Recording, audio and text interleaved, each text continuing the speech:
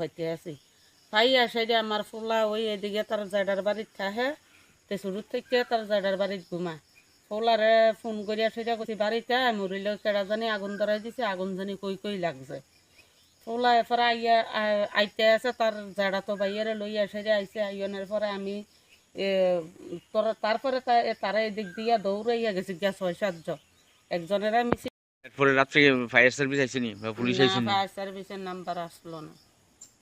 আপনার নাম কিটা? আমার নাম লুৎফা বেগম। আপনার স্বামীর নাম? ফুল মিয়া।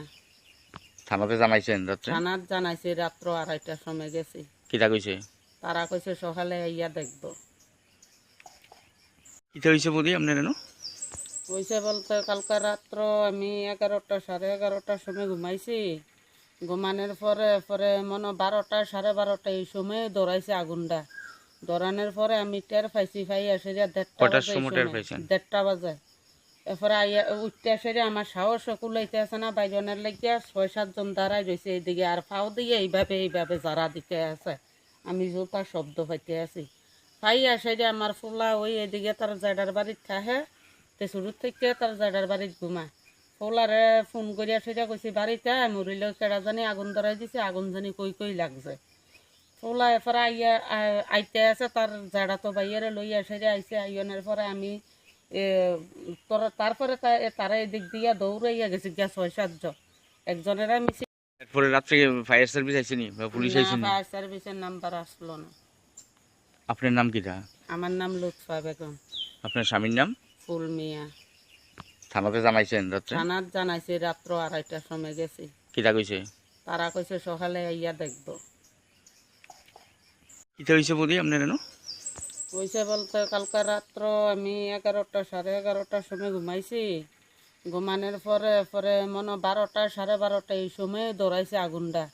দৌড়ানোর পরে আমি টের পাইছি পাই আসে যে 1:30টা বাজে। এরপরে আইয়া উঠতে আসে যে আমার সাহস কুলাইতে আছে না বাইজনের লাগিয়া 6-7 জন দাঁড়াই রয়েছে এইদিকে আর ফাও দিয়ে এইভাবে যারা দিতে আছে আমি জোতার শব্দ পাইতে আছি পাই আসে যে আমার ফুলা ওই এদিকে তার জায়গার বাড়ির থাহে তে শুরু থেকে তার জায়গার বাড়ির ঘুমা ফুলারে ফোন করিয়া সেটা কইছি বাড়িতে মরিল কেডা জানি আগুন ধরাই দিছে আগুন জানি কই কই লাগছে ফুলা এরপরে আইয়া আইতে আছে তার জায়গা তো বাইরে লইয়া সেরে আইসে আইনের পরে আমি তারপরে তারা এদিক দিয়া দৌড়াইয়া গেছি গিয়া 6-7 জন একজনের মিছিল। এরপরে রাত্রে ফায়ার সার্ভিস আইসেনি বা পুলিশ আইসেনি? ফায়ার সার্ভিসের নাম্বার আসলো না। আপনার নাম কিটা? আমার নাম লুৎফা বেগম। আপনার স্বামীর নাম? ফুল মিয়া। থানাতে জানাইছেন রাত্রে? থানাত জানাইছি রাত্র 2:30টার সময় গেছি। কিটা কইছে? তারা কইছে সকালে আইয়া দেখবো। কিটা হইছে বলি আপনার এনো? কইছে বলতে কালকে রাত্র আমি 11টা 11:30টার সময় ঘুমাইছি। ঘুমানোর পরে মনে 12টা 12:30 এই সময় দৌড়াইছে আগুনটা। দৌড়ানোর পরে আমি টের পাইছি পাই আসে যে 1:30টা বাজে। এরপরে আইয়া উঠতে আসে যে আমার সাহস কুলাইতে আছে না বাইজনের লাগিয়া 6-7 জন দাঁড়াই রয়েছে এইদিকে আর ফাও দিয়ে এইভাবে যারা দিতে আছে আমি জোতার শব্দ পাইতে আছি পাই আসে যে আমার ফুলা ওই এদিকে তার জায়গার বাড়ির থাহে তে শুরু থেকে তার জায়গার বাড়ির ঘুমা ফুলারে ফোন করিয়া সেটা কইছি বাড়িতে মরিল কেডা জানি আগুন ধরাই দিছে আগুন জানি কই কই লাগছে ফুলা এরপরে আইয়া আইতে আছে তার জায়গা তো বাইরে লইয়া সেরে আইসে আইনের পরে আমি তারপরে তারা এদিক দিয়া দৌড়াইয়া গেছি গিয়া 6-7 জন একজনের মিছিল। এরপরে রাত্রে ফায়ার সার্ভিস আইসেনি বা পুলিশ আইসেনি? ফায়ার সার্ভিসের নাম্বার আসলো না। আপনার নাম কিটা? আমার নাম লুৎফা বেগম। আপনার স্বামীর নাম? ফুল মিয়া। থানাতে জানাইছেন রাত্রে? থানাত জানাইছি রাত্র 2:30টার সময় গেছি। কিটা কইছে? তারা কইছে সকালে আইয়া দেখবো। কিটা হইছে বলি আপনার এনো? কইছে বলতে কালকে রাত্র আমি 11টা 11:30টার সময় ঘুমাইছি। ঘুমানোর পরে মনে 12টা 12:30 এই সময় দৌড়াইছে আগুনটা। দৌড়ানোর পরে আমি টের পাইছি পাই আসে যে 1:30টা বাজে।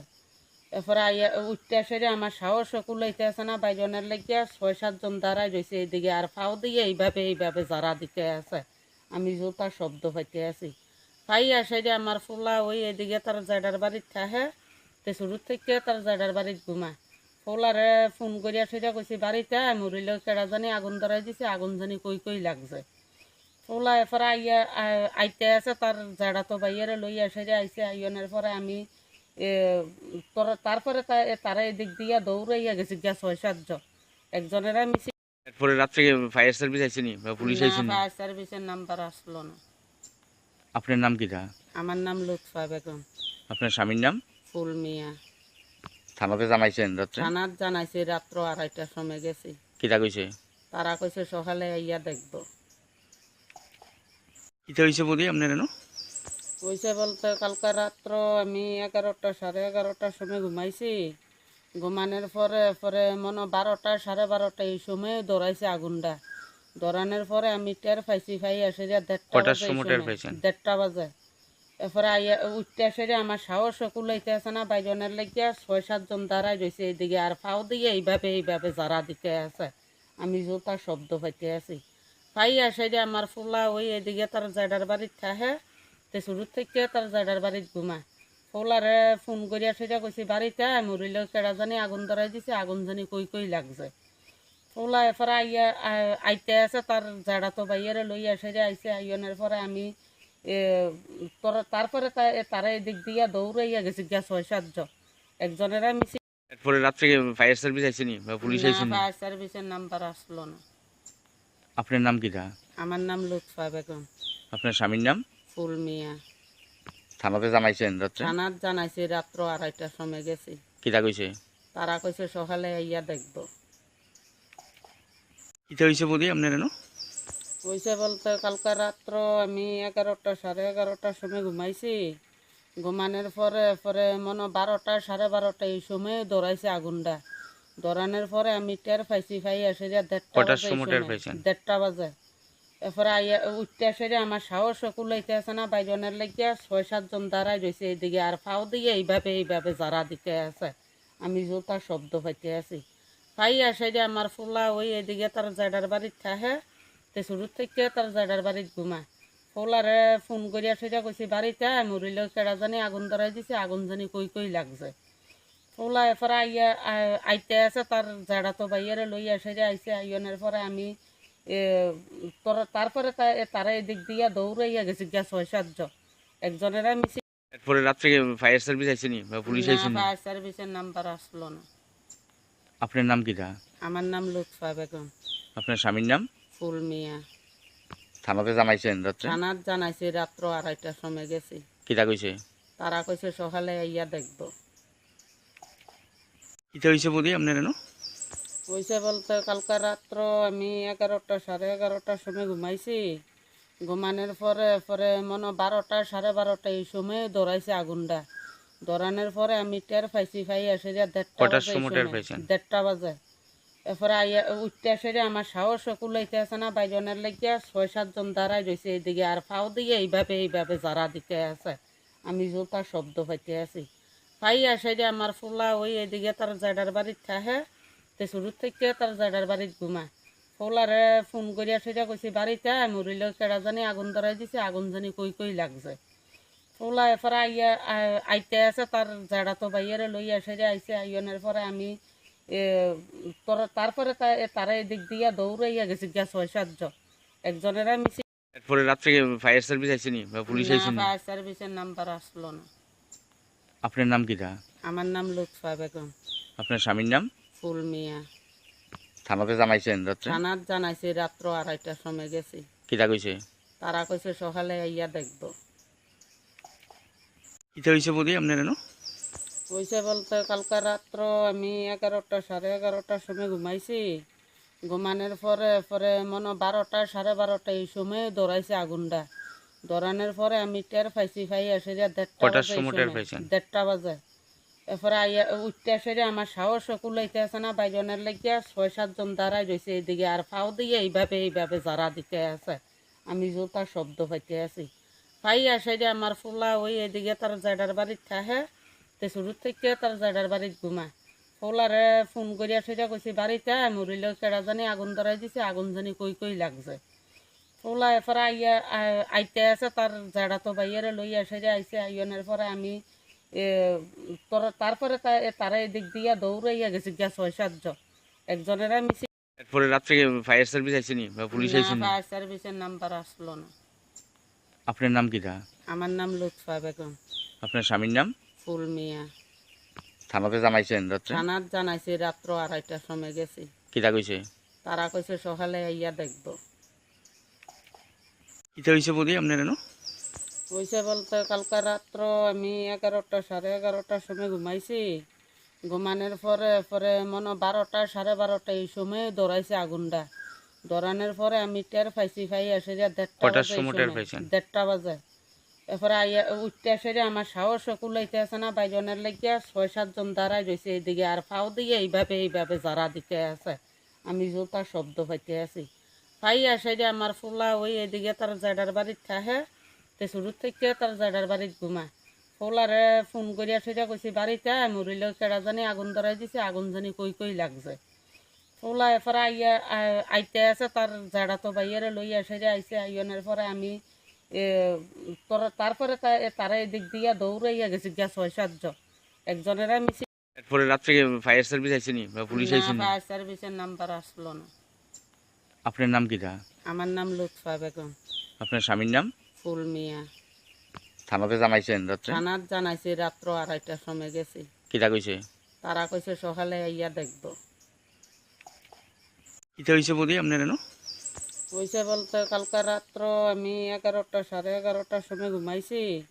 ঘুমানোর পরে পরে মনে 12টা 12:30 এই সময় দৌড়াইছে আগুনটা। দৌড়ানোর পরে আমি টের পাইছি, পাই এসে যে 1:30 কটার বাজে। সময় টের পাইছেন? 1:30 বাজে। এরপরে আইয়া উঠতে এসে যে আমার সাহস কুলাইতে আছে না, বাইজনের লাগিয়া 6-7 জন দাঁড়াই রয়েছে এইদিকে, আর ফাও দিয়ে এইভাবে যারা দিতে আছে। আমি জোতার শব্দ পাইতে আছি। পাই আসে যে আমার ফুলা ওই এদিকে তার জাডার বাড়ির থাহে, তে শুরু থেকে তার জাডার বাড়ির ঘুমা। ফুলারে ফোন করিয়া সেটা কইছি বাড়িতে মরিল, কেডা জানি আগুন ধরাই দিছে, আগুন জানি কই কই লাগছে। ফুলা এরপরে আইয়া আইতে আছে, তার জাডা তো বাইয়ারে লইয়া এসে যে আইসে। আইনের পরে আমি তারপরে তারা এদিক দিয়া দৌড়াইয়া গেছি গিয়া 6-7 জন। একজনের আমি এরপরে রাত্রে ফায়ার সার্ভিস আইসেনি বা পুলিশ না, আইসেনি? ফায়ার সার্ভিসের নাম্বার আসলো না। আপনার নাম কিটা? আমার নাম লুৎফা বেগম। আপনার স্বামীর নাম? ফুল মিয়া। থানাতে জানাইছেন রাত্রে? থানাত জানাইছি, রাত্র 2:30টার সময় গেছি। কিটা কইছে? তারা কইছে সকালে আইয়া দেখবো। কিটা হইছে বলি আপনার এনো? হইছে বলতে কালকা রাত্র আমি 11টা 11:30টার সময় ঘুমাইছি। ঘুমানোর পরে পরে মনে 12টা 12:30 এই সময় দৌড়াইছে আগুনটা। দৌড়ানোর পরে আমি টের পাইছি, পাই এসে যে 1:30 কটার বাজে। সময় টের পাইছেন? 1:30 বাজে। এরপরে আইয়া উঠতে এসে যে আমার সাহস কুলাইতে আছে না, বাইজনের লাগিয়া 6-7 জন দাঁড়াই রয়েছে এইদিকে, আর ফাও দিয়ে এইভাবে যারা দিতে আছে। আমি জোতার শব্দ পাইতে আছি। পাই আসে যে আমার ফুলা ওই এদিকে তার জাডার বাড়ির থাহে, তে শুরু থেকে তার জাডার বাড়ির ঘুমা। ফুলারে ফোন করিয়া সেটা কইছি বাড়িতে মরিল, কেডা জানি আগুন ধরাই দিছে, আগুন জানি কই কই লাগছে। ফুলা এরপরে আইয়া আইতে আছে, তার জাডা বাইয়ারে লইয়া এসে আইসে। আইনের আমি তারপরে তারা এদিক দিয়া দৌড়াইয়া গেছি গিয়া 7 জন। একজনের আমি এরপরে রাত্রে ফায়ার সার্ভিস আইসেনি বা পুলিশ না, আইসেনি? ফায়ার সার্ভিসের নাম্বার আসলো না। আপনার নাম কিটা? আমার নাম লুৎফা বেগম। আপনার স্বামীর নাম? ফুল মিয়া। থানাতে জানাইছেন রাত্রে? থানাত জানাইছি, রাত্র 2:30টার সময় গেছি। কিটা কইছে? তারা কইছে সকালে আইয়া দেখবো। কিটা হইছে বলি আপনার এনো? হইছে বলতে কালকা রাত্র আমি 11টা 11:30টার সময় ঘুমাইছি। ঘুমানোর পরে পরে মনে 12টা 12:30 এই সময় দৌড়াইছে আগুনটা। দৌড়ানোর পরে আমি টের পাইছি, পাই এসে যে 1:30 কটার বাজে। সময় টের পাইছেন? 1:30 বাজে। এরপরে আইয়া উঠতে এসে যে আমার সাহস কুলাইতে আছে না, বাইজনের লাগিয়া 6-7 জন দাঁড়াই রয়েছে এইদিকে, আর ফাও দিয়ে এইভাবে যারা দিতে আছে। আমি জোতার শব্দ পাইতে আছি। পাই আসে যে আমার ফুলা ওই এদিকে তার জাডার বাড়ির থাহে, তে শুরু থেকে তার জাডার বাড়ির ঘুমা। ফুলারে ফোন করিয়া সেটা কইছি বাড়িতে মরিল, কেডা জানি আগুন ধরাই দিছে, আগুন জানি কই কই লাগছে। ফুলা এরপরে আইয়া আইতে আছে, তার জাডা তো বাইয়ারে লইয়া এসে যে আইসে। আইনের পরে আমি তারপরে তারা এদিক দিয়া দৌড়াইয়া গেছি গিয়া 6-7 জন। একজনের আমি এরপরে রাত্রে ফায়ার সার্ভিস আইসেনি বা পুলিশ না, আইসেনি? ফায়ার সার্ভিসের নাম্বার আসলো না। আপনার নাম কিটা? আমার নাম লুৎফা বেগম। আপনার স্বামীর নাম? ফুল মিয়া। থানাতে জানাইছেন রাত্রে? থানাত জানাইছি, রাত্র 2:30টার সময় গেছি। কিটা কইছে? তারা কইছে সকালে আইয়া দেখবো। কিতা হয়েছে বৌদি আপনার এনো? হইছে বলতে কালকে রাত্র আমি 11টা সাড়ে 11টার সময় ঘুমাইছি। ঘুমানোর পরে পরে মনে 12টা সাড়ে 12টা এই সময় দৌড়াইছে আগুনটা। দৌড়ানোর পরে আমি টের পাইছি, পাই আসে যে 1:30 কটার বাজে, সময় টের পাইছেন? 1:30 বাজে। এরপরে আইয়া উঠতে আসে যে আমার সাহস কুলাইতে আছে না, বাইজনের লেগে 6-7 জন দাঁড়াই রয়েছে এইদিকে, আর ফাও দিয়ে এইভাবে যারা দিতে আছে, আমি জোতার শব্দ পাইতে আছি। পাই আসে যে আমার ফুলা ওই এদিকে তার জায়গার বাড়ির থাহে, তে শুরু থেকে তার জায়গার বাড়ির ঘুমায়। ফুলারে ফোন করি আসে যে কইছি বাড়িতে মরিল, কেডা জানি আগুন ধরাই দিছে, আগুন জানি কই কই লাগছে। ফুলা এরপরে আইয়া আইতে আছে তার জায়গা তো বাইরে লই আসে যে আইসে, আইনের পরে আমি তারপরে তারা এদিক দিয়া দৌড়াইয়া গেছি গিয়া 6-7 জন। একজনের আমি এরপরে রাত্রে ফায়ার সার্ভিস আইসেনি বা পুলিশ আইসেনি? ফায়ার সার্ভিসের নাম্বার আসলো না। আপনার নাম কিতা? আমার নাম লুৎফা বেগম। আপনার স্বামীর নাম? ফুল মিয়া। থানাতে জানাইছেন রাত্রে? থানাত জানাইছি, রাত্র 2:30টার সময় গেছি। কিতা কইছে? তারা কইছে সকালে আইয়া দেখবো। কিতা হয়েছে বৌদি আপনার এনো? হইছে বলতে কালকে রাত্র আমি 11টা সাড়ে 11টার সময় ঘুমাইছি। ঘুমানোর পরে পরে মনে 12টা সাড়ে 12টা এই সময় দৌড়াইছে আগুনটা। দৌড়ানোর পরে আমি টের পাইছি, পাই আসে যে 1:30 কটার বাজে, সময় টের পাইছেন? 1:30 বাজে। এরপরে আইয়া উঠতে আসে যে আমার সাহস কুলাইতে আছে না, বাইজনের লেগে 6-7 জন দাঁড়াই রয়েছে এইদিকে, আর ফাও দিয়ে এইভাবে যারা দিতে আছে, আমি জোতার শব্দ পাইতে আছি। পাই আসে যে আমার ফুলা ওই এদিকে তার জায়গার বাড়ির থাহে, তে শুরু থেকে তার জায়গার বাড়ির ঘুমায়। ফুলারে ফোন করি আসে যে কইছি বাড়িতে মরিল, কেডা জানি আগুন ধরাই দিছে, আগুন জানি কই কই লাগছে। ফুলা এরপরে আইয়া আইতে আছে তার জায়গা তো বাইরে লই আসে যে আইসে, আইনের পরে আমি তারপরে তারা এদিক দিয়া দৌড়াইয়া গেছি গিয়া 6-7 জন। একজনের আমি এরপরে রাত্রে ফায়ার সার্ভিস আইসেনি বা পুলিশ আইসেনি? ফায়ার সার্ভিসের নাম্বার আসলো না। আপনার নাম কিতা? আমার নাম লুৎফা বেগম। আপনার স্বামীর নাম? ফুল মিয়া। থানাতে জানাইছেন রাত্রে? থানাত জানাইছি, রাত্র 2:30টার সময় গেছি। কিতা কইছে? তারা কইছে সকালে আইয়া দেখবো। কিতা হয়েছে বৌদি আপনার এনো? হইছে বলতে কালকে রাত্র আমি 11টা সাড়ে 11টার সময় ঘুমাইছি। ঘুমানোর পরে পরে মনে 12টা সাড়ে 12টা এই সময় দৌড়াইছে আগুনটা। দৌড়ানোর পরে আমি টের পাইছি, পাই আসে যে 1:30 কটার বাজে, সময় টের পাইছেন? 1:30 বাজে। এরপরে আইয়া উঠতে আসে যে আমার সাহস কুলাইতে আছে না, বাইজনের লেগে 6-7 জন দাঁড়াই রয়েছে এইদিকে, আর ফাও দিয়ে এইভাবে যারা দিতে আছে, আমি জোতার শব্দ পাইতে আছি। পাই আসে যে আমার ফুলা ওই এদিকে তার জায়গার বাড়ির থাহে, তে শুরু থেকে তার জায়গার বাড়ির ঘুমায়। ফুলারে ফোন করি আসে যে কইছি বাড়িতে মরিল, কেডা জানি আগুন ধরাই দিছে, আগুন জানি কই কই লাগছে। ফুলা এরপরে আইয়া আইতে আছে তার জায়গা তো বাইরে লই আসে যে আইসে, আইনের পরে আমি তারপরে তারা এদিক দিয়া দৌড়াইয়া গেছি গিয়া 6-7 জন। একজনের আমি এরপরে রাত্রে ফায়ার সার্ভিস আইসেনি বা পুলিশ আইসেনি? ফায়ার সার্ভিসের নাম্বার আসলো না। আপনার নাম কিতা? আমার নাম লুৎফা বেগম। আপনার স্বামীর নাম? ফুল মিয়া। থানাতে জানাইছেন রাত্রে? থানাত জানাইছি, রাত্র 2:30টার সময় গেছি। কিতা কইছে? তারা কইছে সকালে আইয়া দেখবো। কিতা হয়েছে বৌদি আপনার এনো? হইছে বলতে কালকে রাত্র আমি 11টা সাড়ে 11টার সময় ঘুমাইছি।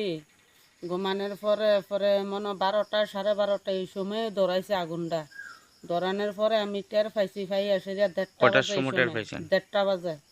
এরপরে আইয়া উঠতে আসে যে আমার সাহস কুলাইতে আছে না, বাইজনের লেগে 6-7 জন দাঁড়াই রয়েছে এইদিকে, আর ফাও দিয়ে এইভাবে যারা দিতে আছে, আমি জোতার শব্দ পাইতে আছি। পাই আসে যে আমার ফুলা ওই এদিকে তার জায়গার বাড়ির থাহে, তে শুরু থেকে তার জায়গার বাড়ির ঘুমায়। ফুলারে ফোন করি আসে যে কইছি বাড়িতে মরিল, কেডা জানি আগুন ধরাই দিছে, আগুন জানি কই কই লাগছে। ফুলা এরপরে আইয়া আইতে আছে তার জায়গা তো বাইরে লই আসে যে আইসে, আইনের পরে আমি তারপরে তারা এদিক দিয়া দৌড়াইয়া গেছি গিয়া 6-7 জন। একজনের আমি এরপরে রাত্রে ফায়ার সার্ভিস আইসেনি বা পুলিশ আইসেনি? ফায়ার সার্ভিসের নাম্বার আসলো না। আপনার নাম কিতা? আমার নাম লুৎফা বেগম। আপনার স্বামীর নাম? ফুল মিয়া। থানাতে জানাইছেন রাত্রে? থানাত জানাইছি, রাত্র 2:30টার সময় গেছি। কিতা কইছে? তারা কইছে সকালে আইয়া দেখবো। কিতা হয়েছে বৌদি আপনার এনো? হইছে বলতে কালকে রাত্র আমি 11টা সাড়ে 11টার সময় ঘুমাইছি। ঘুমানোর পরে পরে মনে 12টা 12:30 এই সময় দৌড়াইছে আগুনটা। দৌড়ানোর পরে আমি টের পাইছি, পাই আসে যে 1:30 কটার বাজে, এই সময় টের সময় পাইছেন? 1:30 বাজে। এরপরে আইয়া উঠতে আসে যে আমার সাহস কুলাইতে আছে না, বাইজনের লেগে 6-7 জন দাঁড়াই রয়েছে এইদিকে, আর ফাও দিয়ে এইভাবে যারা দিতে আছে, আমি জোতার শব্দ পাইতে আছি। পাই আসে যে আমার ফুলা ওই এদিকে তার জাডার বাড়ির থাহে, তে শুরু থেকে তার জাডার বাড়ির ঘুমা। ফুলারে ফোন করি আসে যে কইছি বাড়িতে মরিলেও কেডা জানি আগুন ধরাই দিছে, আগুন জানি কই কই লাগছে। ফুলা এরপরে আইয়া আইতে আছে তার জাডা তো বাইরে লই আসে যে আইসে, আইনের পরে আমি এ তারপরে তারা এদিক দিয়া দৌড়াইয়া গেছি গিয়া 6-7 জন। একজনের আমি এরপরে রাত্রে ফায়ার সার্ভিস আইসেনি বা পুলিশ না, আইসেনি? ফায়ার সার্ভিসের নাম্বার আসলো না। আপনার নাম কিটা? আমার নাম লুৎফা বেগম। আপনার স্বামীর নাম? ফুল মিয়া। থানাতে জানাইছেন রাত্রে? থানার জানাইছি, রাত্র 2:30টার সময় গেছি। কিটা কইছে? তারা কইছে সকালে আইয়া দেখবো।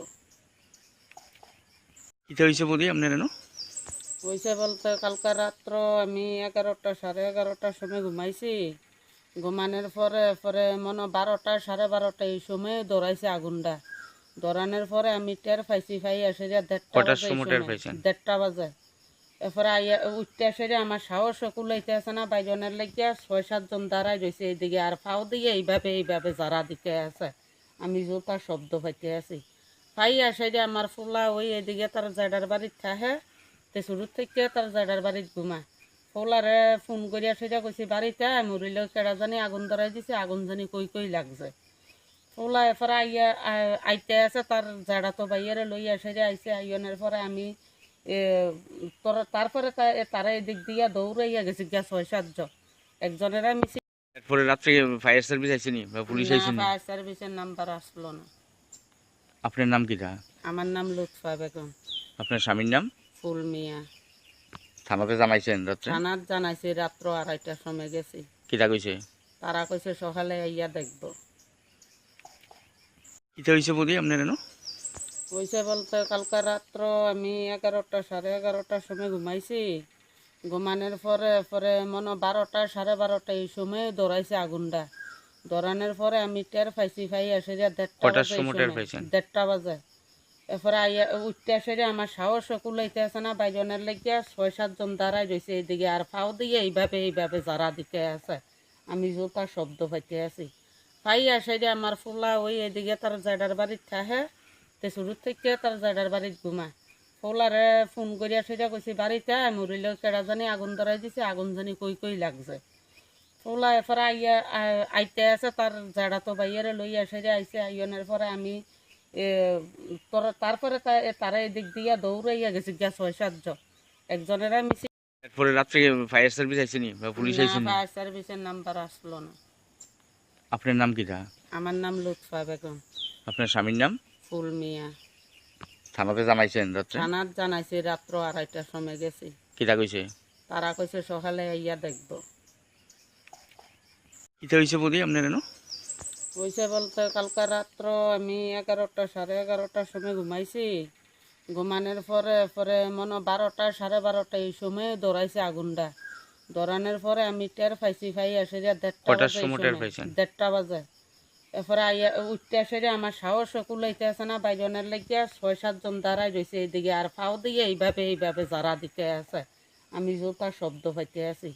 পাই আসে যে আমার ফুলা ওই এদিকে তার জাডার বাড়ির থাহে, তে শুরু থেকে তার জাডার বাড়ির ঘুমা। ফুলারে ফোন করি আসে যে কইছি বাড়িতে মরিলেও কেডা জানি আগুন ধরাই দিছে, আগুন জানি কই কই লাগছে। ফুলা এরপরে আইয়া আইতে আছে তার জাডা তো বাইরে লই আসে যে আইসে, আইনের পরে আমি এ তারপরে তারা এদিক দিয়া দৌড়াইয়া গেছি গিয়া 6-7 জন। একজনের আমি এরপরে রাত্রে ফায়ার সার্ভিস আইসেনি বা পুলিশ না, আইসেনি? ফায়ার সার্ভিসের নাম্বার আসলো না। আপনার নাম কিটা? আমার নাম লুৎফা বেগম। আপনার স্বামীর নাম? ফুল মিয়া। থানাতে জানাইছেন রাত্রে? থানার জানাইছি, রাত্র 2:30টার সময় গেছি। কিটা কইছে? তারা কইছে সকালে আইয়া দেখবো। কিটা হইছে বলি আপনার এনো? হইছে বলতে কালকে রাত্র আমি 11টা 11:30টার সময় ঘুমাইছি। ঘুমানোর পরে পরে মনে 12টা 12:30 এই সময় দৌড়াইছে আগুনটা। দৌড়ানোর পরে আমি টের পাইছি, পাই আসে যে 1:30 কটার বাজে, এই সময় টের সময় পাইছেন? 1:30 বাজে। এরপরে আইয়া উঠতে সেরে আমার সাহসও কুলাইতে আছে না, বাইজনের লেগিয়া 6-7 জন দাঁড়ায় রয়েছে এইদিকে, আর ফাও দিয়ে এইভাবে যারা দিকে আছে, আমি জোতার শব্দ পাইতে আছি। পাইয়া সেরে আমার ফুলা ওই এদিকে তার জায়গার বাড়ির থাহে, তে শুরুর থেকে তার জায়গার বাড়ির ঘুমায়। ফুলারে ফোন করিয়া সেটা কইছি বাড়িতে মরিল, কেডা জানি আগুন ধরাই দিছে, আগুন জানি কই লাগছে। ফুলা এরপরে আইয়া আইতে আছে তার জায়গা তো বাইয়ারে লইয়া সেরে আইসে, আইনের পরে আমি তারপরে তারা এদিক দিয়া দৌড়াইয়া গেছে গিয়া 6-7 জন, একজনের আমি এরপরে রাত্রে ফায়ার সার্ভিস আইসেনি বা পুলিশ আইসেনি? ফায়ার সার্ভিসের নাম্বার আসলো না। আপনার নাম কিটা? আমার নাম লুৎফা বেগম। আপনার স্বামীর নাম? ফুল মিয়া। থানাতে জানাইছেন রাত্রে? থানাত জানাইছি, রাত্র 2:30টার সময় গেছি। কিটা কইছে? তারা কইছে সকালে আইয়া দেখবো। কিটা হইছে বদি আপনার এনো? হইছে বলতে কালকে রাত্র আমি 11টা 11:30টার সময় ঘুমাইছি। ঘুমানোর পরে মনে 12টা 12:30 এই সময় দৌড়াইছে আগুনটা। দৌড়ানোর পরে আমি টের পাইছি, পাই আসে যে 1:30 বাজে। এরপরে আইয়া উঠতে আসে যে আমার সাহসও কুলাইতে আছে না, বাইজনের লেগিয়া 6-7 জন দাঁড়ায় রয়েছে এইদিকে, আর ফাও দিয়ে এইভাবে যারা দিতে আছে, আমি জোতার শব্দ পাইতে আছি। পাই আসে যে আমার ফুলা ওই এদিকে তার জায়গার বাড়ির থাহে, তে শুরুর থেকে তার জায়গার বাড়ির ঘুমায়।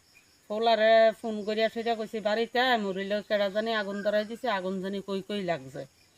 ফুলা এরপরে আইয়া আইতে আছে তার জায়গা তো বাইয়ারে লইয়া সেরে আইসে, আইনের পরে আমি তারপরে তারা এদিক দিয়া দৌড়াইয়া গেছে গিয়া 6-7 জন, একজনের আমি এরপরে রাত্রে ফায়ার সার্ভিস আইসেনি বা পুলিশ আইসেনি? ফায়ার সার্ভিসের নাম্বার আসলো না। আপনার নাম কিটা? আমার নাম লুৎফা বেগম। আপনার স্বামীর নাম? ফুল মিয়া। থানাতে জানাইছেন রাত্রে? থানাত জানাইছি, রাত্র 2:30টার সময় গেছি। কিটা কইছে? তারা কইছে সকালে আইয়া দেখবো। কিটা হইছে বদি আপনার এনো? হইছে বলতে কালকে রাত্র আমি 11টা 11:30টার সময় ঘুমাইছি। ঘুমানোর পরে মনে 12টা 12:30 এই সময় দৌড়াইছে আগুনটা। দৌড়ানোর পরে আমি টের পাইছি, পাই আসে যে 1:30 বাজে। এরপরে আইয়া উঠতে আসে যে আমার সাহসও কুলাইতে আছে না, বাইজনের লেগিয়া 6-7 জন দাঁড়ায় রয়েছে এইদিকে, আর ফাও দিয়ে এইভাবে যারা দিতে আছে, আমি জোতার শব্দ পাইতে আছি। পাই আসে যে আমার ফুলা ওই এদিকে তার জায়গার বাড়ির থাহে, তে শুরুর থেকে তার জায়গার বাড়ির ঘুমায়। ফুলারে ফোন করিয়া সেটা কইছি বাড়িতে মরিল, কেডা জানি আগুন ধরাই দিছে, আগুন জানি কই লাগছে। ফুলা এরপরে আইয়া আইতে আছে তার জায়গা তো বাইয়ারে লইয়া সেরে আইসে, আইনের পরে আমি তারপরে তারা এদিক দিয়া দৌড়াইয়া গেছে গিয়া 6-7 জন, একজনের আমি এরপরে রাত্রে ফায়ার সার্ভিস আইসেনি বা পুলিশ আইসেনি? ফায়ার সার্ভিসের নাম্বার আসলো না। আপনার নাম কিটা? আমার নাম লুৎফা বেগম। আপনার স্বামীর নাম? ফুল মিয়া। থানাতে জানাইছেন রাত্রে? থানাত জানাইছি, রাত্র 2:30টার সময় গেছি। কিটা কইছে? তারা কইছে সকালে আইয়া দেখবো। কিটা হইছে বদি আপনার এনো? হইছে বলতে কালকে রাত্র আমি 11টা 11:30টার সময় ঘুমাইছি। ঘুমানোর পরে মনে 12টা 12:30 এই সময় দৌড়াইছে আগুনটা। দৌড়ানোর পরে আমি টের পাইছি, পাই আসে যে 1:30 বাজে। এরপরে আইয়া উঠতে আসে যে আমার সাহসও কুলাইতে আছে না, বাইজনের লেগিয়া 6-7 জন দাঁড়ায় রয়েছে এইদিকে, আর ফাও দিয়ে এইভাবে যারা দিতে আছে, আমি জোতার শব্দ পাইতে আছি। পাই আসে যে আমার ফুলা ওই এদিকে তার জায়গার বাড়ির থাহে, তে শুরুর থেকে তার জায়গার বাড়ির ঘুমায়। ফুলারে ফোন করিয়া সেটা কইছি বাড়িতে মরিল, কেডা জানি আগুন ধরাই দিছে, আগুন জানি কই লাগছে। ফুলা এরপরে আইয়া আইতে আছে তার জায়গা তো বাইয়ারে লইয়া সেরে আইসে, আইনের পরে আমি তারপরে তারা এদিক দিয়া দৌড়াইয়া গেছে গিয়া 6-7 জন, একজনের আমি এরপরে রাত্রে ফায়ার সার্ভিস আইসেনি বা পুলিশ আইসেনি? ফায়ার সার্ভিসের নাম্বার আসলো না। আপনার নাম কিটা? আমার নাম লুৎফা বেগম। আপনার স্বামীর নাম? ফুল মিয়া। থানাতে জানাইছেন রাত্রে? থানাত জানাইছি, রাত্র 2:30টার সময় গেছি। কিটা কইছে? তারা কইছে সকালে আইয়া দেখবো। কিটা হইছে বদি আপনার এনো? হইছে বলতে কালকে রাত্র আমি 11টা 11:30টার সময় ঘুমাইছি। ঘুমানোর পরে মনে 12টা 12:30 এই সময় দৌড়াইছে আগুনটা। দৌড়ানোর পরে আমি টের পাইছি, পাই আসে যে 1:30 বাজে। এরপরে আইয়া উঠতে আসে যে আমার সাহস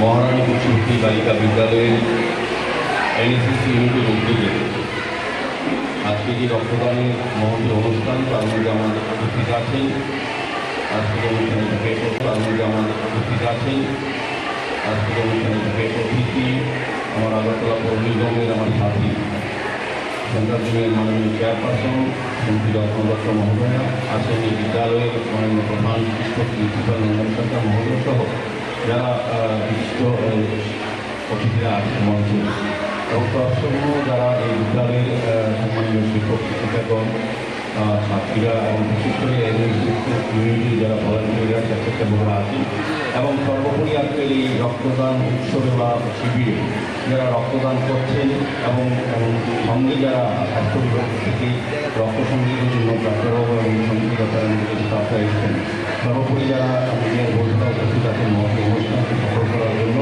রক্তদান মহদানকে সামনে রেখে সারা রাজ্যে আমাদের একটা ইতিহাস আছে দেশের মধ্যে সবচেয়ে বেশি রক্তদান এগিয়ে আছেন আমাদের এই রাজ্যের মানুষ বিভিন্নভাবে বিভিন্ন সময়।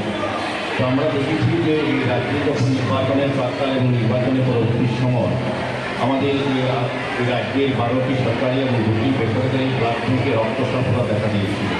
মাননীয় মুখ্যমন্ত্রী প্রফেসর ডক্টর মানিক শাহ সারা রাজ্যবাসীর কাছে সমস্ত স্বেচ্ছাসেবী সংগঠন বিভিন্ন ব্যক্তির কাছে প্রতিষ্ঠানের কাছে আবেদন রেখেছে রক্তদানে এগিয়ে আসার জন্য। তো মানুষ কিন্তু মাননীয় মুখ্যমন্ত্রীর আবেদন সারা দিয়ে রাজ্যের প্রতিটি জেলায় প্রতিটি সাব ডিভিশন ডিস্ট্রিক্ট শহরে এবং বিদ্যালয়ে মহাবিদ্যালয় বিশ্ববিদ্যালয়ে বিভিন্ন সামাজিক সংস্থার উদ্যোগে রক্তদান শিবির বা রক্তদান উৎসব যথেষ্ট পরিমাণে রক্ত সংগ্রহ করে। আমরা জানি যে রক্তের যোগানের চাহিদার মধ্যে ভারসাম্য রক্ষা করে স্বেচ্ছায় রক্তদান শিবির। তো আজকে যারা রক্তদান শিবিরে রক্তদান করছে আমি বলবো তাদের জীবনের শ্রেষ্ঠ কর্ম এবং মানব ধর্ম হিসেবে পালন করছেন আজকে তারা, কারণ আমরা রক্তের বিকল্প এখনও কিন্তু আমরা তৈরি করতে পারি। রক্তের বিকল্প হচ্ছে মানবতা। আজকে যে মানবিক দৃষ্টিভঙ্গিতে যারা রক্তদানে এগিয়েছেন তারাই হচ্ছে রক্তদানে রক্তের বিকল্প।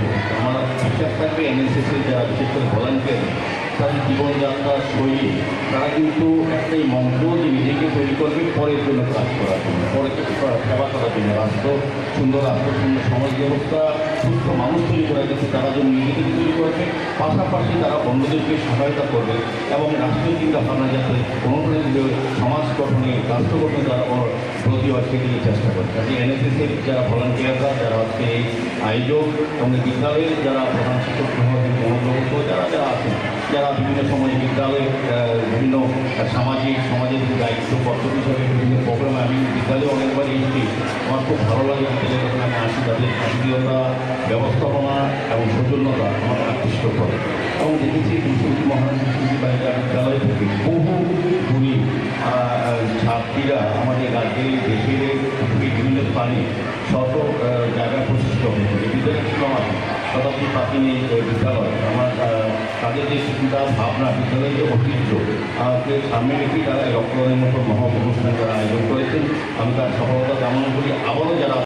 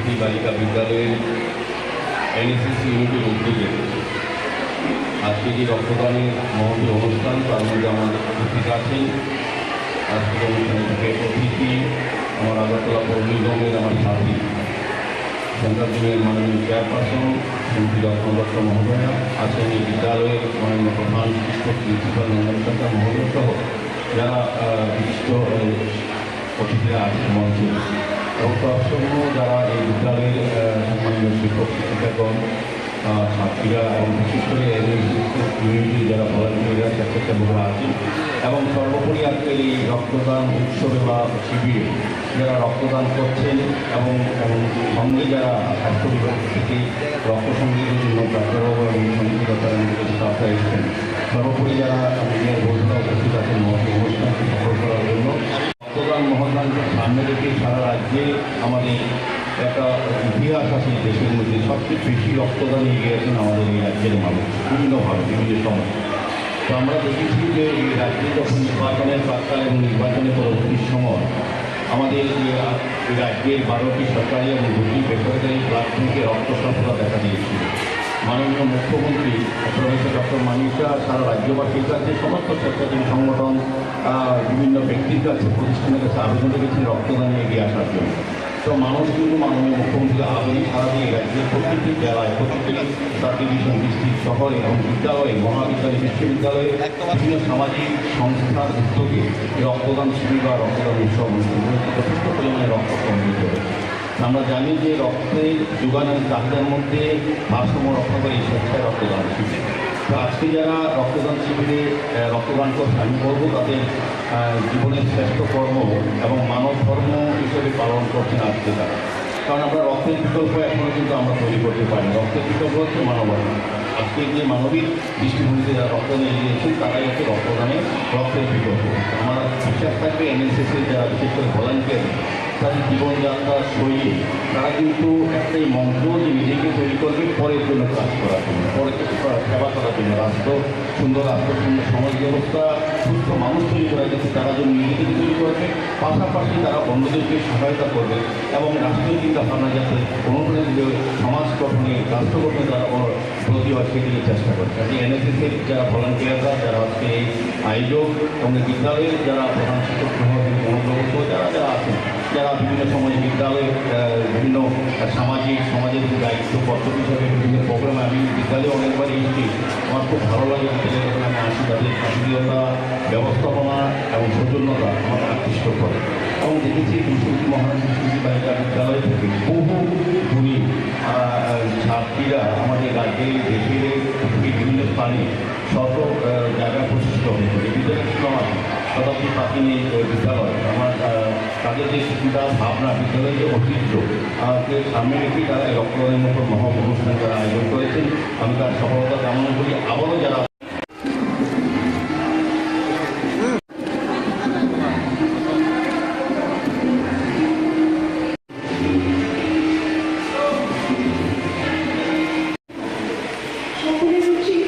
সকলের প্রয়োজনে পাশে দাঁড়ানো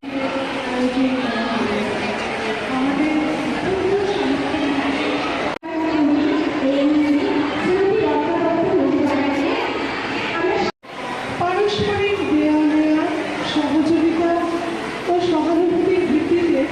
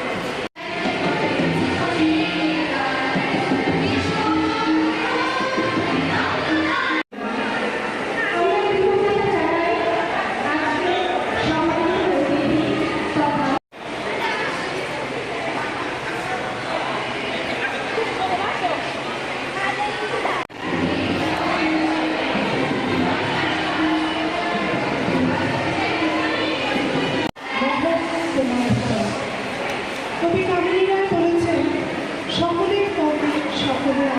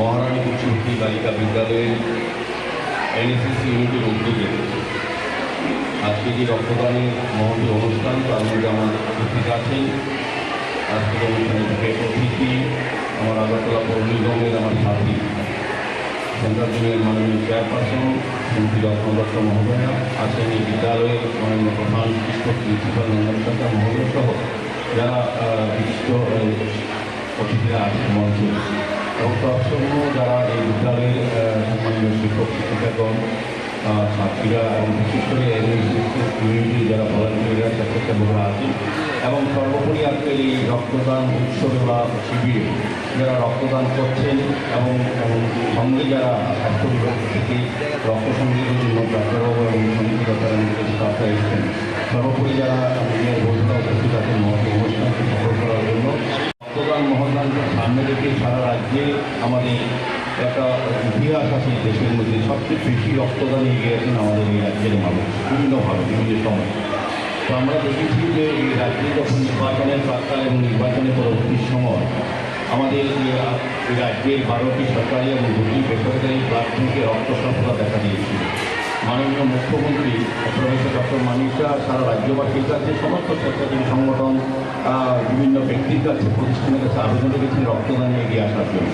তো মানুষ কিন্তু মাননীয় মুখ্যমন্ত্রী আবেদন সারা দিয়ে রাজ্যের প্রতিটি জেলায়, প্রতিটি সাব ডিভিশন, ডিস্ট্রিক্ট, শহরে এবং বিদ্যালয়ে, মহাবিদ্যালয়, বিশ্ববিদ্যালয়ে বিভিন্ন সামাজিক সংস্থার উদ্যোগে রক্তদান শিবির বা রক্তদান উৎসব অনুষ্ঠান করেছে, যথেষ্ট পরিমাণে রক্ত সংগ্রহ করে।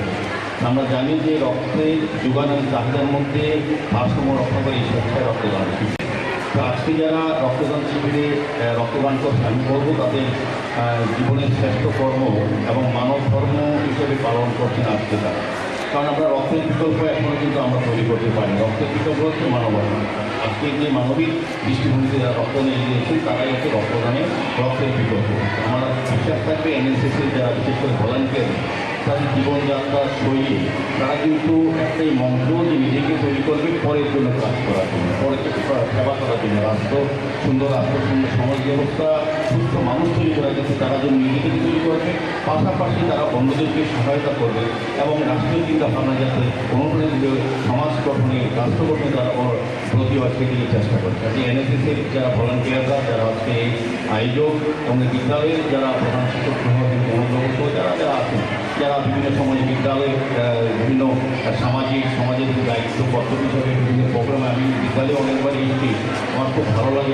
যখন আমি আসি তাদের শান্তিয়তা, ব্যবস্থাপনা এবং সৌজন্যতা আমার আকৃষ্ট করে এবং দেখেছি দুর্নীতি মহারানী শিশু বালিকা বিদ্যালয় থেকে বহু গুণী ছাত্রীরা আমাদের রাজ্যের দেশের বিভিন্ন স্থানে শত জায়গায় প্রতিষ্ঠিত হয়েছে। এই বিদ্যালয় ছিল আমার শতাব্দী প্রাচীন এই বিদ্যালয়। আমার তাদের যে চিন্তা ভাবনা, বিদ্যালয়ের যে ঐতিহ্যকে সামনে রেখে তারা এই রক্তদানের মতো মহা অনুষ্ঠান যারা আয়োজন করেছেন, আমি তার সফলতা কামনা করি। আবারও যারা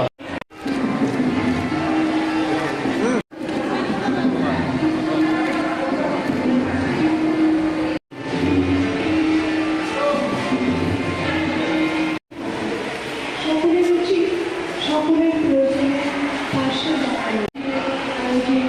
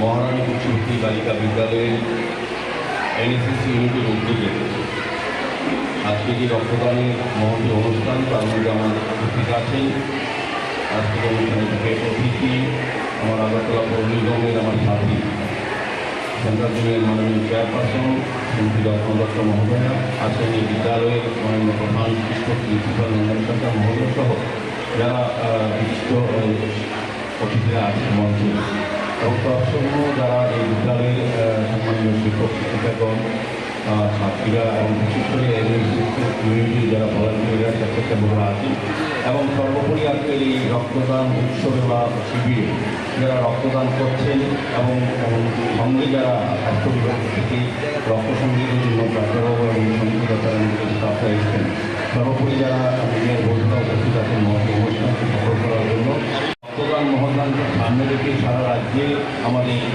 একটা ইতিহাস আছে এই দেশের মধ্যে সবচেয়ে বেশি রক্তদান এগিয়ে গেছেন আমাদের এই রাজ্যের মানুষ বিভিন্নভাবে বিভিন্ন সময়। তো আমরা দেখেছি যে এই রাজ্যে যখন নির্বাচনের প্রাক্কাল এবং নির্বাচনের পরবর্তী সময় আমাদের এই রাজ্যের 12টি সরকারি এবং 2টি বেসরকারি ব্লাড ব্যাংকে রক্ত স্বল্পতা দেখা দিয়েছিল। মাননীয় মুখ্যমন্ত্রী প্রফেসর ডক্টর মানিক শাহ সারা রাজ্যবাসীর কাছে সমস্ত স্বেচ্ছাসেবী সংগঠন বিভিন্ন ব্যক্তির কাছে প্রতিষ্ঠানের কাছে আবেদন রেখেছেন রক্তদান এগিয়ে আসার জন্য। তো মানুষ কিন্তু মাননীয় মুখ্যমন্ত্রী আবেদন সারা দিয়ে রাজ্যের প্রতিটি জেলায় প্রতিটি সাব ডিভিশন ডিস্ট্রিক্ট শহরে এবং বিদ্যালয়ে মহাবিদ্যালয় বিশ্ববিদ্যালয়ে বিভিন্ন সামাজিক সংস্থার উদ্যোগে রক্তদান শিবির বা রক্তদান উৎসব অনুষ্ঠিত হয়েছে যথেষ্ট পরিমাণে রক্ত সংগৃহীত হয়েছে। আমরা জানি যে রক্তের যোগানের চাহিদার মধ্যে ভারসাম্য রক্ষা করে স্বেচ্ছায় রক্তদান শিবির। তো আজকে যারা রক্তদান শিবিরে রক্তদান করছে আমি বলবো তাদের জীবনের শ্রেষ্ঠ কর্ম এবং মানব ধর্ম হিসেবে পালন করছেন আজকে তারা।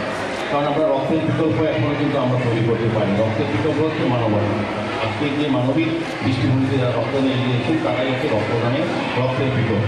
আমার বিশ্বাস থাকবে এনএসএসের যারা বিশেষ করে ভলান্টিয়ার তাদের জীবনযাত্রার শৈলী তারা কিন্তু একটাই মন্ত্র যে নিজেকে তৈরি করবে পরের জন্য কাজ করার জন্য, পরের সেবা করার জন্য, রাষ্ট্র সুন্দর সমাজ ব্যবস্থা সুস্থ মানুষ তৈরি করার জন্য তারা যেন নিজেকে তৈরি করবে, পাশাপাশি তারা অন্যদেরকে সহায়তা করবে এবং রাষ্ট্রীয় চিন্তা ভাবনা যাতে অনুপ্রাণিত সমাজ গঠনে রাষ্ট্র গঠনে তারা ব্রতী হয় সেদিকে চেষ্টা করে। কাজে এনএসএসের যারা ভলান্টিয়াররা যারা আজকে এই আয়োজক এবং বিদ্যালয়ের যারা প্রধান শিক্ষক মনোগ্রহ যারা যারা আছেন যারা বিভিন্ন সময় বিদ্যালয়ে বিভিন্ন সমাজের দায়িত্ব কর্তব্য হিসাবে বিভিন্ন প্রোগ্রামে আমি বিদ্যালয়ে অনেকবার এসেছি। আমার খুব ভালো লাগে বিদ্যালয়ে যখন আমি আসি তাদের আত্মীয়তা ব্যবস্থাপনা এবং সৌজন্যতা আমাকে আকৃষ্ট করে এবং দেখেছি বিশ্বজিৎ মহারানী বিশ্বজিৎ বালিকা বিদ্যালয় থেকে বহু গুণী ছাত্রীরা আমাদের রাজ্যে দেশের বিভিন্ন স্থানে শত জায়গা প্রতিষ্ঠিত হয়েছে। বিদ্যালয় ছিল আমার শতাব্দী প্রাচীন এই বিদ্যালয় আমার তাদের যে চিন্তা ভাবনা বিদ্যালয়ের যে ঐতিহ্য সামনে রেখে তারা এই রক্তদানের মতো মহা অনুষ্ঠান যারা আয়োজন করেছেন আমি তার সফলতা কামনা করি। আবারও যারা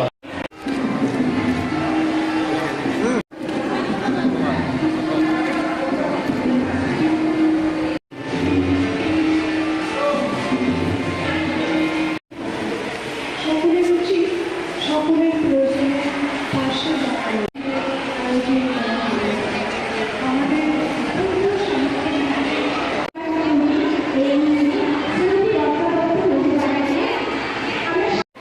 পারস্পরিক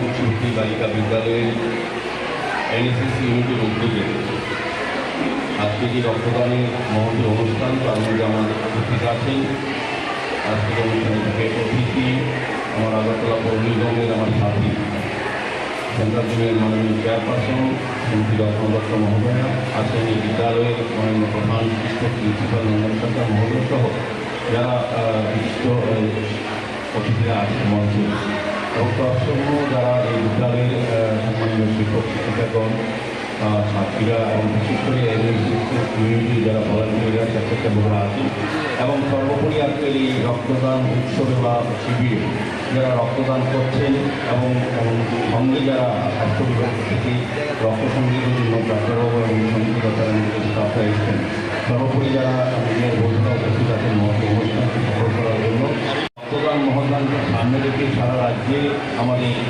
একটা ইতিহাস আছে দেশের মধ্যে সবচেয়ে বেশি রক্তদান এগিয়ে আছেন আমাদের এই রাজ্যের মানুষ বিভিন্নভাবে বিভিন্ন সময় তো আমরা দেখেছি যে এই রাজ্যে যখন নির্বাচনের প্রাক্কাল এবং নির্বাচনের পরবর্তী সময় আমাদের এই রাজ্যের 12টি সরকারি এবং 2টি বেসরকারি ব্লাড ব্যাংকে রক্ত স্বল্পতা দেখা দিয়েছিল মাননীয় মুখ্যমন্ত্রী প্রফেসর ডক্টর মানিক শাহ সারা রাজ্যবাসীর কাছে সমস্ত স্বেচ্ছাসেবী সংগঠন বিভিন্ন ব্যক্তির কাছে প্রতিষ্ঠানের কাছে আবেদন রেখেছেন রক্তদানে এগিয়ে আসার জন্য তো মানুষ কিন্তু মাননীয় মুখ্যমন্ত্রীর আবেদন সারা দিয়ে রাজ্যের প্রতিটি জেলায় প্রতিটি সাব ডিভিশন ডিস্ট্রিক্ট শহরে এবং বিদ্যালয়ে মহাবিদ্যালয় বিশ্ববিদ্যালয়ে বিভিন্ন সামাজিক সংস্থার উদ্যোগে রক্তদান শিবির বা রক্তদান উৎসব অনুষ্ঠান করেছে যথেষ্ট পরিমাণে রক্ত সংগৃহীত হয়েছে আমরা জানি যে রক্তের যোগানের চাহিদার মধ্যে ভারসাম্য রক্ষা করে স্বেচ্ছায় রক্তদান শিবির তো আজকে যারা রক্তদান শিবিরে রক্তদান করছে আমি বলবো তাদের জীবনের শ্রেষ্ঠ কর্ম এবং মানব ধর্ম হিসেবে পালন করছেন আজকে তারা কারণ আমরা রক্তের বিকল্প এখনও কিন্তু আমরা তৈরি করতে পারি রক্তের বিকল্প হচ্ছে মানবতা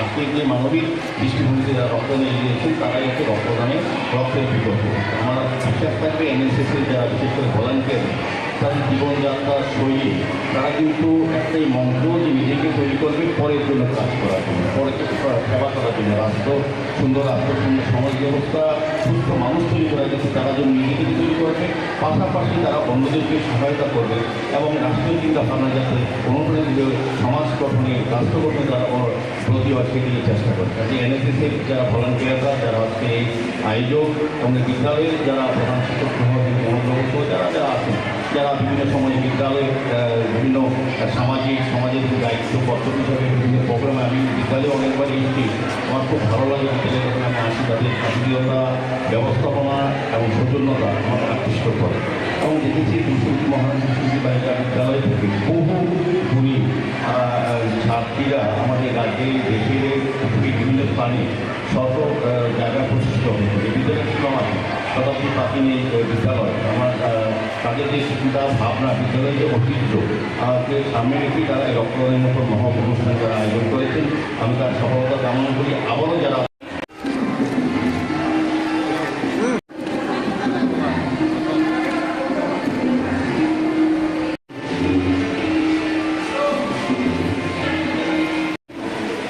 সকলের উচিত সকলের প্রয়োজনে পাশে দাঁড়ানো আমাদের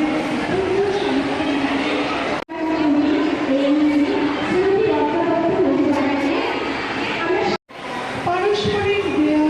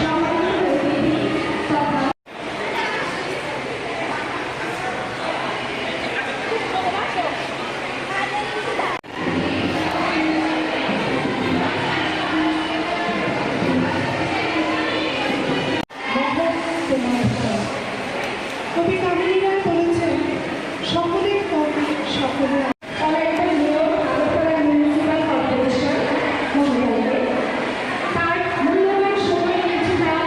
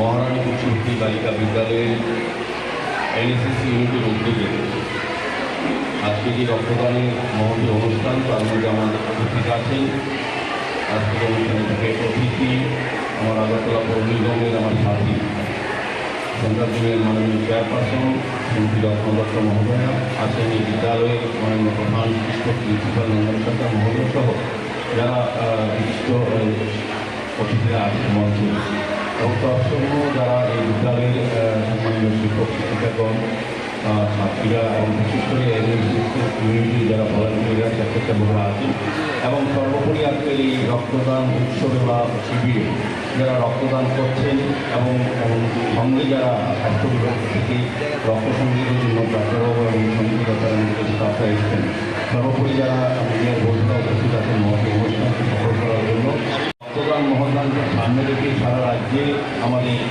একটা ইতিহাস আছে দেশের মধ্যে সবচেয়ে বেশি রক্তদান এগিয়ে গেছেন আমাদের এই রাজ্যের মানুষ বিভিন্নভাবে বিভিন্ন সময়। তো আমরা দেখেছি যে এই রাজ্যে যখন নির্বাচনের প্রাক্কালে এবং নির্বাচনের পরবর্তী সময় আমাদের এই রাজ্যের 12টি সরকারি এবং 2টি বেসরকারি ব্লাড ব্যাংকে রক্ত স্বল্পতা দেখা দিয়েছিল। মাননীয় মুখ্যমন্ত্রী প্রফেসর ডক্টর মানিক শাহ সারা রাজ্যবাসীর কাছে সমস্ত স্বেচ্ছাসেবী সংগঠন বিভিন্ন ব্যক্তির কাছে প্রতিষ্ঠানের কাছে আবেদন রেখেছেন রক্তদানে এগিয়ে আসার জন্য। তো মানুষ কিন্তু মাননীয় মুখ্যমন্ত্রী আবেদন সারা দিয়ে রাজ্যের প্রত্যেকটি জেলায় প্রত্যেকটি সাব ডিভিশন ডিস্ট্রিক্ট শহরে এবং বিদ্যালয়ে মহাবিদ্যালয় বিশ্ববিদ্যালয়ে বিভিন্ন সামাজিক সংস্থার উদ্যোগে রক্তদান শিবির বা রক্তদান উৎসব অনুষ্ঠিত হয়েছে যথেষ্ট পরিমাণে রক্ত সংগ্রহ করেছে। আমরা জানি যে রক্তের যোগানের চাহিদার মধ্যে ভারসাম্য রক্ষা করে এই স্বেচ্ছায় রক্তদান শিবির। তো আজকে যারা রক্তদান শিবিরে রক্তদান করছে আমি বলবো তাদের জীবনের শ্রেষ্ঠ কর্ম এবং মানব ধর্ম হিসেবে পালন করছেন আজকে তারা। কারণ আমরা রক্তের বিকল্প এখনও কিন্তু আমরা তৈরি করতে পারি। রক্তের বিকল্প হচ্ছে মানবতা। আজকে যে মানবিক দৃষ্টিভঙ্গিতে যারা রক্তদান এগিয়েছেন তারাই হচ্ছে রক্তদানে রক্তের বিকল্প। আমরা বিশ্বাস থাকবে এনএসএসের যারা বিশেষ করে ভলান্টিয়ার তাদের জীবনযাত্রার শৈলী তারা কিন্তু একটাই মন্ত্র যে নিজেকে তৈরি করবে পরের জন্য কাজ করার জন্য, পরের সেবা করার জন্য, রাষ্ট্র সুন্দর সমাজ ব্যবস্থা সুস্থ মানুষ তৈরি করার জন্য তারা যেন নিজেকে তৈরি করবে, পাশাপাশি তারা অন্যদেরকে সহায়তা করবে এবং রাষ্ট্রীয় চিন্তা ভাবনা যাতে অনুপ্রাণিত সমাজ গঠনে রাষ্ট্র গঠনে তারা ব্রতী হয় সেদিকে চেষ্টা করছে। আজকে এনএসএসের যারা ভলান্টিয়াররা যারা আজকে এই আয়োজক এবং বিদ্যালয়ের যারা প্রধান শিক্ষক মনোগ্রহ যারা যারা আছেন যারা বিভিন্ন সময়ে বিদ্যালয়ে বিভিন্ন সমাজের দায়িত্ব কর্তব্য হিসাবে বিভিন্ন প্রোগ্রামে আমি বিদ্যালয়ে অনেকবার এসেছি। আমার খুব ভালো লাগে বিদ্যালয়ে যখন আমি আসি তাদের শান্তিলতা ব্যবস্থাপনা এবং সৌজন্যতা আমার আকৃষ্ট করে এবং দেখেছি পুষ্পবতী মহারানী পুষ্পবতী বালিকা বিদ্যালয় থেকে বহু গুণী ছাত্রীরা আমাদের রাজ্যের দেশের বিভিন্ন স্থানে শত জায়গা প্রতিষ্ঠিত হয়েছে। এই বিদ্যালয় ছিল আমার শতাব্দী প্রাচীন এই বিদ্যালয়। আমার তাদের যে চিন্তা ভাবনা বিদ্যালয়ের যে ঐতিহ্য সামনে রেখে তারা এই রক্তদানের মতো মহা অনুষ্ঠান যারা আয়োজন করেছেন আমি তার সফলতা কামনা করি। আবারও যারা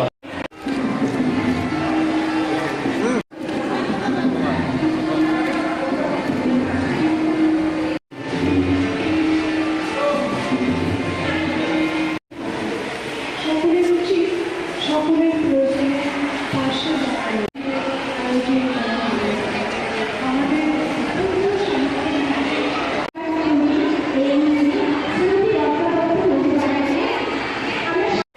পাড়া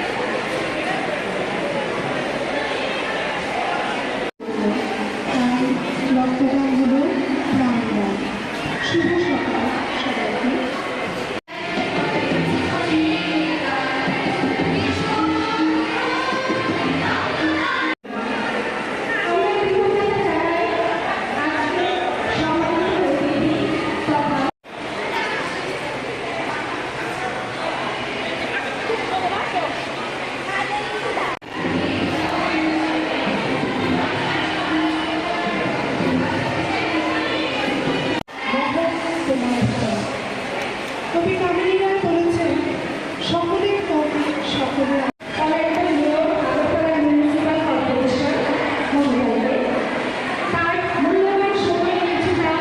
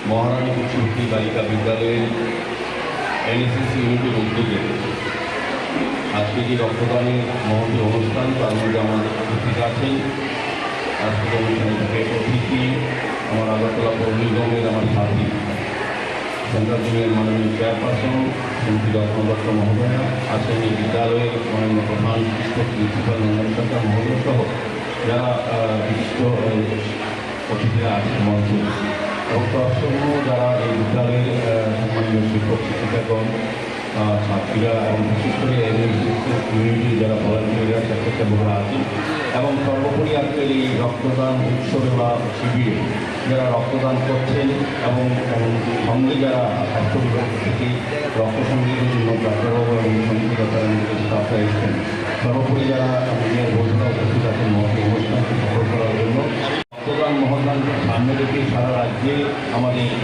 একটা ইতিহাস আছে দেশের মধ্যে সবচেয়ে বেশি রক্তদান এগিয়ে গেছেন আমাদের এই রাজ্যের মানুষ বিভিন্নভাবে বিভিন্ন সময়। তো আমরা দেখেছি যে এই রাজ্যে যখন নির্বাচনের প্রাক্কাল এবং নির্বাচনের পরবর্তী সময় আমাদের এই রাজ্যের 12টি সরকারি এবং 2টি বেসরকারি ব্লাড ব্যাংকে রক্ত স্বল্পতা দেখা দিয়েছিল। মাননীয় মুখ্যমন্ত্রী প্রফেসর ডক্টর মানিক শাহ সারা রাজ্যবাসীর কাছে সমস্ত স্বেচ্ছাসেবী সংগঠন বিভিন্ন ব্যক্তির কাছে প্রতিষ্ঠানের কাছে আবেদন রেখেছেন রক্তদানে এগিয়ে আসার জন্য। তো মানুষ কিন্তু মাননীয় মুখ্যমন্ত্রী আবেদন সারা দিয়ে রাজ্যের প্রতিটি জেলায় প্রতিটি সাব ডিভিশন ডিস্ট্রিক্ট শহরে এবং বিদ্যালয়ে মহাবিদ্যালয় বিশ্ববিদ্যালয়ে বিভিন্ন সামাজিক সংস্থার উদ্যোগে রক্তদান শিবির বা রক্তদান উৎসব যথেষ্ট পরিমাণে রক্ত সংগৃহীত হয়েছে। আমরা জানি যে রক্তের যোগানের চাহিদার মধ্যে ভারসাম্য রক্ষা করে স্বেচ্ছায় রক্তদান শিবির। তো আজকে যারা রক্তদান শিবিরে রক্তদান করছে আমি বলবো তাদের জীবনের শ্রেষ্ঠ কর্ম এবং মানব ধর্ম হিসেবে পালন করছেন আজকে তারা। কারণ আমরা রক্তের বিকল্প এখনও কিন্তু আমরা তৈরি করতে পারি। রক্তের বিকল্প হচ্ছে মানবতা। আজকে যে মানবিক দৃষ্টিভঙ্গিতে যারা রক্তদান এগিয়ে দিয়েছেন তারাই হচ্ছে রক্তদানে রক্তের বিকল্প। আমার বিশ্বাস থাকবে এনএসএসের যারা বিশেষ করে ভলান্টিয়ার তাদের জীবনযাত্রার শৈলী তারা কিন্তু একটাই মন্ত্র যে নিজেকে তৈরি করবে পরের জন্য কাজ করার জন্য, পরের সেবা করার জন্য, রাষ্ট্র সুন্দর সমাজ ব্যবস্থা সুস্থ মানুষ তৈরি করার জন্য তারা যেন নিজেকে তৈরি করবে, পাশাপাশি তারা অন্যদেরকে সহায়তা করবে এবং রাষ্ট্রীয় চিন্তা ভাবনা যাতে অনুপ্রাণিত সমাজ গঠনে রাষ্ট্র গঠনে তারা প্রতি হয় সেদিকে চেষ্টা করছে। যে এনএসএসের যারা ভলান্টিয়াররা যারা আজকে এই আয়োজক এবং বিদ্যালয়ের যারা প্রধান শিক্ষক মনোগ্রহ যারা যারা আছেন যারা বিভিন্ন সময়ে বিদ্যালয়ে বিভিন্ন সমাজের দায়িত্ব কর্তব্য হিসাবে বিভিন্ন প্রোগ্রামে আমি বিদ্যালয়ে অনেকবার এসেছি।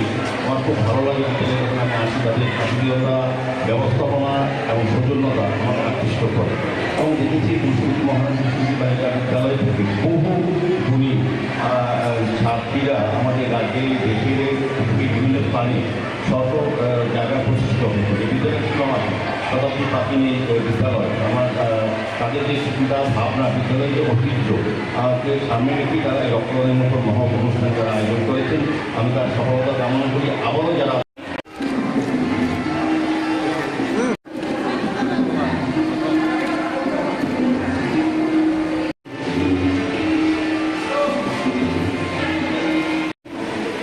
সকলের উচিত সকলের প্রয়োজনে পাশে দাঁড়ানো।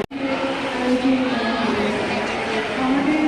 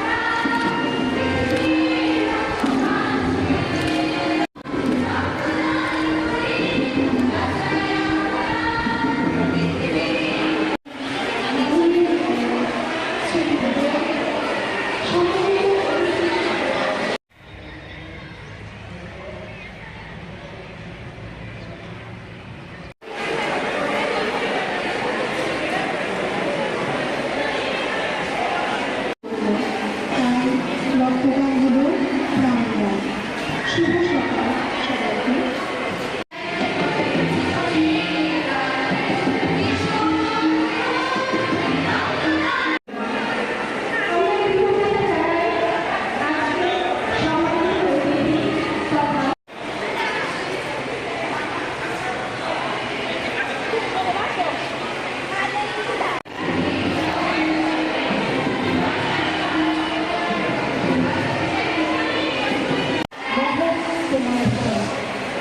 কবি কামিনীরা বলেছেন সকলের কবি সকলের আগরতলা মিউনিসিপাল কর্পোরেশন মহিলাকে তার মূল্যবান সময় নিয়েছে তারা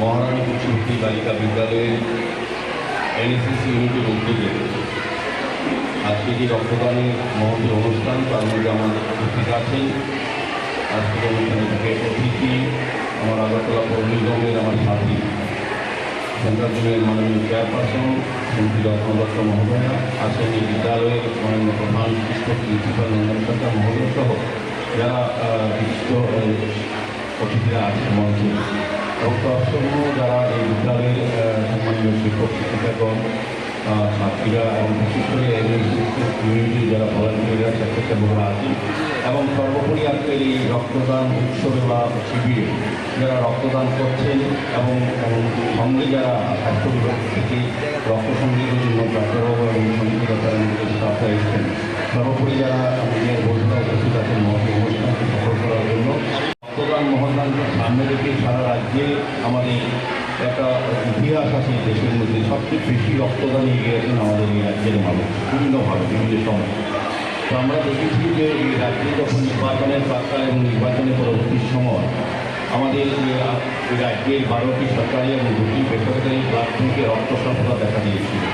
মাননীয় মুখ্যমন্ত্রী প্রফেসর ডক্টর মানিক শাহ সারা রাজ্যবাসীর কাছে সমস্ত স্বেচ্ছাসেবী সংগঠন বিভিন্ন ব্যক্তির কাছে প্রতিষ্ঠানের কাছে আবেদন রেখেছেন রক্তদানে এগিয়ে আসার জন্য। তো মানুষ কিন্তু মাননীয় মুখ্যমন্ত্রী আবেদন সারা দিয়ে রাজ্যের প্রতিটি জেলায় প্রতিটি সাব ডিভিশন ডিস্ট্রিক্ট শহরে এবং বিদ্যালয়ে মহাবিদ্যালয় বিশ্ববিদ্যালয়ে বিভিন্ন সামাজিক সংস্থার উদ্যোগে রক্তদান শিবির বা রক্তদান উৎসব অনুষ্ঠিত হয়েছে যথেষ্ট পরিমাণে রক্ত সংগৃহীত হয়েছে। আমরা জানি যে রক্তের যোগানের চাহিদার মধ্যে ভারসাম্য রক্ষা করে এই স্বেচ্ছায় রক্তদান শিবির। তো আজকে যারা রক্তদান শিবিরে রক্তদান করছে আমি বলবো তাদের জীবনের শ্রেষ্ঠ কর্ম এবং মানব ধর্ম হিসেবে পালন করছেন আজকে তারা। কারণ আমরা রক্তের বিকল্প এখনও কিন্তু আমরা তৈরি করতে পারি। রক্তের বিকল্প হচ্ছে মানবতা। আজকে যে মানবিক দৃষ্টিভঙ্গিতে যারা রক্তদান এগিয়েছেন তারাই হচ্ছে রক্তদানে রক্তের বিকল্প। আমার বিশ্বাস থাকবে এনএসএসের যারা বিশেষ করে ভলান্টিয়ার তাদের জীবনযাত্রার শৈলী তারা কিন্তু একটাই মন্ত্র যে নিজেকে তৈরি করবে পরের জন্য কাজ করার জন্য, পরের সেবা করার জন্য, রাষ্ট্র সুন্দর সমাজ ব্যবস্থা সুস্থ মানুষ তৈরি করার জন্য তারা যেন নিজেকে তৈরি করবে, পাশাপাশি তারা অন্যদেরকে সহায়তা করবে এবং রাষ্ট্রীয় চিন্তাভাবনা যাতে অনুপ্রাণিত সমাজ গঠনে রাষ্ট্র গঠনে তারা প্রতি হয় সেদিকে চেষ্টা করছে। আজকে এনএসএসের যারা ভলান্টিয়াররা যারা আজকে এই আয়োজক এবং বিদ্যালয়ের যারা প্রধান শিক্ষক মনোগ্রহ যারা যারা আছেন যারা বিভিন্ন সময় বিদ্যালয়ে বিভিন্ন সমাজের দায়িত্ব পদ্ধতি হিসাবে বিভিন্ন প্রোগ্রামে আমি বিদ্যালয়ে অনেকবার এসেছি। আমার খুব ভালো লাগে বিদ্যালয়ে যখন আমি আসি তাদের আত্মীয়তা ব্যবস্থাপনা এবং সৌজন্যতা আমাকে আকৃষ্ট করে এবং দেখেছি মহারানী পুষ্পবতী বালিকা বিদ্যালয় থেকে বহু গুণী ছাত্রীরা আমাদের রাজ্যের দেশের বিভিন্ন স্থানে শত জায়গা প্রতিষ্ঠিত হয়েছে। বিদ্যালয় ছিল আমার শতাব্দী প্রাচীন বিদ্যালয়। আমার তাদের তাদের যে চিন্তা ভাবনা, বিদ্যালয়ের যে ঐতিহ্য কে সামনে রেখে তারা এই রক্তদানের মতো মহৎ অনুষ্ঠান যারা আয়োজন করেছেন, আমি তার সফলতা কামনা করি। আবারও যারা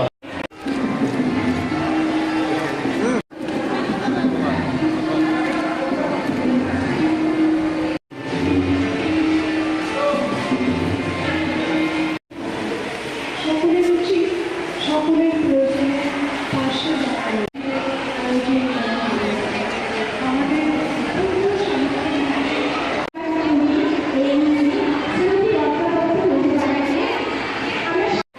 পারস্পরিক দেওয়া নেওয়া, সহযোগিতা ও সহানুভূতির ভিত্তিতে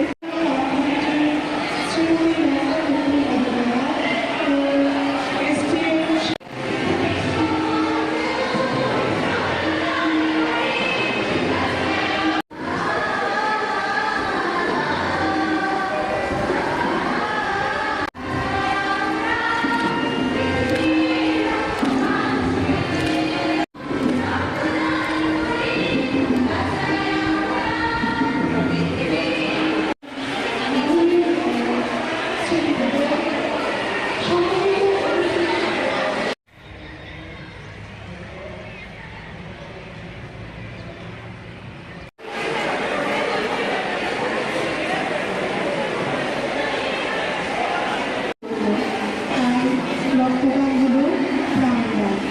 শুভ সকাল সবাইকে।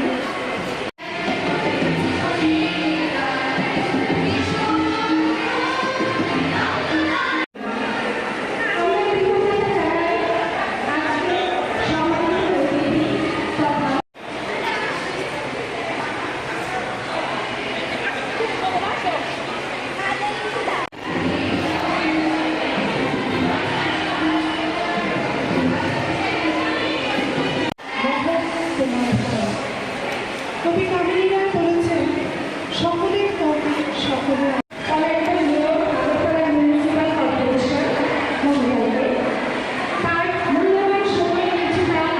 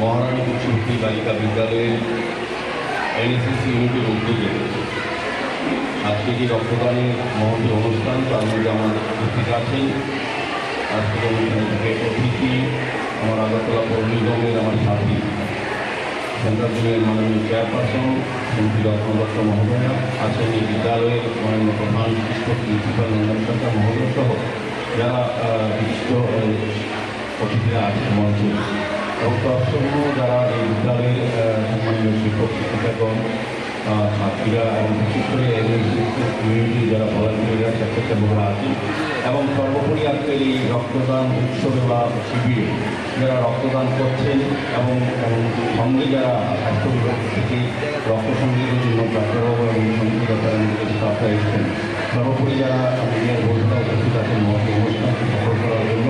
রক্তদান মহদানকে সামনে রেখে সারা রাজ্যে আমাদের একটা ইতিহাস আছে, দেশের মধ্যে সবচেয়ে বেশি রক্তদান এগিয়ে গেছেন আমাদের এই রাজ্যের মানুষ বিভিন্নভাবে বিভিন্ন সময়। তো আমরা দেখেছি যে এই রাজ্যে যখন নির্বাচনের প্রাক্কাল এবং নির্বাচনের পরবর্তী সময় আমাদের এই রাজ্যের 12টি সরকারি এবং 2টি বেসরকারি ব্লাড ব্যাংকে রক্ত স্বল্পতা দেখা দিয়েছিল। মাননীয় মুখ্যমন্ত্রী প্রফেসর ডক্টর মানিক শাহ সারা রাজ্যবাসীর কাছে, সমস্ত স্বেচ্ছাসেবী সংগঠন, বিভিন্ন ব্যক্তির কাছে, প্রতিষ্ঠানের কাছে আবেদন রেখেছেন রক্তদানে এগিয়ে আসার জন্য। তো মানুষ কিন্তু মাননীয় মুখ্যমন্ত্রী আগামী সারাদিন রাজ্যের প্রতিটি জেলায় প্রতিটি সাব ডিভিশন ডিস্ট্রিক্ট শহরে এবং বিদ্যালয়ে মহাবিদ্যালয় বিশ্ববিদ্যালয়ে বিভিন্ন সামাজিক সংস্থার উদ্যোগে এই রক্তদান শিবির বা রক্তদান উৎসব অনুষ্ঠিত হয়েছে। যথেষ্ট পরিমাণে রক্ত সংগৃহীত হয়েছে। আমরা জানি যে রক্তের যোগানের চাহিদার মধ্যে ভারসাম্য রক্ষা করে এই স্বেচ্ছায় রক্তদান শিবির। তো আজকে যারা রক্তদান শিবিরে রক্তদান করছে আমি বলবো তাদের জীবনের শ্রেষ্ঠ কর্ম এবং মানব ধর্ম হিসেবে পালন করছেন আজকে তারা।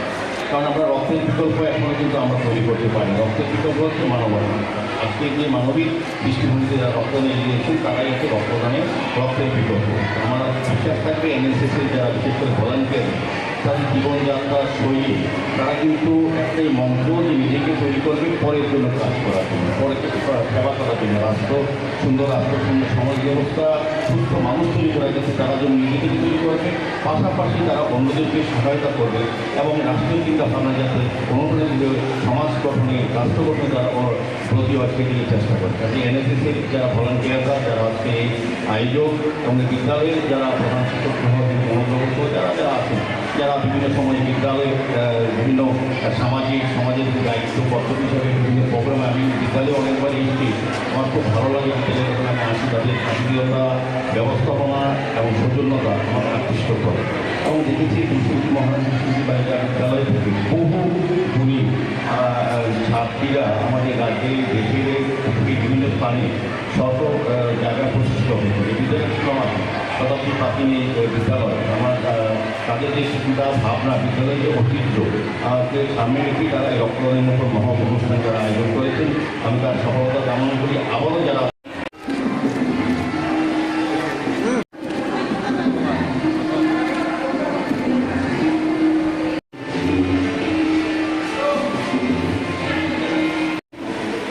সকলের উচিত সকলের প্রয়োজনে পাশে দাঁড়ানো। আমাদের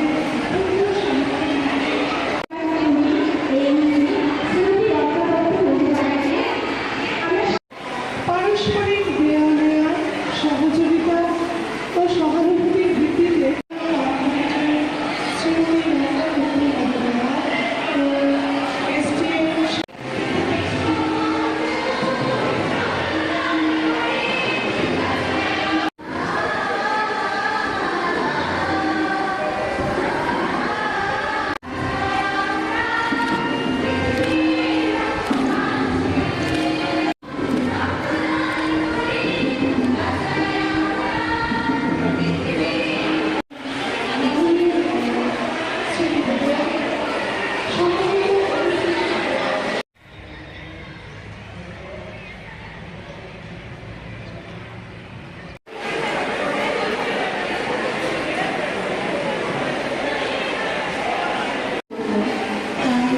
রক্তদান হলো প্রাণদান। শুভ সকাল সবাইকে।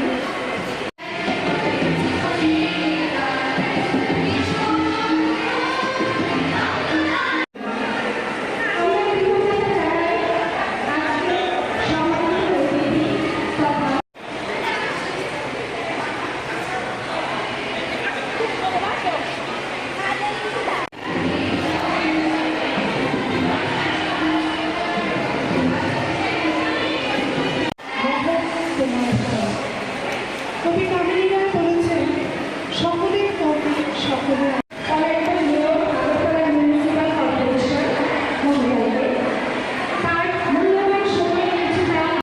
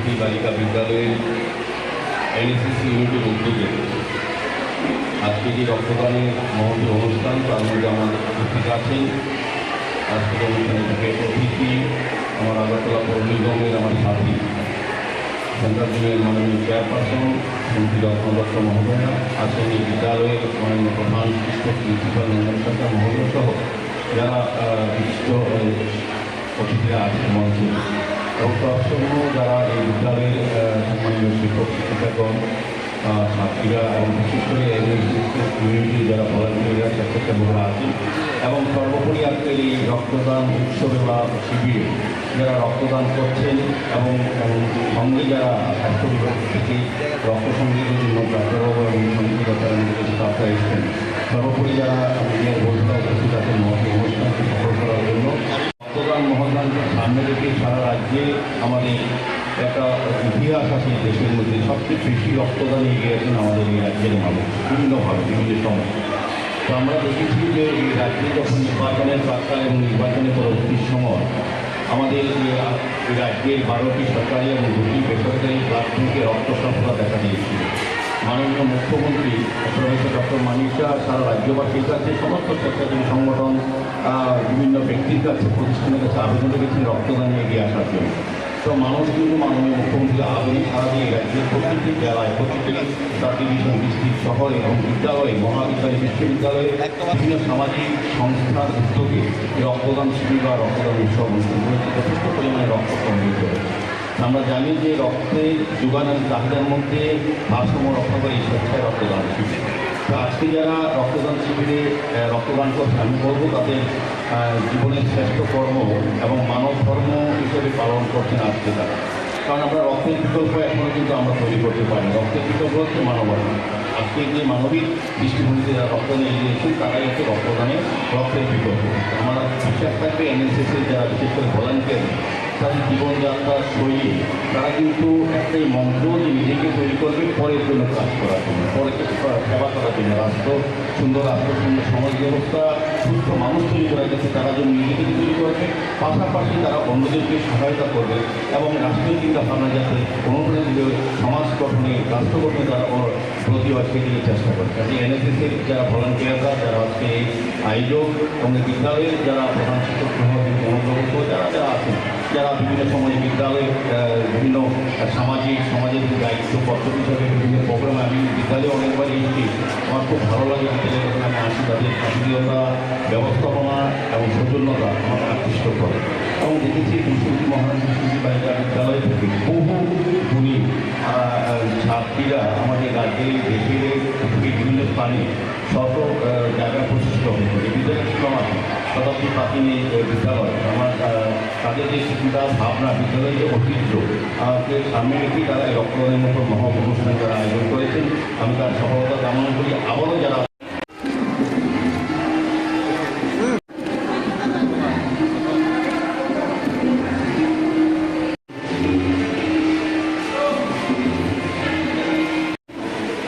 সকলের উচিত সকলের প্রয়োজনে পাশে দাঁড়ানো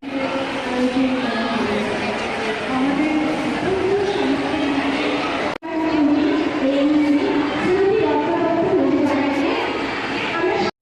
পারস্পরিক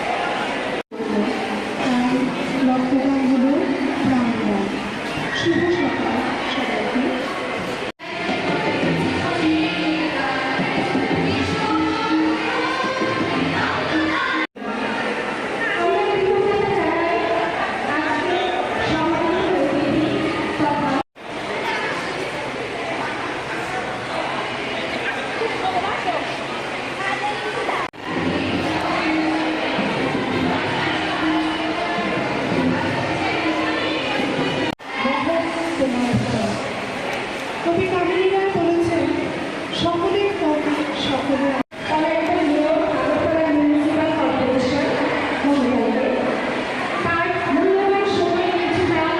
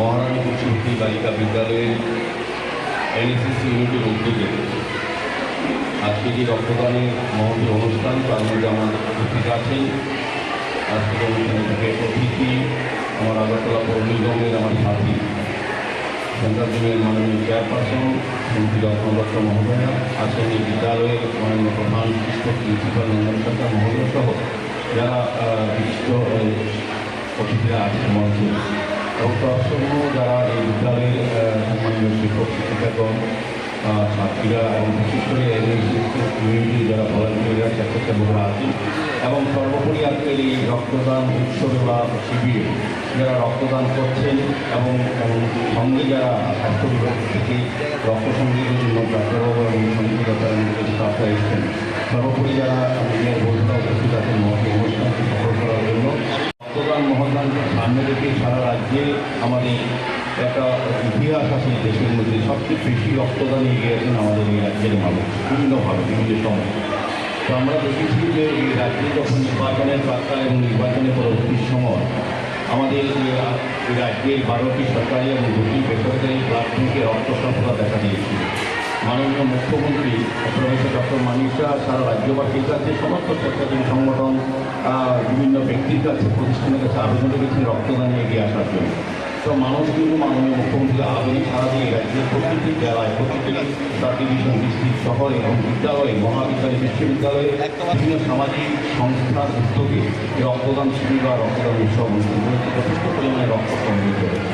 আমরা জানি যে রক্তের যোগানের চাহিদার মধ্যে ভারসাম্য রক্ষা করে স্বেচ্ছায় রক্তদান শিবির। তো আজকে যারা রক্তদান শিবিরে রক্তদান করছে আমি বলবো তাদের জীবনের শ্রেষ্ঠ কর্ম এবং মানব ধর্ম হিসেবে পালন করছেন আজকে তারা।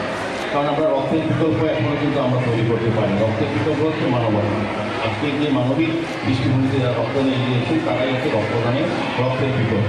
আমার বিশ্বাস থাকবে এনএসএসের যারা বিশেষ করে ভলান্টিয়ার তাদের জীবনযাত্রার শৈলী তারা কিন্তু একটাই মন্ত্র যে নিজেকে তৈরি করবে পরের জন্য কাজ করার জন্য পরের সেবা করার জন্য রাষ্ট্র সুন্দর সমাজ ব্যবস্থা সুস্থ মানুষ তৈরি করার কাছে তারা যেন নিজেকে তৈরি করবে পাশাপাশি তারা অন্যদেরকে সহায়তা করবে এবং রাষ্ট্রীয় চিন্তাভাবনা যাতে অনুপ্রাণিত সমাজ গঠনে রাষ্ট্র গঠনে তারা প্রতি সেদিকে চেষ্টা করছে। যে এনএসএসের যারা ভলান্টিয়াররা যারা হচ্ছে এই আয়োজক এবং বিদ্যালয়ের যারা প্রধান শিক্ষক অনুগ্রহ যারা যারা আছেন যারা বিভিন্ন সময়ে বিদ্যালয়ে বিভিন্ন সমাজের দায়িত্ব কর্তব্য হিসাবে বিভিন্ন প্রোগ্রামে আমি বিদ্যালয়ে অনেকবার এসেছি।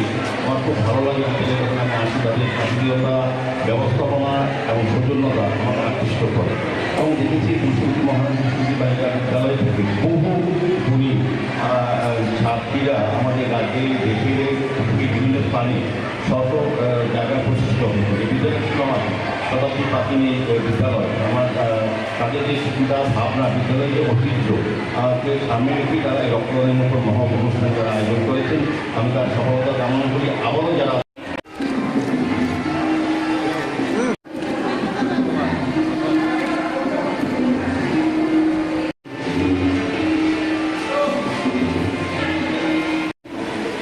সকলের উচিত সকলের প্রয়োজনে পাশে দাঁড়ানো।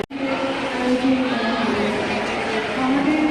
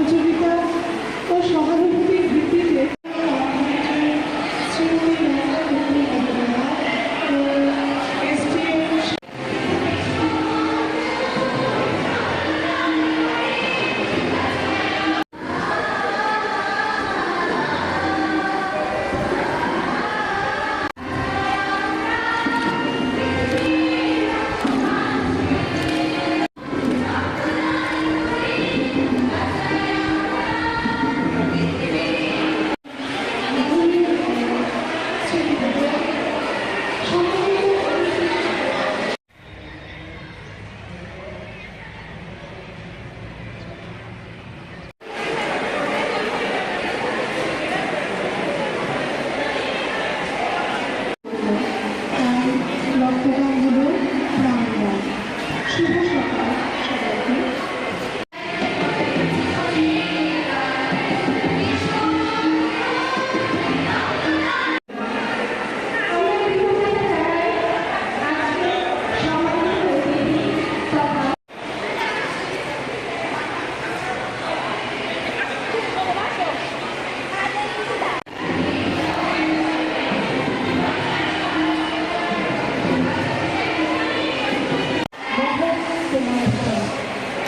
কবি কামিনীরা বলেছেন সকলের কবি সকলের। তারা একটা নিয়ম আগরতলা মিউনিসিপ্যাল কর্পোরেশন মহিলাদের তার মূল্যবান সময় নিয়েছে তারা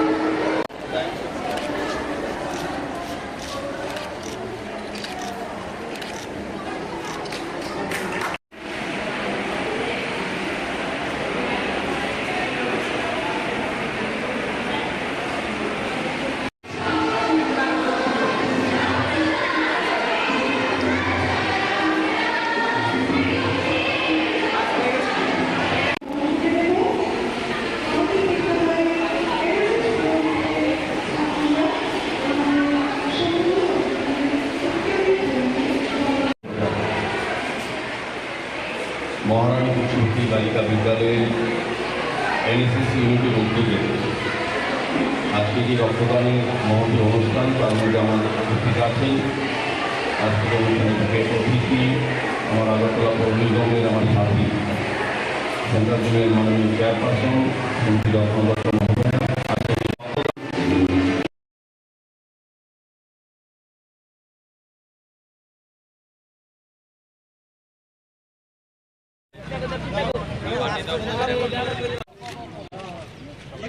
আমাদের ডিউটি করবো না।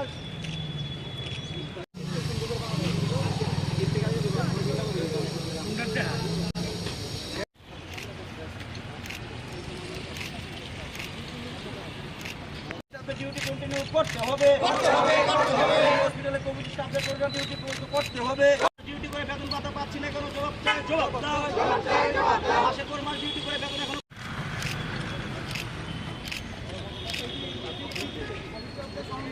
করতে হবে। সময়মত বেতন প্রদান করতে হবে। কোনো বেতন পাইনি, শিবিরে জবাব চাই, জবাব দাও। নাইলে আন্দোলন আমাদের স্থায়ী সমাধান করতে চলবে না, চলবে না। নার্সদের শিশুর মতো ব্যবহার করা চলবে না। আমাদের দাবি পূরণের লক্ষ্যে তীব্র সরকারের সাহায্যের হাত বাড়িয়ে দেন। আমাদের দাবি পূরণের লক্ষ্যে তীব্র সরকার আমাদের সময় মতন বেতন দিতে হবে, দিতে হবে, দিতে হবে।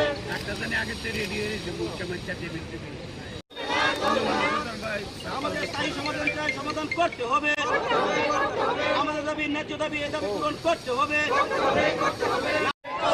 নইলে আন্দোলন আমাদের দাবি ন্যায্য দাবি, এই দাবি পূরণ করতে হবে। কোভিড স্থায়ী সমাধান। কি কারণে আজকে আপনারা এখানে আসছেন?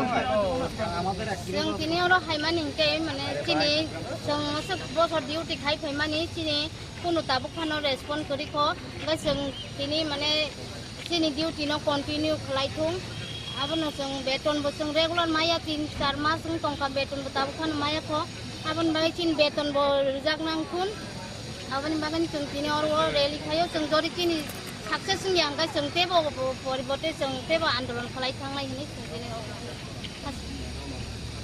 যখন করোনা মহামারী আসে প্যান্ডামিক টাইমে, তখন আমাদের স্টাফ নার্সরা আমরা জীবিত জীবন বাজি রেখে ডিউটি করেছি।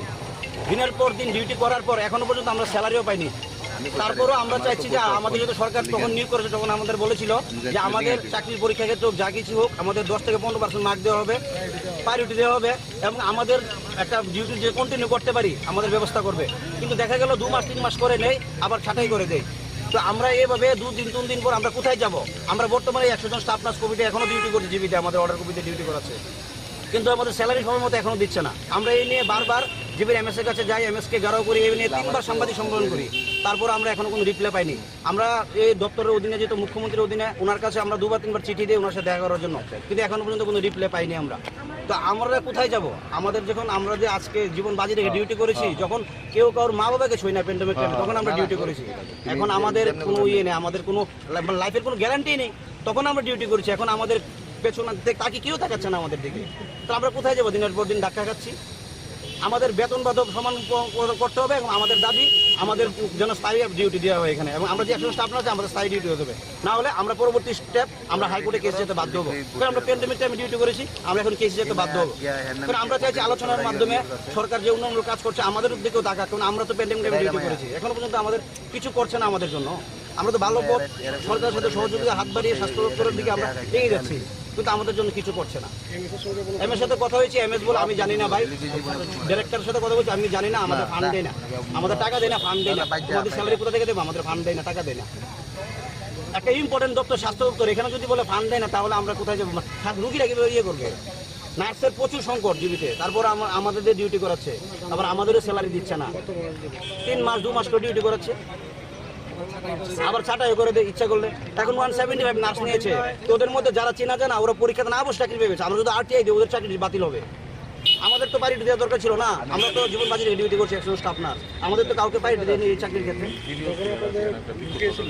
যখন ঢুকিয়েছিল তখন প্রাক্তন মুখ্যমন্ত্রী বিপ্লব দেব বলেছিল যে আমাদের কিছু একটা আমাদের জন্য করবে, আমাদের 20,000 টাকা স্যালারির বিনিময়ে ঢুকিয়েছিল।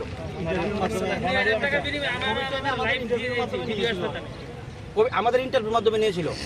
এখনো পর্যন্ত আমরা 100 জন আছি, 100 জন জীবিত কন্টিনিউ ডিউটি করছি, কিন্তু আমাদের এখন আবার বসিয়ে রেখেছে, আবার কিছুদিন পর বলছে ফান্ডালে আমাদের ডিউটি দেবে। এখন জানুয়ারি মাসে টাকা কেউ পাইনি, 5-6 মাস টাকা। আমাদের এখন আমাদের নেক্সট স্টেপ হবে আমরা হাইকোর্টে কেসে যাব, আমরা জনস্বার্থ মামলা করব, দেখি আমাদের কিছু হয় কি হয় না। আইন বলতে তো কিছু আছে না, যে সংবিধান বলতে কিছু, আমরা কেসে যাব, এছাড়া উপায় নেই। কারণ আমরা ভালোভাবে জিবির এমএসকে 2-3বার বলছি, মুখ্যমন্ত্রীর কাছে চিঠি দিয়েছি দেখা করার জন্য, উনি আমাদের কোনো রিপ্লাই দিচ্ছেন, তাহলে আমরা কোথায় যাব?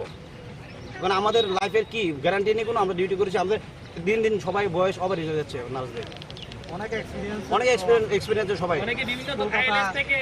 আপনারা দেখেছেন কিছুদিন আগে জিবির যে এমএস উনি সাংবাদিক সম্মেলন বলছে যে স্টাফ নার্সটা ডিউটি করছে, ওরা নাকি কাজ পারে না।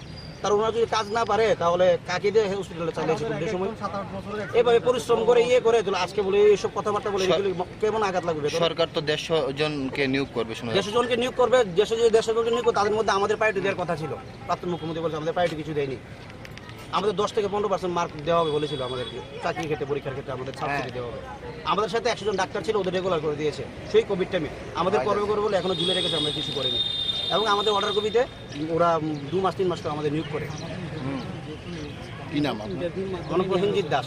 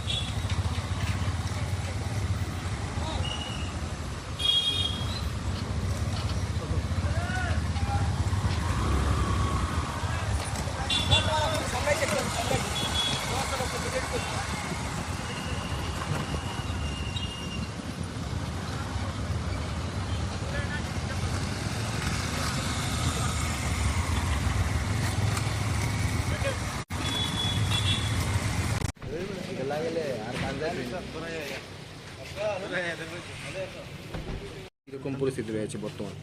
না, কাজের ফাঁকে হঠাৎ করে একটা গ্যাপ পেলাম, ভাবলাম যে একটু দেখে নিই এখানের মেডিকেল কলেজ এবং হসপিটালের বিষয়। মেডিসিন ডিপার্টমেন্টে গেলাম, রেডিওলজিতে গেলাম, এখানে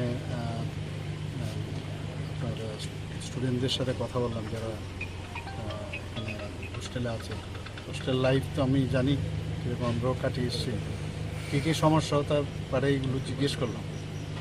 আদারওয়াইজ তো আমি যা দেখলাম আমাদের এই আগরতলা গভর্নমেন্ট মেডিকেল কলেজ কোনো অংশে ভারতবর্ষের কোনো মেডিকেল কলেজ থেকে কোনো অংশে কম, বরং অনেক বেটার। খালি একটু দেখভাল দরকার। দেখভাল মানে মেনটেন্যান্সের বিষয়টা আমি এটার উপরে বেশি জোর দিয়েছি। কিছু কিছু জায়গায় আমি দেখলাম অত্যন্ত মানে ভেন্টিলেশনের সমস্যা মেডিসিনে বিশেষ করে। এটা আমি সেক্রেটারি সাহেবের সাথে কথা বলেছি, যদি এটাকে কী করা যায় এবং কীরকম বাজেট বা কী লাগবে বললাম। তো আদারওয়াইজ তো এখানে সব দিক দিয়ে ইনফ্রাস্ট্রাকচার একদম আপ টু দ্য মার্ক, কিন্তু তারপরেও অনেক সময় অনেক ঘটনা। হসপিটালে তো মেডিকেল কলেজের হসপিটাল থাকতেই হবে, আর হসপিটালের মধ্যে নানা সমস্যা থাকতেই পারে। তো এগুলো মাথায় রেখে এবং এখানকার ডাক্তারবাবুরা আমি দেখলাম যেভাবে পরিশ্রম করে সকাল রাত, সত্যিই ওনাদেরকে আমি প্রশংসা করি। এবং ওনাদেরকে আমি বলেছি সরকার বা হেলথ ডিপার্টমেন্ট ওনাদের সাথে আছে, যখন যা সমস্যা হবে আমরা দেখব।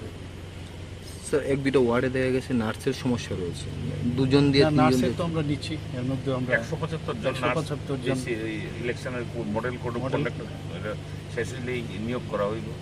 তখন স্যার কোথাও দেখা গেছে আপনার সাথে রুগীর আত্মীয় পরিজনরা কথা বলেছি ওনাদের।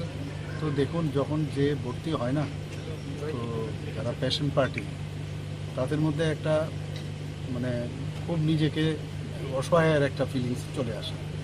তো মনে হয় যে ডাক্তারবাবু দেখছে কি না, কী অবস্থা, সবসময় জানার একটা সবাইরই এটা।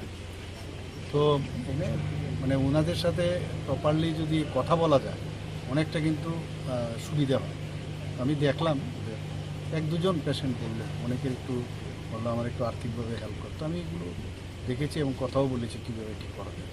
যে সমস্যাগুলি উঠে এসেছে সেই সমস্যাগুলি কবে নাগাদ শেষ হতে পারে? মানে এই সমস্যা মানে সেই রকম তো কোনো সমস্যা নেই, নতুন নতুন ডিপার্টমেন্ট হয়েছে, সুপার স্পেশালিটি বিষয়গুলো এখানে আছে। এখন মানুষ তো ভালোভাবে পাচ্ছে, এখানে পরিষেবা পাচ্ছে, কিন্তু তারপরেও আমি বলবো শেষ নেই।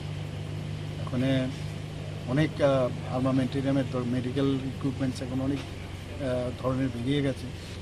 তারপরেও আমি বলবো যে প্রায় ভালো মানে আমাদের মেডিকেল কলেজে এবং আমাদের যে হসপিটাল আছে, জিবি হসপিটাল, সব কিছুই আছে।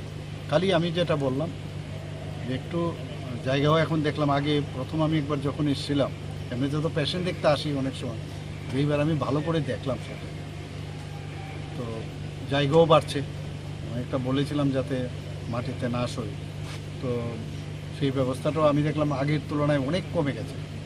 কিন্তু মানে এখানে সবচেয়ে একটা বিরাট প্রেশার আছে, যেটা আমরা বললাম যে সমস্ত ডিস্ট্রিক্ট হসপিটালগুলোকে যদি আমরা স্ট্রেংথেনিং করতে পারি এখানে প্রেশারটা কমে, সেই দিকটাও আমরা দেখছি। Thank you.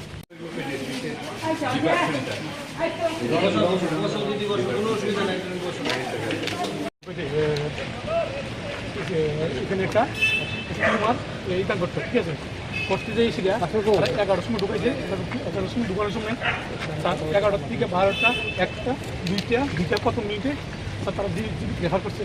রেফার করানোর পরে জিবি কোনো স্যার কোনো ডায়েরি মেনটেন নেই, কোনো ডায়েরি মেনটেন নেই, কিচ্ছু নেই। তারা ফোনে স্যার না আইসিউতে স্যার রাখছে। আইসিউ স্যার আমরা প্রথম দিচ্ছি, আমরা ঘুমিয়ে সব করছে না।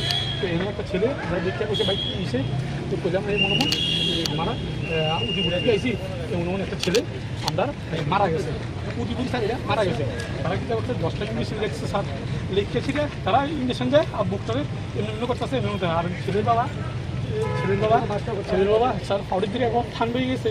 তারপরে হেরা কি হচ্ছে রুগীদের দিয়া স্যার তারা ফালা হয়ে গেছে। উদিপুরের যে লোকটি মানে যে ডাক্তারবাবুরা আইছিল তার বাইরে দিয়া তার বাইরে দিয়া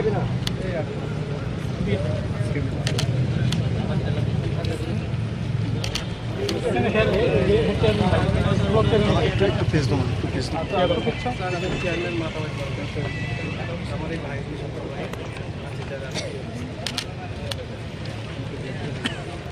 দেখি অপারেশন করে দিয়েছে উদয়পুরে হ্যাঁ হ্যাঁ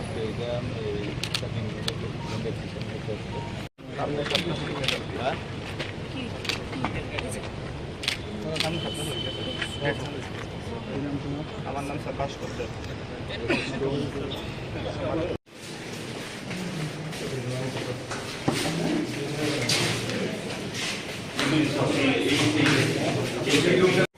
অ্যাকচুয়ালি স্যার সন্ধ্যার সময় আমরা বন্ধ হয়ে যাচ্ছি 5টার পরে থেকে বন্ধ দিনের বেলায় চলে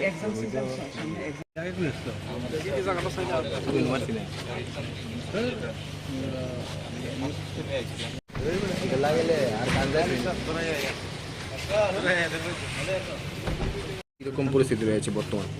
না, কাজের ফাঁকে হঠাৎ করে একটা গ্যাপ পেলাম, ভাবলাম যে একটু দেখে নিই এখানের মেডিকেল কলেজ এবং হসপিটালের বিষয়।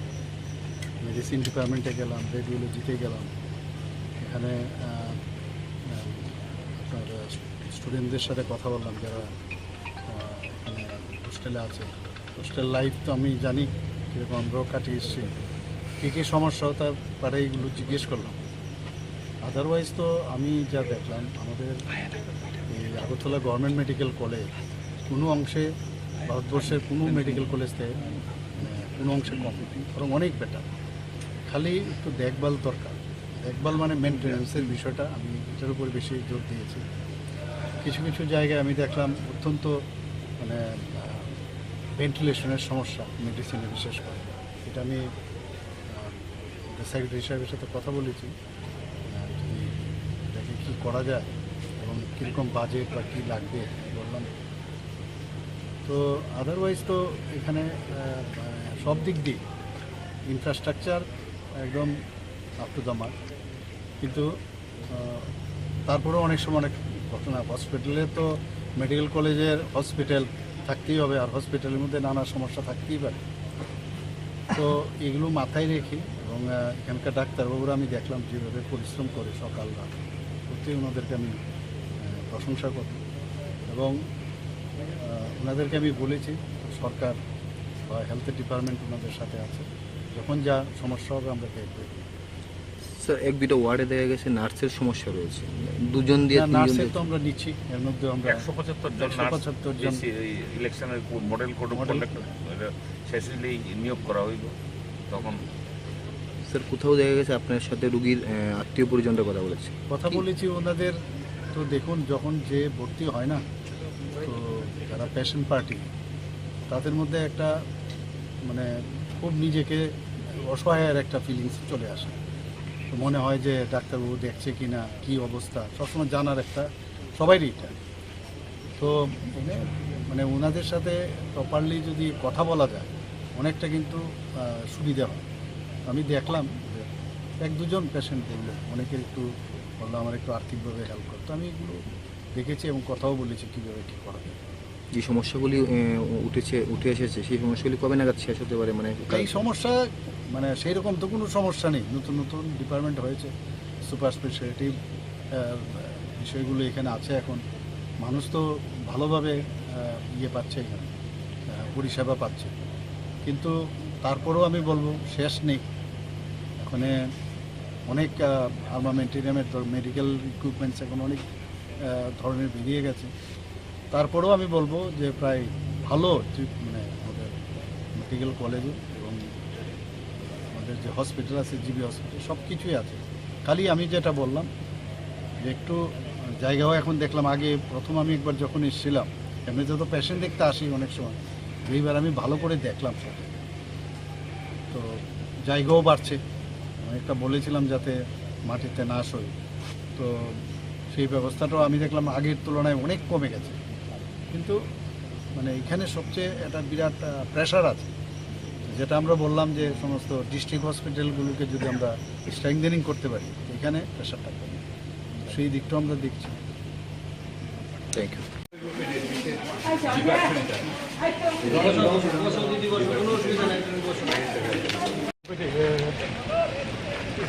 এখানে একটা স্টিমার এইটা করতো, ঠিক আছে। করতে যে এসে 11টার সময় ঢুকাইছে, 11টার সময় ঢুকানোর সময় তার 11টার থেকে 12টা, 1টা, 2টা কত মিনিটে তারা জিবি রেফার করছে। রেফার করানোর পরে জিবি কোনো স্যার কোনো ডায়েরি মেনটেন নেই, কোনো ডায়েরি মেনটেন নেই, কিচ্ছু নেই। এরা ফোনে স্যার না আইসিউতে স্যার রাখছে। আইসিউ স্যার আমরা প্রথম দিচ্ছি, আমরা ঘুমিয়ে সব করছে না। তো এমন একটা ছেলে আমরা দেখতে বসে বাইক এসে তো করলাম এই মনে মারা উদিপুর আইসি, এমন একটা ছেলে আমরা মারা গেছে।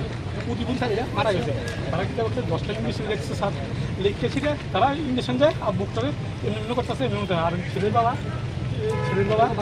বাবা স্যার ফাউডের দিকে এখন ঠান্ডা হয়ে গেছে। তারপরে হেরা কি হচ্ছে রুগীদের দিয়া স্যার তারা ফালা হয়ে গেছে। উদিপুরের যে লোকটি মানে যে ডাক্তারবাবুরা আইছিল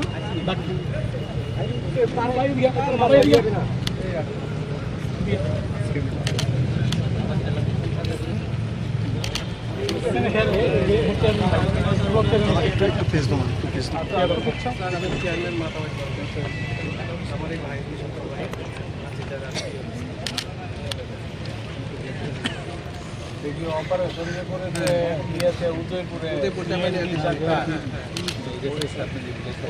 হ্যাঁ হ্যাঁ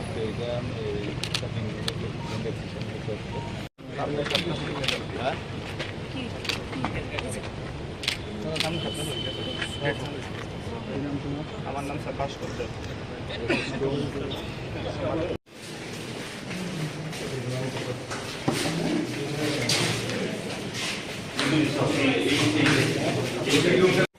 অ্যাকচুয়ালি স্যার সন্ধ্যার সময় আমরা বন্ধ হয়ে যাচ্ছি, 5টা করে থেকে বন্ধ, দিনের বেলায় চলে।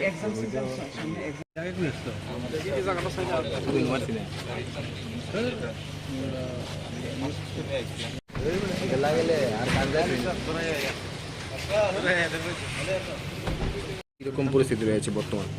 না, কাজের ফাঁকে হঠাৎ করে একটা গ্যাপ পেলাম, ভাবলাম যে একটু দেখে নিই এখানের মেডিকেল কলেজ এবং হসপিটালের বিষয়। মেডিসিন ডিপার্টমেন্টে গেলাম, রেডিওলজিতে গেলাম। এখানে আপনার স্টুডেন্টদের সাথে কথা বললাম যারা এখানে হোস্টেলে আছে। হোস্টেল লাইফ তো আমি জানি কীরকম, আমরাও কাটিয়ে এসেছি। কী কী সমস্যা তারপরে এইগুলো জিজ্ঞেস করলাম। আদারওয়াইজ তো আমি যা দেখলাম আমাদের এই আগরতলা গভর্নমেন্ট মেডিকেল কলেজ কোনো অংশে ভারতবর্ষের কোনো মেডিকেল কলেজ থেকে কোনো অংশে কম, বরং অনেক বেটার। খালি একটু দেখভাল দরকার। দেখভাল মানে মেনটেন্যান্সের বিষয়টা আমি এটার উপরে বেশি জোর দিয়েছি। কিছু কিছু জায়গায় আমি দেখলাম অত্যন্ত মানে ভেন্টিলেশনের সমস্যা মেডিসিনে বিশেষ করে। এটা আমি সেক্রেটারি সাহেবের সাথে কথা বলেছি, যদি এটাকে কী করা যায় এবং কীরকম বাজেট বা কী লাগবে বললাম। তো আদারওয়াইজ তো এখানে সব দিক দিয়ে ইনফ্রাস্ট্রাকচার একদম আপ টু দ্য মার্ক, কিন্তু তারপরেও অনেক সময় অনেক ঘটনা। হসপিটালে তো মেডিকেল কলেজের হসপিটাল থাকতেই হবে, আর হসপিটালের মধ্যে নানা সমস্যা থাকতেই পারে। তো এগুলো মাথায় রেখে এবং এখানকার ডাক্তারবাবুরা আমি দেখলাম যেভাবে পরিশ্রম করে সকাল রাত, সত্যি ওনাদেরকে আমি প্রশংসা করি। এবং ওনাদেরকে আমি বলেছি সরকার বা হেলথ ডিপার্টমেন্ট ওনাদের সাথে আছে, যখন যা সমস্যা হবে আমরা দেখব। স্যার 1-2টা ওয়ার্ডে দেখা গেছে নার্সের সমস্যা রয়েছে, 2 জন দিয়ে নার্সের তো আমরা নিচ্ছি, এর মধ্যে আমরা 175 জন ইলেকশনের মডেল কোড অফ কন্ডাক্ট শেষ হলেই নিয়োগ করা হইব। তখন স্যার কোথাও দেখা গেছে আপনার সাথে রুগীর আত্মীয় পরিজনরা কথা বলেছি ওনাদের। তো দেখুন, যখন যে ভর্তি হয় না, তো যারা পেশেন্ট পার্টি তাদের মধ্যে একটা মানে খুব নিজেকে অসহায়ের একটা ফিলিংস চলে আসে। তো মনে হয় যে ডাক্তারবাবু দেখছে কি না, কী অবস্থা, সবসময় জানার একটা সবাইরই এটা। তো মানে ওনাদের সাথে প্রপারলি যদি কথা বলা যায় অনেকটা কিন্তু সুবিধা হয়। আমি দেখলাম যে 1-2 জন পেশেন্ট বললো, অনেকের একটু বললো আমার একটু আর্থিকভাবে হেল্প করতো। আমি এগুলো দেখেছি এবং কথাও বলেছি কীভাবে কী করা যায়। যে সমস্যাগুলি উঠে এসেছে সেই সমস্যাগুলি কবে নাগাদ শেষ হতে পারে? মানে এই সমস্যা মানে সেই রকম তো কোনো সমস্যা নেই, নতুন নতুন ডিপার্টমেন্ট হয়েছে, সুপার স্পেশালিটি বিষয়গুলো এখানে আছে এখন। মানুষ তো ভালোভাবে পাচ্ছে এখানে, পরিষেবা পাচ্ছে, কিন্তু তারপরেও আমি বলবো শেষ নেই।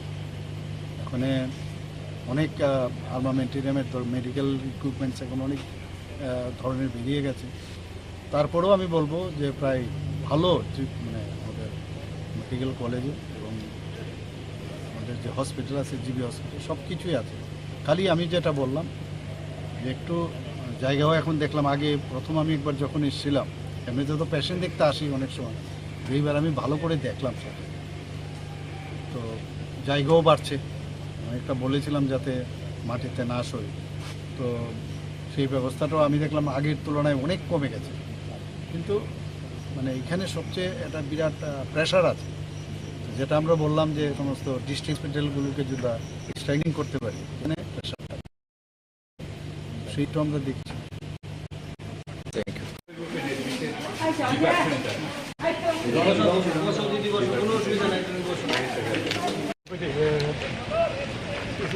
এখানে একটা স্টিমার এইটা করতো, ঠিক আছে, করতে যে এসে 11টার সময় ঢুকাইছে, 11টার সময় ঢুকানোর সময় 11টা থেকে 12টা, 1টা, 2টা কত মিনিটে তারা জিবি রেফার করছে।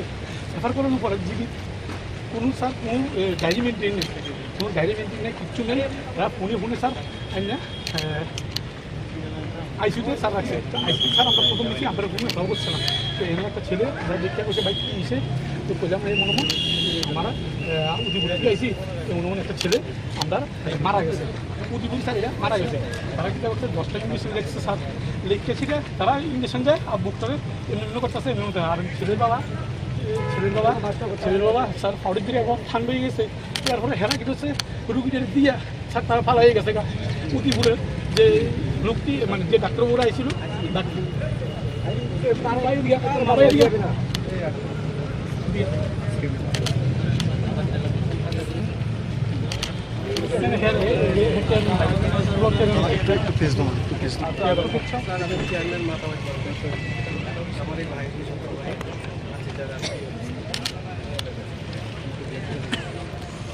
অপারেশন করেছে দিয়েছে উদয়পুরে,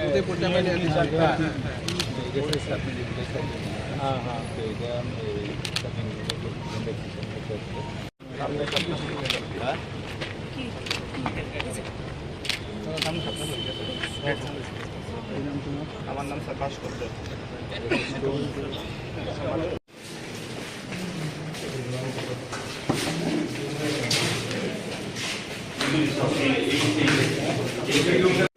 অ্যাকচুয়ালি স্যার সন্ধ্যার সময় আমরা বন্ধ হয়ে যাচ্ছি, 5টা করে থেকে বন্ধ, দিনের বেলায় চলে।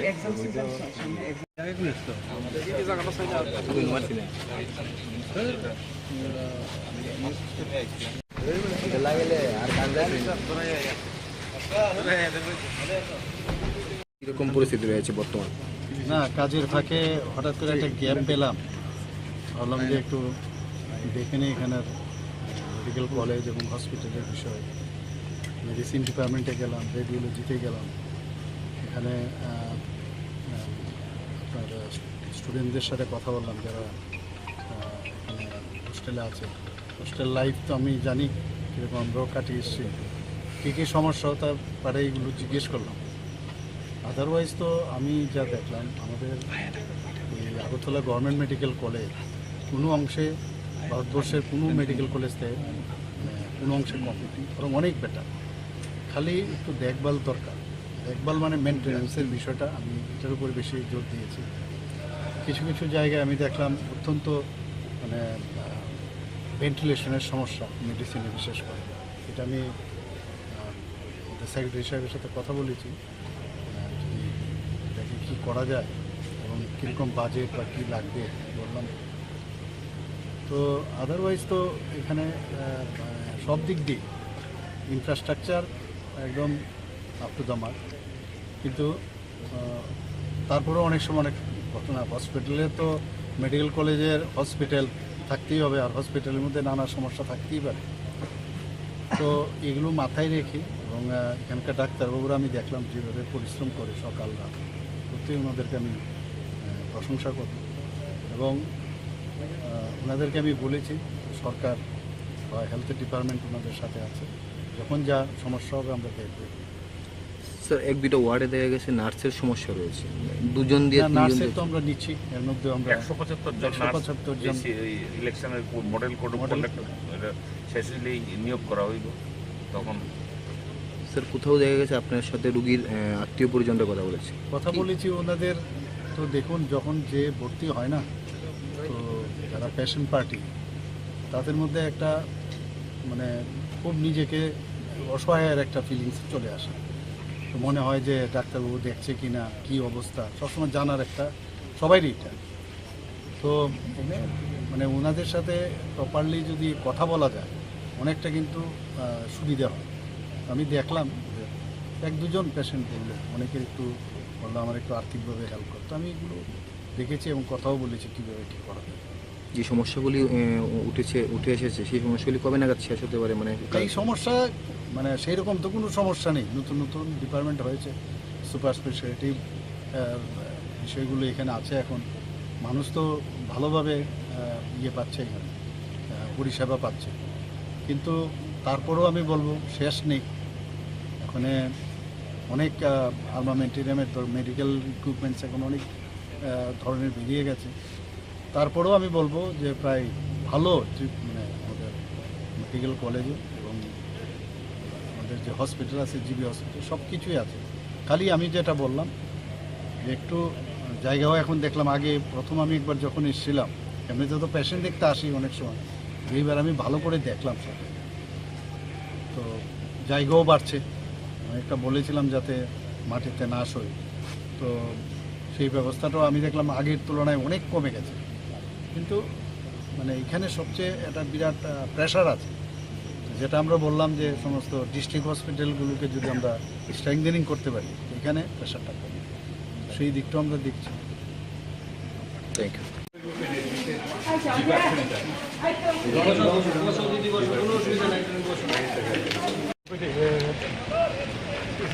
এখানে একটা টিউমার এইটা করতো, ঠিক আছে, করতে যাই সেটা 11টার সময় ঢুকাইছে। 11টার সময় ঢুকানোর সময় 11টার থেকে 12টা, 1টা, 2টা কত মিনিটে স্যার তারা জিবি রেফার করছে। রেফার করানোর পরে জিবি কোনো স্যার কোনো ডায়েরি মেনটেন নেই, কোনো ডায়েরি মেনটেন নেই, কিচ্ছু নেই। এরা ফোনে স্যার না আইসিউতে স্যার রাখছে। আইসিউ স্যার আমরা প্রথম দিচ্ছি, আমরা ঘুমে ভালো করছে না। তো এমন একটা ছেলে আমরা দেখতে বসে বাইক এসে তো কোথাও এই মনে হয় মারা উদিপুর থেকে আইসি, এমন এমন একটা ছেলে আমরা মারা গেছে। উদিপুর স্যার এরা মারা গেছে। তারা কী করছে 10টা ইঞ্জেকশন লেগেছে স্যার, লিখতে শিখে তারা ইঞ্জেকশন যায় আর বুকটারে এমনি করতেছে এমনি। আর ছেলের বাবা স্যার ফাউডের দিকে এখন ঠান্ডা হয়ে গেছে। তারপরে হেরা কি হচ্ছে রুগীদের দিয়া স্যার তারা ফালা হয়ে গেছে। উদিপুরের যে লোকটি মানে যে ডাক্তারবাবুরা আইছিল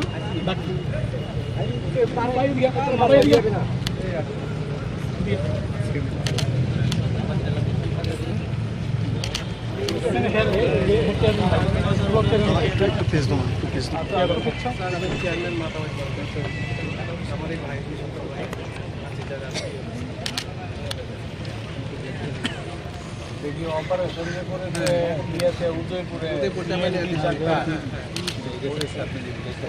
হ্যাঁ হ্যাঁ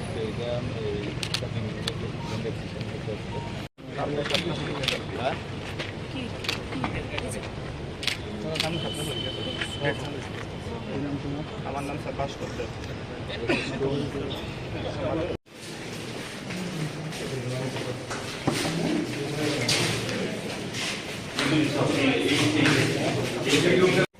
অ্যাকচুয়ালি স্যার সন্ধ্যার সময় আমরা বন্ধ হয়ে যাচ্ছি, 5টা করে থেকে বন্ধ, দিনের বেলায় চলে।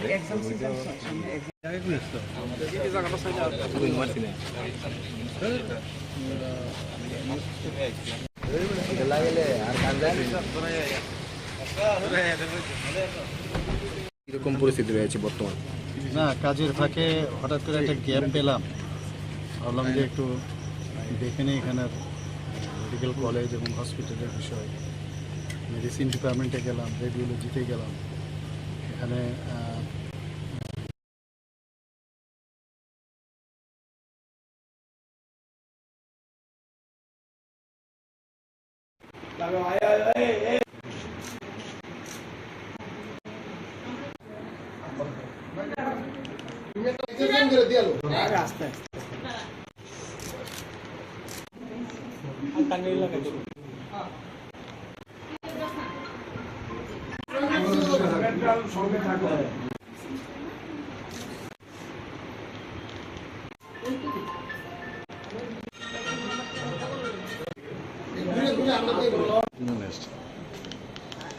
আমরা আজকে এসেছি রাখি বন্ধন উৎসবকে কেন্দ্র করে, যদিও পূর্ণিমা তিথি কিন্তু চলে গেছে 30 তারিখে, গতকালকে শেষ হয়েছে, কিন্তু আমরা আজকে এই তিথিটা পালন করার জন্য এই ত্রিপুরা স্টেট এনএসএস সেলে এসেছি।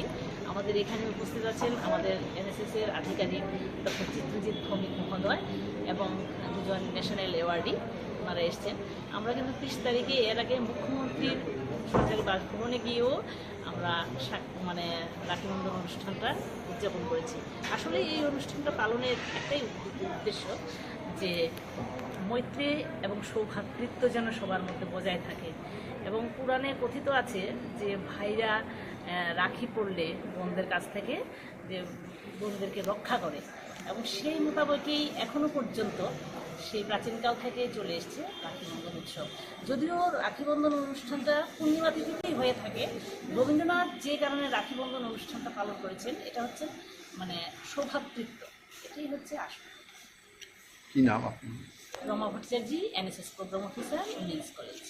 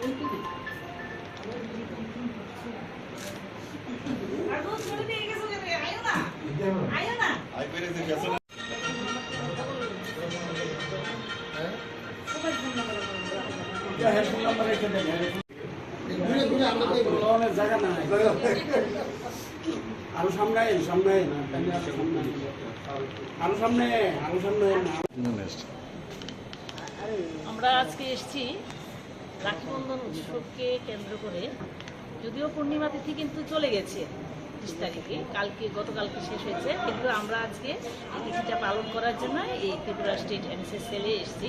আমাদের এখানে উপস্থিত আছেন আমাদের এনএসএস এর আধিকারিক ডক্টর চিত্রজিৎ ভৌমিক মহোদয় এবং দুজন ন্যাশনাল অ্যাওয়ার্ডি ওনারা এসছেন। আমরা কিন্তু 30 তারিখে এর আগে মুখ্যমন্ত্রীর সরকারি বাসভবনে গিয়েও আমরা রাখি বন্ধন অনুষ্ঠানটা উদযাপন করেছি। আসলে এই অনুষ্ঠানটা পালনের একটাই উদ্দেশ্য যে মৈত্রী এবং সৌভ্রাতৃত্ব যেন সবার মধ্যে বজায় থাকে, এবং পুরাণে কথিত আছে যে ভাইরা রাখি পড়লে বোনদের কাছ থেকে যে বোনদেরকে রক্ষা করে, এবং সেই মোতাবেকই এখনো পর্যন্ত সেই প্রাচীনকাল থেকে চলে এসছে রাখি বন্ধন উৎসব। যদিও রাখি বন্ধন অনুষ্ঠানটা পূর্ণিমা তিথিতেই হয়ে থাকে, রবীন্দ্রনাথ যে কারণে রাখি বন্ধন অনুষ্ঠানটা পালন করেছেন এটা হচ্ছে সৌভ্রাতৃত্ব, এটাই হচ্ছে আসল। কি নাম আপনি? Rama Bhattacharya, NSS programme officer, women's college.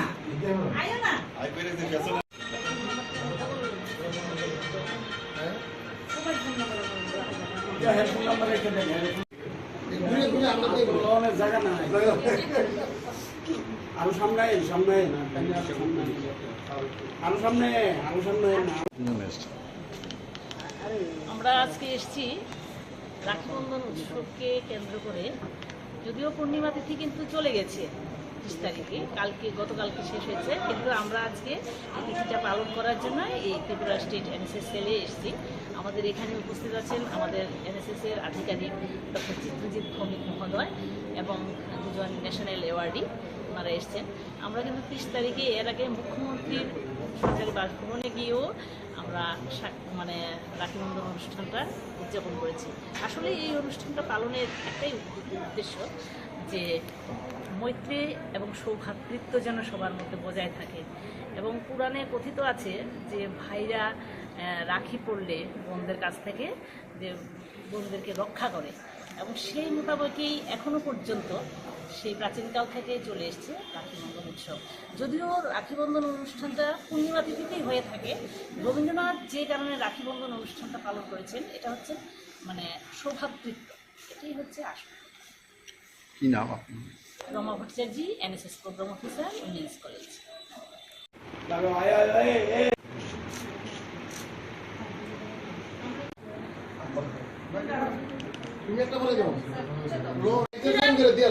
আস্তে আস্তে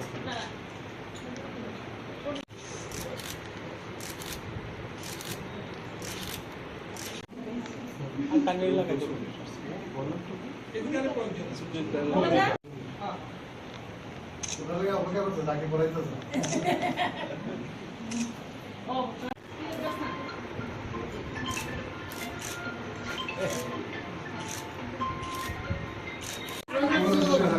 সঙ্গে থাকো আর স্টুডেন্ট দিয়ে দেওয়া স্টুডেন্টকে দিয়ে দেওয়া অনেক সামনে লাগা।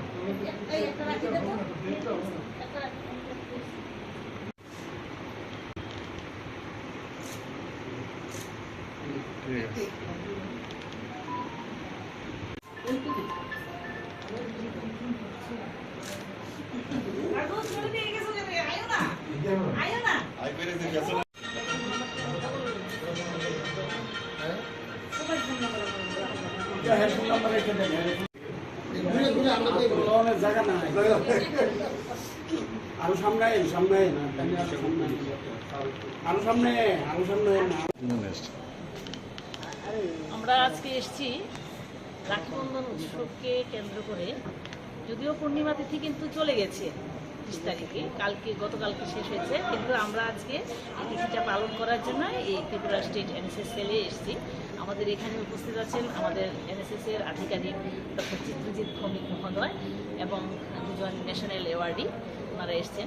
আমরা কিন্তু 30 তারিখে এর আগে মুখ্যমন্ত্রীর সরকারি বাসভবনে গিয়েও আমরা রাখি বন্ধন অনুষ্ঠানটা উদযাপন করেছি।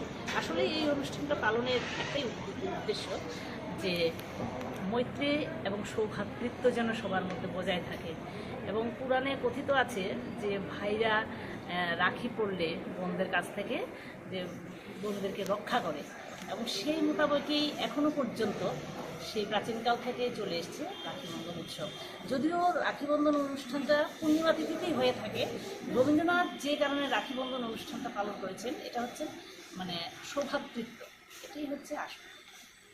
কি নাম আপনি? Rama Bhattacharya, NSS programme officer, women's college.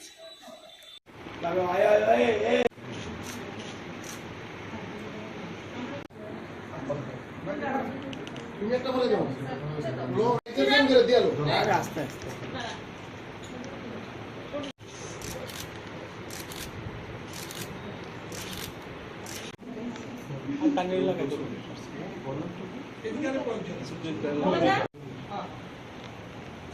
অপেক্ষা করছে তাকে পড়াইতেছে।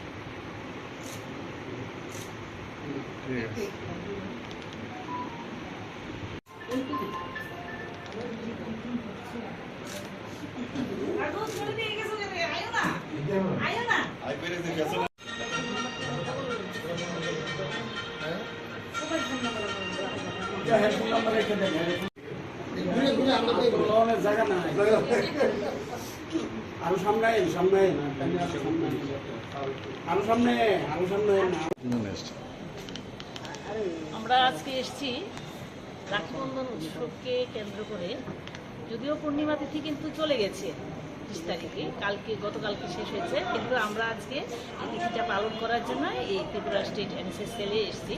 আমাদের এখানে উপস্থিত আছেন আমাদের এনএসএস এর আধিকারিক ডক্টর চিত্রজিৎ ভৌমিক মহোদয় এবং দুজন ন্যাশনাল অ্যাওয়ার্ডি ওনারা এসছেন। আমরা কিন্তু 30 তারিখে এর আগে মুখ্যমন্ত্রীর সরকারি বাসভবনে গিয়েও আমরা রাখি বন্ধন অনুষ্ঠানটা উদযাপন করেছি। আসলে এই অনুষ্ঠানটা পালনের একটাই উদ্দেশ্য যে মৈত্রী এবং সৌভ্রাতৃত্ব যেন সবার মধ্যে বজায় থাকে। এবং পুরাণে কথিত আছে যে ভাইরা রাখি পড়লে বোনদের কাছ থেকে যে বোনদেরকে রক্ষা করে, এবং সেই মোতাবেকই এখনো পর্যন্ত সেই প্রাচীনকাল থেকে চলে এসছে রাখি বন্ধন উৎসব।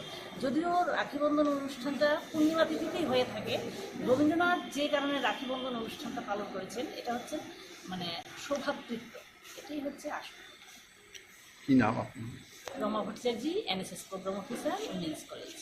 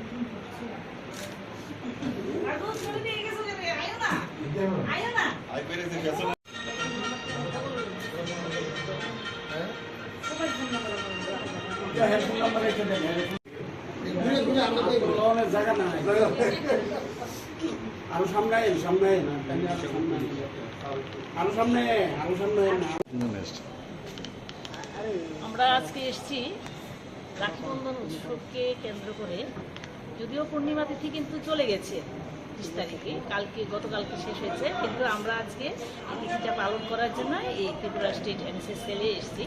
আমাদের এখানে উপস্থিত আছেন আমাদের এনএসএস এর আধিকারিক ডক্টর চিত্রজিৎ ভৌমিক মহোদয় এবং দুজন ন্যাশনাল অ্যাওয়ার্ডি ওনারা এসছেন। আমরা কিন্তু 30 তারিখে এর আগে মুখ্যমন্ত্রীর সরকারি বাসভবনে গিয়েও আমরা রাখি বন্ধন অনুষ্ঠানটা উদযাপন করেছি। আসলে এই অনুষ্ঠানটা পালনের একটাই উদ্দেশ্য যে মৈত্রী এবং সৌভ্রাতৃত্ব যেন সবার মধ্যে বজায় থাকে। এবং পুরাণে কথিত আছে যে ভাইরা রাখি পড়লে বোনদের কাছ থেকে যে বোনদেরকে রক্ষা করে, এবং সেই মোতাবেকই এখনো পর্যন্ত সেই প্রাচীনকাল থেকে চলে এসছে রাখি বন্ধন উৎসব। যদিও রাখি বন্ধন অনুষ্ঠানটা পূর্ণিমা তিথিতেই হয়ে থাকে, রবীন্দ্রনাথ যে কারণে রাখি বন্ধন অনুষ্ঠানটা পালন করেছেন এটা হচ্ছে সৌভ্রাতৃত্ব, এটাই হচ্ছে আসল। কি নাম আপনি? Rama Bhattacharya, NSS programme officer, women's college.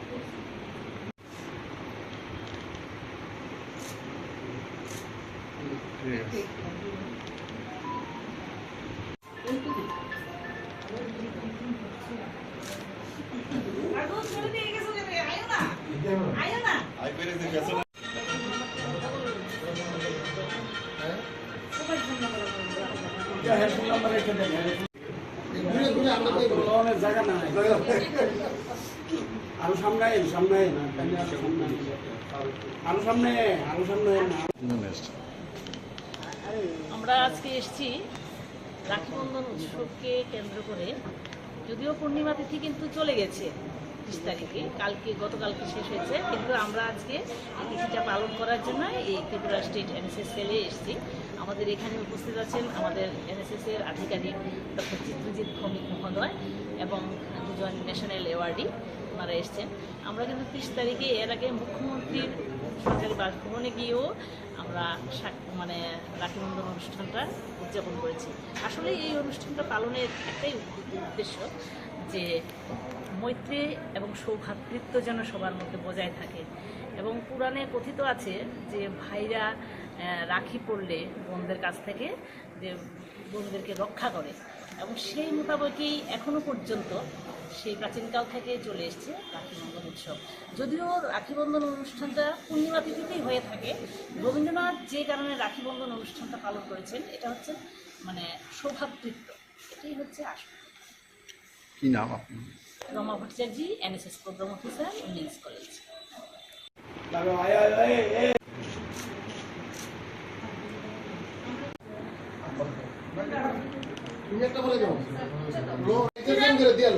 আস্তে আস্তে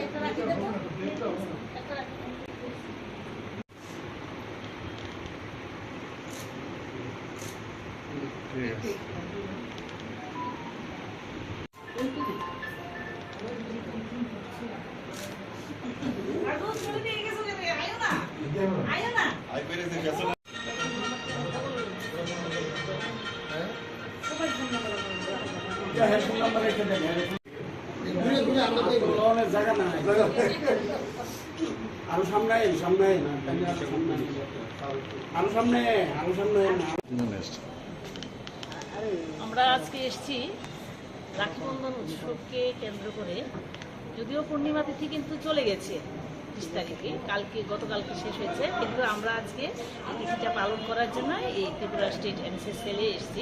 আমাদের এখানে উপস্থিত আছেন আমাদের এনএসএস-এর আধিকারিক ডক্টর চিত্রজিৎ ভৌমিক মহোদয় এবং দুজন ন্যাশনাল অ্যাওয়ার্ডি ওনারা এসছেন। আমরা কিন্তু 30 তারিখে এর আগে মুখ্যমন্ত্রীর সরকারি বাসভবনে গিয়েও আমরা রাখি বন্ধন অনুষ্ঠানটা উদযাপন করেছি। আসলে এই অনুষ্ঠানটা পালনের একটাই উদ্দেশ্য যে মৈত্রী এবং সৌভ্রাতৃত্ব যেন সবার মধ্যে বজায় থাকে। এবং পুরাণে কথিত আছে যে ভাইরা রাখি পড়লে বোনদের কাছ থেকে যে বোনদেরকে রক্ষা করে, এবং সেই মোতাবেকই এখনো পর্যন্ত সেই প্রাচীনকাল থেকে চলে এসছে রাখি বন্ধন উৎসব। যদিও রাখি বন্ধন অনুষ্ঠানটা পূর্ণিমা তিথিতেই হয়ে থাকে, রবীন্দ্রনাথ যে কারণে রাখি বন্ধন অনুষ্ঠানটা পালন করেছেন এটা হচ্ছে সৌভ্রাতৃত্ব, এটাই হচ্ছে আসল। কি নাম আপনি? Rama Bhattacharya, NSS programme officer, women's college.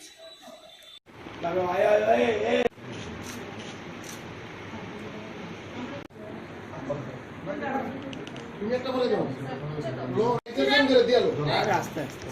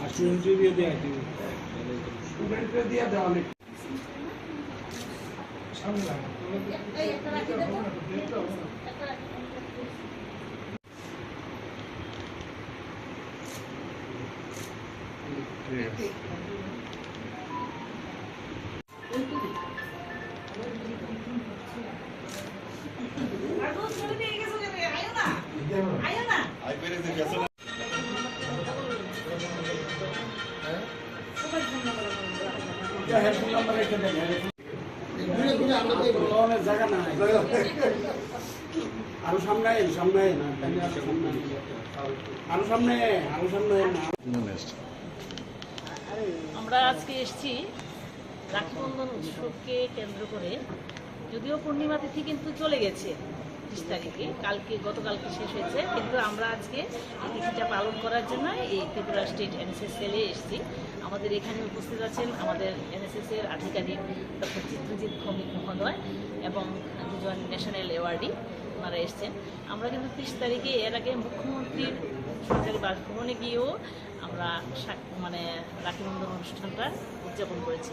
আসলে এই অনুষ্ঠানটা পালনের একটাই উদ্দেশ্য যে মৈত্রী এবং সৌভ্রাতৃত্ব যেন সবার মধ্যে বজায় থাকে। এবং পুরাণে কথিত আছে যে ভাইরা রাখি পড়লে বোনদের কাছ থেকে যে বোনদেরকে রক্ষা করে, এবং সেই মোতাবেকই এখনো পর্যন্ত সেই প্রাচীনকাল থেকে চলে এসছে রাখি বন্ধন উৎসব। যদিও রাখি বন্ধন অনুষ্ঠানটা পূর্ণিমা তিথিতেই হয়ে থাকে, রবীন্দ্রনাথ যে কারণে রাখি বন্ধন অনুষ্ঠানটা পালন করেছেন এটা হচ্ছে সৌভ্রাতৃত্ব, এটাই হচ্ছে আসল। কি নাম আপনি? Rama Bhattacharya, NSS programme officer, women's college.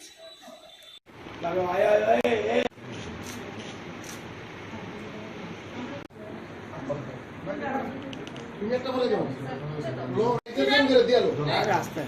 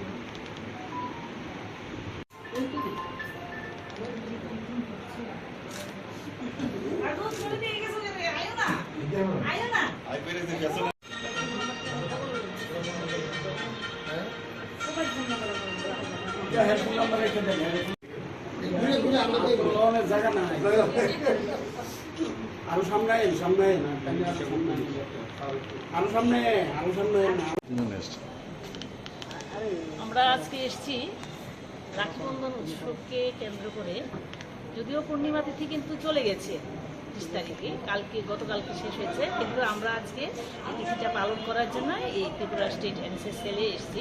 আমাদের এখানে উপস্থিত আছেন আমাদের এনএসএস-এর আধিকারিক ডক্টর চিত্রজিৎ ভৌমিক মহোদয় এবং দুজন ন্যাশনাল অ্যাওয়ার্ডি ওনারা এসছেন। আমরা কিন্তু 30 তারিখে এর আগে মুখ্যমন্ত্রীর সরকারি বাসভবনে গিয়েও আমরা রাখি বন্ধন অনুষ্ঠানটা উদযাপন করেছি। আসলে এই অনুষ্ঠানটা পালনের একটাই উদ্দেশ্য যে মৈত্রী এবং সৌভ্রাতৃত্ব যেন সবার মধ্যে বজায় থাকে।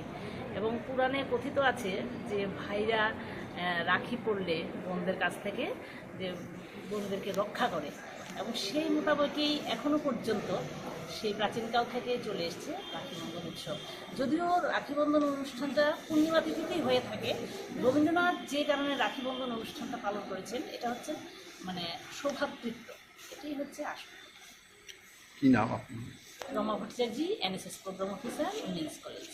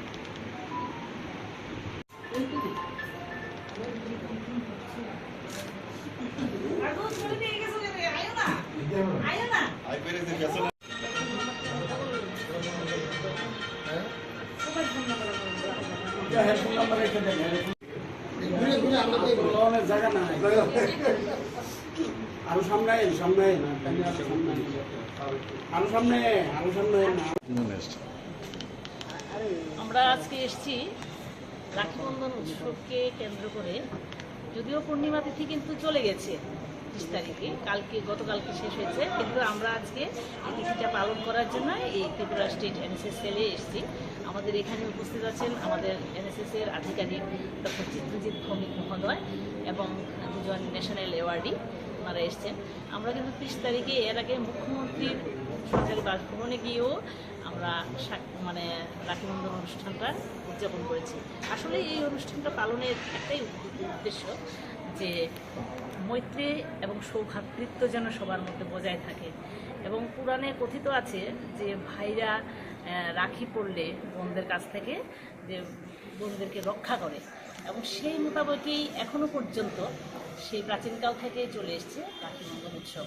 যদিও রাখি বন্ধন অনুষ্ঠানটা পূর্ণিমা তিথিতেই হয়ে থাকে, রবীন্দ্রনাথ যে কারণে রাখি বন্ধন অনুষ্ঠানটা পালন করেছেন এটা হচ্ছে সৌভ্রাতৃত্ব, এটাই হচ্ছে আসল। কি নাম আপনার? Rama Bhattacharya, NSS programme officer, women's college.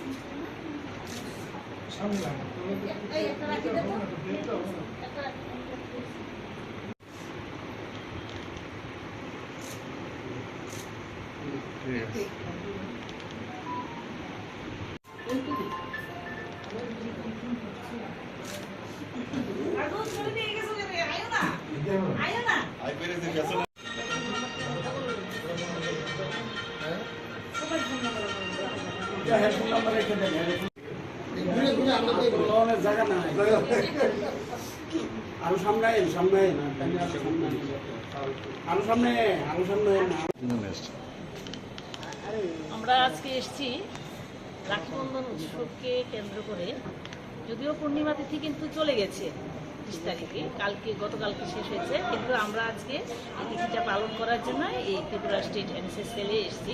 আমাদের এখানে উপস্থিত আছেন আমাদের এনএসএস-এর আধিকারিক ডক্টর চিত্রজিৎ ভৌমিক মহোদয় এবং দুজন ন্যাশনাল অ্যাওয়ার্ডি, ওনারা এসছেন।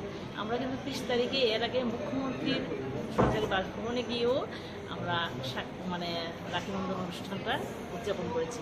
আসলে এই অনুষ্ঠানটা পালনের একটাই উদ্দেশ্য, যে মৈত্রী এবং সৌভ্রাতৃত্ব যেন সবার মধ্যে বজায় থাকে। এবং পুরাণে কথিত আছে যে ভাইরা রাখি পড়লে বোনদের কাছ থেকে যে বোনদেরকে রক্ষা করে, এবং সেই মোতাবেকই এখনো পর্যন্ত সেই প্রাচীনকাল থেকে চলে এসছে রাখি বন্ধন উৎসব। যদিও রাখি বন্ধন অনুষ্ঠানটা পূর্ণিমা তিথিতেই হয়ে থাকে, রবীন্দ্রনাথ যে কারণে রাখি বন্ধন অনুষ্ঠানটা পালন করেছেন এটা হচ্ছে মানে সৌভ্রাতৃত্ব, এটাই হচ্ছে আসল। কি নাম আপনি? Rama Bhattacharya, NSS programme officer, women's college.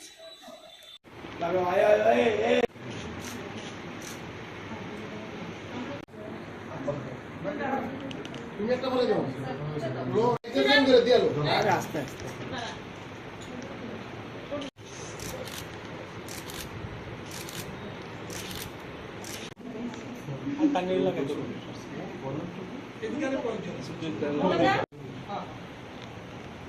অপেক্ষা করতো তাকে পড়াইতো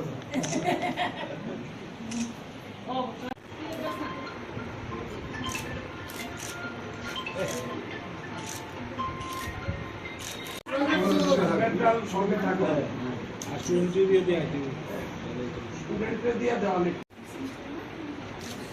সামনে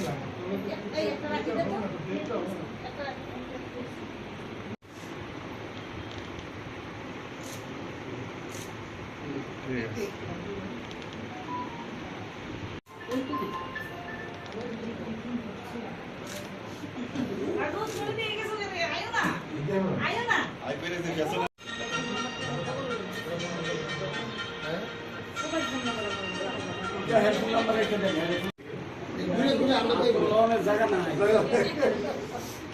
আরো সামনে সামনে আরো সামনে আমরা আজকে এসেছি রাখি বন্ধন উৎসবকে কেন্দ্র করে। যদিও পূর্ণিমা তিথি কিন্তু চলে গেছে 30 তারিখে, গতকালকে শেষ হয়েছে, কিন্তু আমরা আজকে এই তিথিটা পালন করার জন্য এই ত্রিপুরা স্টেট এনএসএস সেলে এসেছি। আমাদের এখানে উপস্থিত আছেন আমাদের এনএসএস এর আধিকারিক ডক্টর চিত্রজিৎ ভৌমিক মহোদয় এবং দুজন ন্যাশনাল অ্যাওয়ার্ডি, ওনারা এসছেন। আমরা কিন্তু 30 তারিখে এর আগে মুখ্যমন্ত্রীর সরকারি বাসভবনে গিয়েও আমরা মানে রাখি বন্ধন অনুষ্ঠানটা উদযাপন করেছি।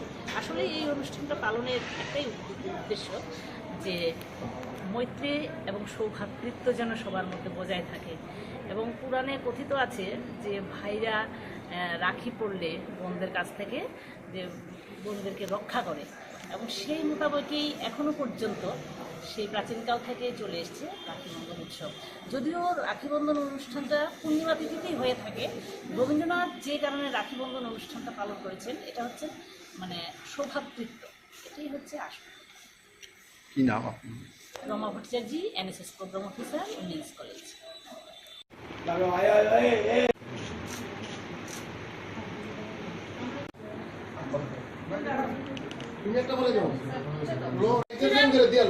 আস্তে আস্তে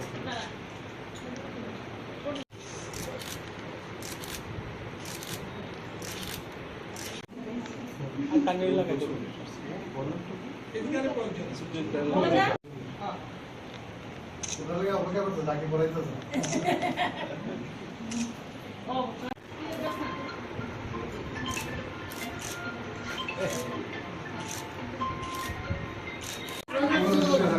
সঙ্গে থাকো আর স্টুডেন্ট দিয়ে দেওয়া স্টুডেন্টকে দিয়ে দেওয়া অনেক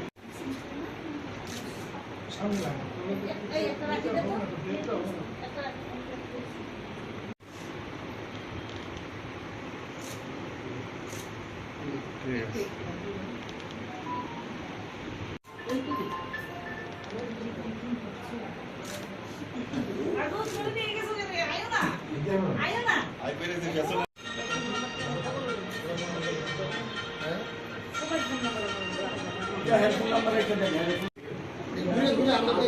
জায়গা না আরো সামনে আরো সামনে আমরা আজকে এসেছি রাখি বন্ধন উৎসবকে কেন্দ্র করে। যদিও পূর্ণিমা তিথি কিন্তু চলে গেছে 30 তারিখে, গতকালকে শেষ হয়েছে, কিন্তু আমরা আজকে এই তিথিটা পালন করার জন্য এই ত্রিপুরা স্টেট এনএসএস সেলে এসেছি। আমাদের এখানে উপস্থিত আছেন আমাদের এনএসএস এর আধিকারিক ডক্টর চিত্রজিৎ ভৌমিক মহোদয় এবং দুজন ন্যাশনাল অ্যাওয়ার্ডি, ওনারা এসছেন। আমরা কিন্তু 30 তারিখে এর আগে মুখ্যমন্ত্রীর সরকারি বাসভবনে গিয়েও আমরা মানে রাখি বন্ধন অনুষ্ঠানটা উদযাপন করেছি। আসলে এই অনুষ্ঠানটা পালনের একটাই উদ্দেশ্য যে মৈত্রী এবং সৌভ্রাতৃত্ব যেন সবার মধ্যে বজায় থাকে। এবং পুরাণে কথিত আছে যে ভাইরা রাখি পড়লে বোনদের কাছ থেকে যে বোনদেরকে রক্ষা করে, এবং সেই মোতাবেকই এখনো পর্যন্ত সেই প্রাচীনকাল থেকে চলে এসছে রাখিবন্ধন উৎসব। যদিও রাখিবন্ধন অনুষ্ঠানটা পূর্ণিমা তিথিতেই হয়ে থাকে, রবীন্দ্রনাথ যে কারণে রাখিবন্ধন অনুষ্ঠানটা পালন করেছেন এটা হচ্ছে মানে সৌভ্রাতৃত্ব, এটাই হচ্ছে আসল। কি নাম আপনার?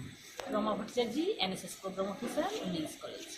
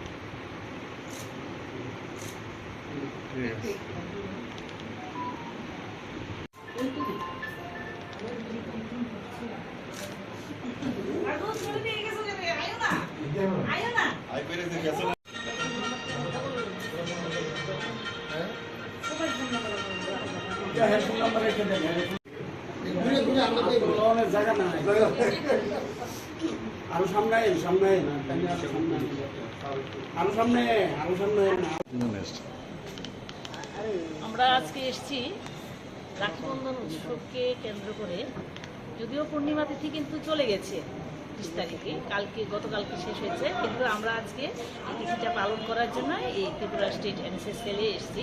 আমাদের এখানে উপস্থিত আছেন আমাদের এনএসএস এর আধিকারিক ডক্টর চিত্রজিৎ ভৌমিক মহোদয় এবং দুজন ন্যাশনাল অ্যাওয়ার্ডি, ওনারা এসছেন। আমরা কিন্তু 30 তারিখে এর আগে মুখ্যমন্ত্রীর সরকারি বাসভবনে গিয়েও আমরা মানে রাখিবন্ধন অনুষ্ঠানটা উদযাপন করেছি। আসলে এই অনুষ্ঠানটা পালনের একটাই উদ্দেশ্য যে মৈত্রী এবং সৌভ্রাতৃত্ব যেন সবার মধ্যে বজায় থাকে। এবং পুরাণে কথিত আছে যে ভাইরা রাখি পড়লে বোনদের কাছ থেকে যে বোনদেরকে রক্ষা করে, এবং সেই মোতাবেকই এখনো পর্যন্ত সেই প্রাচীনকাল থেকে চলে এসছে রাখিবন্ধন উৎসব। যদিও রাখিবন্ধন অনুষ্ঠানটা পূর্ণিমা তিথিতেই হয়ে থাকে, রবীন্দ্রনাথ যে কারণে রাখিবন্ধন অনুষ্ঠানটা পালন করেছেন এটা হচ্ছে মানে সৌভ্রাতৃত্ব, এটাই হচ্ছে আসল। কি নাম আপনার? Rama Bhattacharya, NSS programme officer, women's college.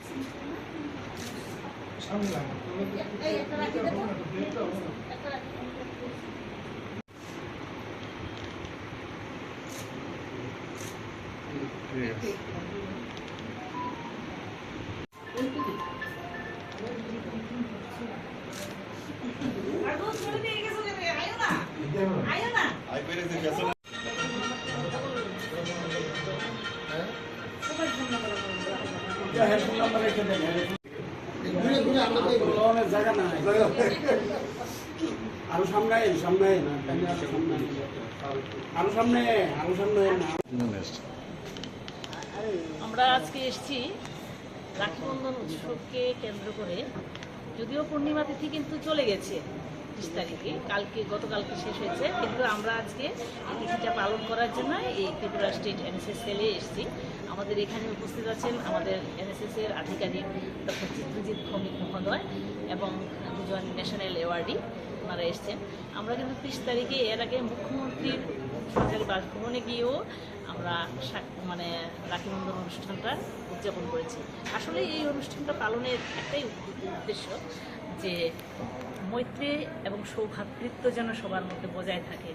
এবং পুরাণে কথিত আছে যে ভাইরা রাখি পড়লে বোনদের কাছ থেকে যে বোনদেরকে রক্ষা করে, এবং সেই মোতাবেকই এখনো পর্যন্ত সেই প্রাচীনকাল থেকে চলে এসছে রাখি বন্ধন উৎসব।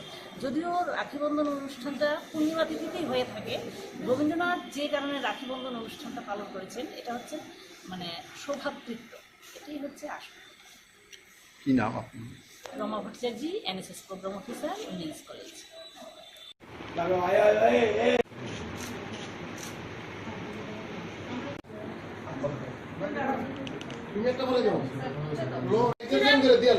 আস্তে আস্তে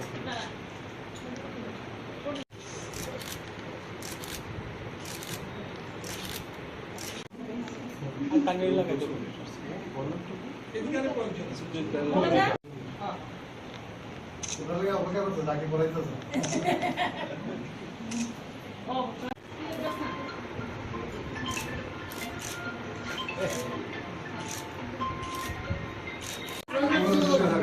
সঙ্গে থাকো আর স্টুডেন্টকে দিয়ে দেয়, স্টুডেন্টকে দিয়ে দেওয়া অনেক সামনে লাগে।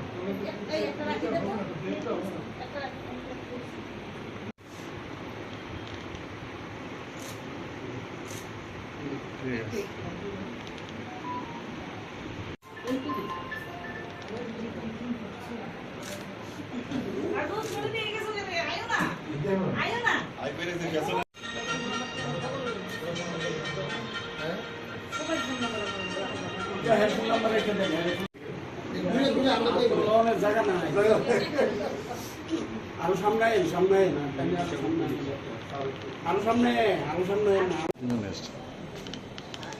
আমরা আজকে এসেছি রাখি বন্ধন উৎসবকে কেন্দ্র করে।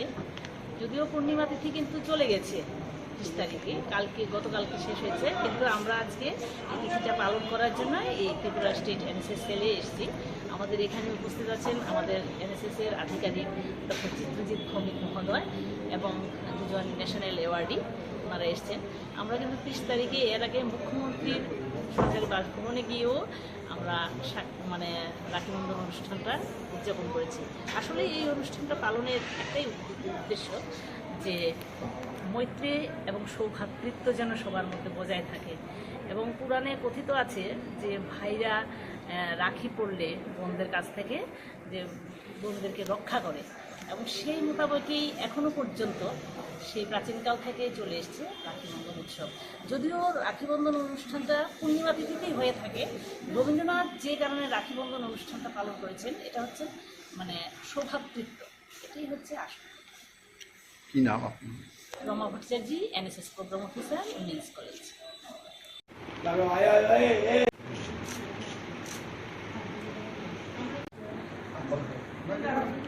তুমি একটা বলে যাও আস্তে আস্তে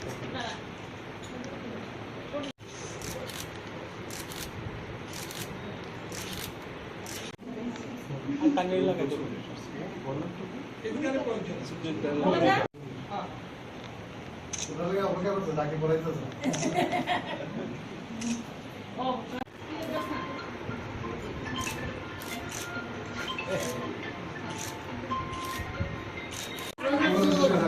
সঙ্গে থাকো আর স্টুডেন্টকে দিয়ে দেয়, স্টুডেন্টকে দিয়ে দেওয়া অনেক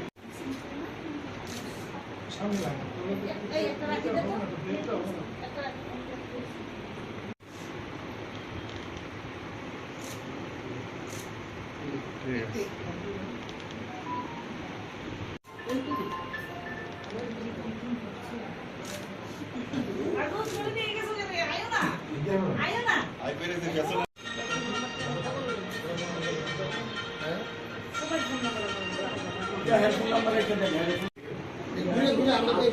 জায়গা নাই আরো সামনে আরো সামনে আমরা আজকে এসেছি রাখিবন্ধন উৎসবকে কেন্দ্র করে, যদিও পূর্ণিমা তিথি কিন্তু চলে গেছে 30 তারিখে, গতকালকে শেষ হয়েছে, কিন্তু আমরা আজকে এই তিথিটা পালন করার জন্য এই ত্রিপুরা স্টেট এনএসএস সেলে এসেছি। আমাদের এখানে উপস্থিত আছেন আমাদের এনএসএস এর আধিকারিক ডক্টর চিত্রজিৎ ভৌমিক মহোদয় এবং দুজন ন্যাশনাল অ্যাওয়ার্ডি, ওনারা এসছেন। আমরা কিন্তু 30 তারিখে এর আগে মুখ্যমন্ত্রীর সরকারি বাসভবনে গিয়েও আমরা রাখিবন্ধন অনুষ্ঠানটা উদযাপন করেছি। আসলে এই অনুষ্ঠানটা পালনের একটাই উদ্দেশ্য যে মৈত্রী এবং সৌভ্রাতৃত্ব যেন সবার মধ্যে বজায় থাকে।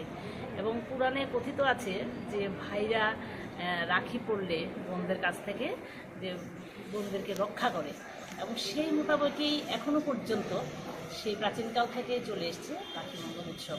যদিও রাখিবন্ধন অনুষ্ঠানটা পূর্ণিমা তিথিতেই হয়ে থাকে, রবীন্দ্রনাথ যে কারণে রাখিবন্ধন অনুষ্ঠানটা পালন করেছেন এটা হচ্ছে সৌভ্রাতৃত্ব, এটাই হচ্ছে আসল।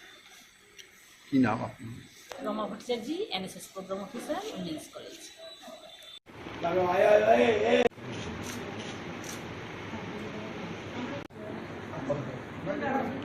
তুমি একটা বলে যাও করে দিয়ে আস্তে আস্তে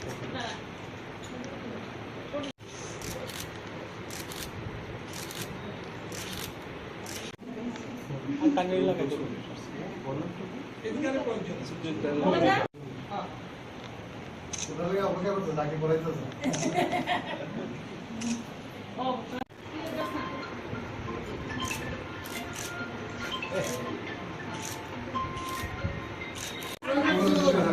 সঙ্গে থাকো আর স্টুডেন্টকে দিয়ে দেওয়া স্টুডেন্টকে দিয়ে দেওয়া অনেক সামনে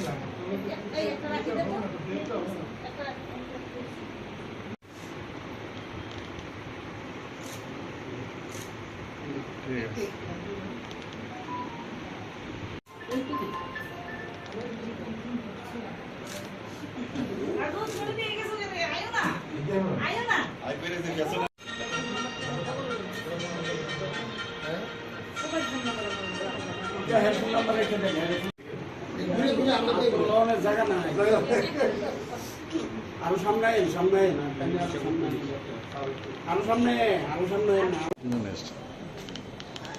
আমরা আজকে এসেছি রাখিবন্ধন উৎসবকে কেন্দ্র করে, যদিও পূর্ণিমা তিথি কিন্তু চলে গেছে 30 তারিখে, গতকালকে শেষ হয়েছে, কিন্তু আমরা আজকে এই তিথিটা পালন করার জন্য এই ত্রিপুরা স্টেট এনএসএস সেলে এসেছি। আমাদের এখানে উপস্থিত আছেন আমাদের এনএসএস এর আধিকারিক ডক্টর চিত্রজিৎ ভৌমিক মহোদয় এবং দুজন ন্যাশনাল অ্যাওয়ার্ডি, ওনারা এসছেন। আমরা কিন্তু 30 তারিখে এর আগে মুখ্যমন্ত্রীর সরকারি বাসভবনে গিয়েও আমরা রাখিবন্ধন অনুষ্ঠানটা উদযাপন করেছি।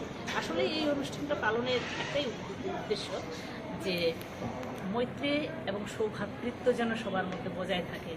এবং পুরাণে কথিত আছে যে ভাইরা রাখি পড়লে বোনদের কাছ থেকে যে বোনদেরকে রক্ষা করে, এবং সেই মোতাবেকই এখনো পর্যন্ত সেই প্রাচীনকাল থেকে চলে এসছে রাখিবন্ধন উৎসব।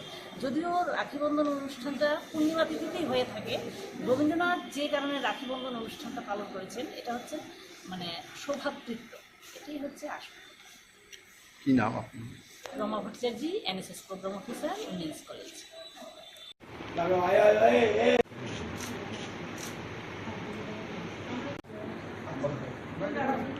তুমি একটা বলে যাও করে দিয়ে আস্তে আস্তে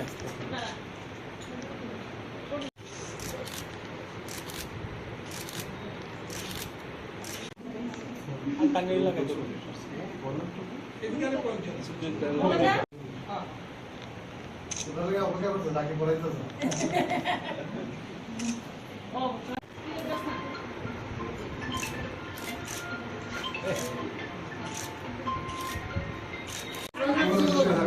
সঙ্গে থাকো আর স্টুডেন্টকে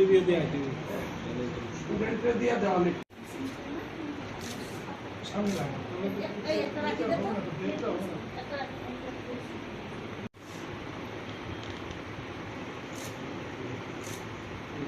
ঠিক আছে।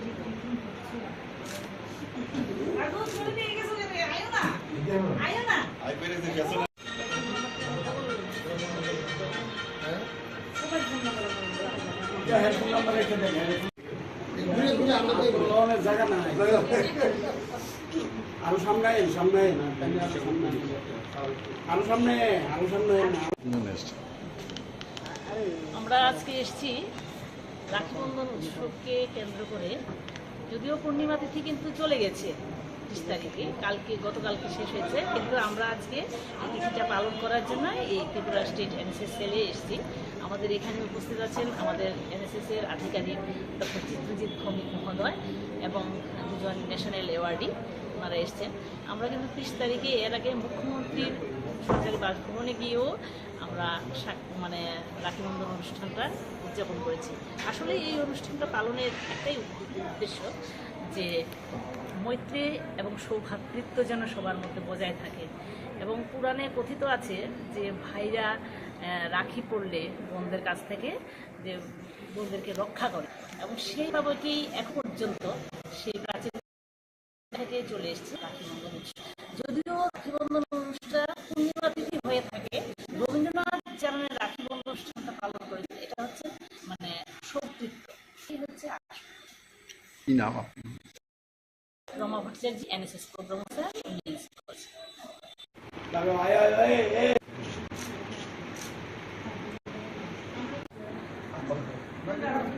তুমি একটা বলে যাও করে দিয়ে আস্তে আস্তে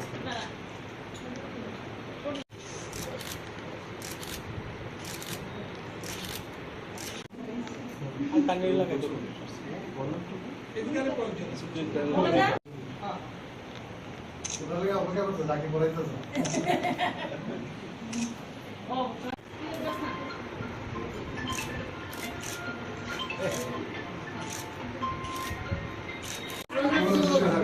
সঙ্গে থাকো আর স্টুডেন্ট দিয়ে দেওয়া স্টুডেন্টকে দিয়ে দেওয়া অনেক সামনে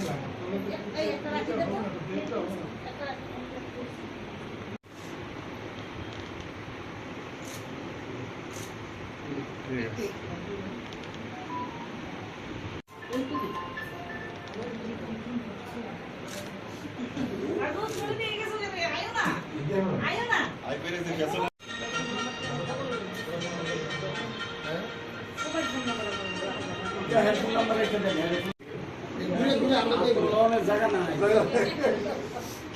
আরো সামনে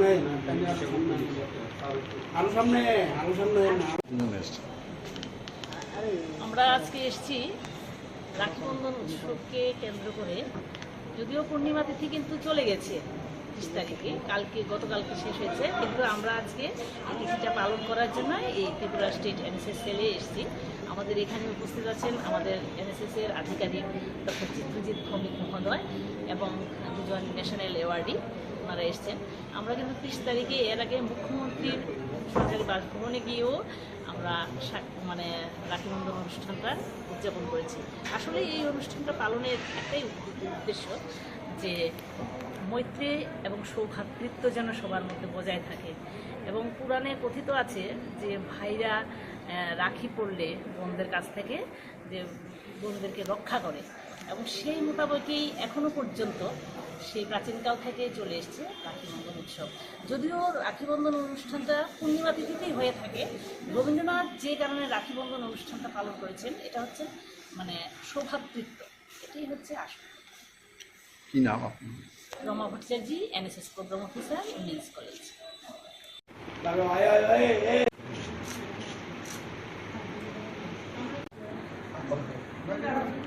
তুমি একটা বলে যাও করে দিয়ে আস্তে আস্তে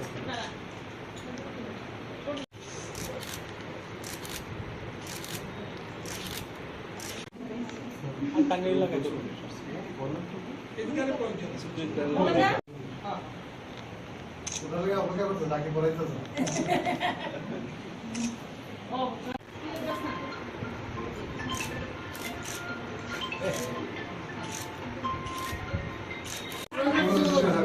সঙ্গে থাকো আর স্টুডেন্ট দিয়ে দেওয়া স্টুডেন্টকে দিয়ে দেওয়া অনেক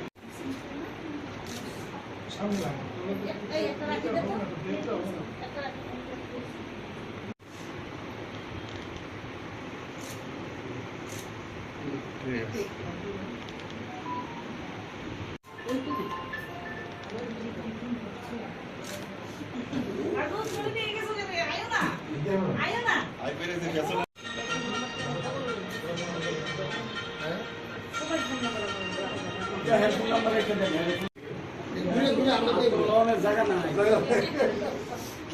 আরো সামনে আমরা আজকে এসেছি রাখি বন্ধন উৎসবকে কেন্দ্র করে, যদিও পূর্ণিমা তিথি কিন্তু চলে গেছে 30 তারিখে, গতকালকে শেষ হয়েছে, কিন্তু আমরা আজকে এই তিথিটা পালন করার জন্য এই ত্রিপুরা স্টেট এনএসএস সেলে এসেছি। আমাদের এখানে উপস্থিত আছেন আমাদের এনএসএস এর আধিকারিক ডক্টর চিত্রজিৎ ভৌমিক মহোদয় এবং দুজন ন্যাশনাল অ্যাওয়ার্ডি, ওনারা এসছেন। আমরা কিন্তু 30 তারিখে এর আগে মুখ্যমন্ত্রীর সরকারি বাসভবনে গিয়েও আমরা রাখি বন্ধন অনুষ্ঠানটা উদযাপন করেছি। আসলে এই অনুষ্ঠানটা পালনের একটাই উদ্দেশ্য যে মৈত্রী এবং সৌভ্রাতৃত্ব যেন সবার মধ্যে বজায় থাকে। এবং পুরাণে কথিত আছে যে ভাইরা রাখি পড়লে বোনদের কাছ থেকে যে বোনদেরকে রক্ষা করে, এবং সেই মোতাবেকই এখনো পর্যন্ত সেই প্রাচীনকাল থেকে চলে এসছে রাখি বন্ধন উৎসব।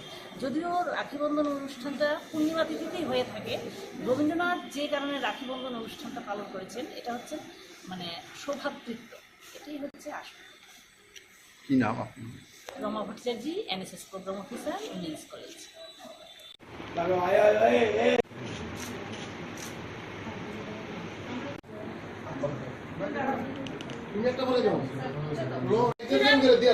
আস্তে আস্তে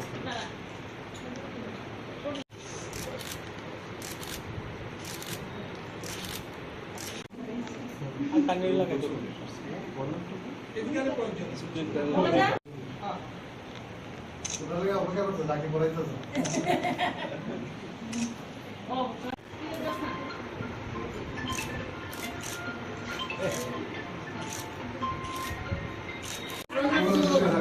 সঙ্গে থাকো আর স্টুডেন্টকে দিয়ে দেওয়া স্টুডেন্টকে দিয়ে দেওয়া অনেক সামনে লাগে।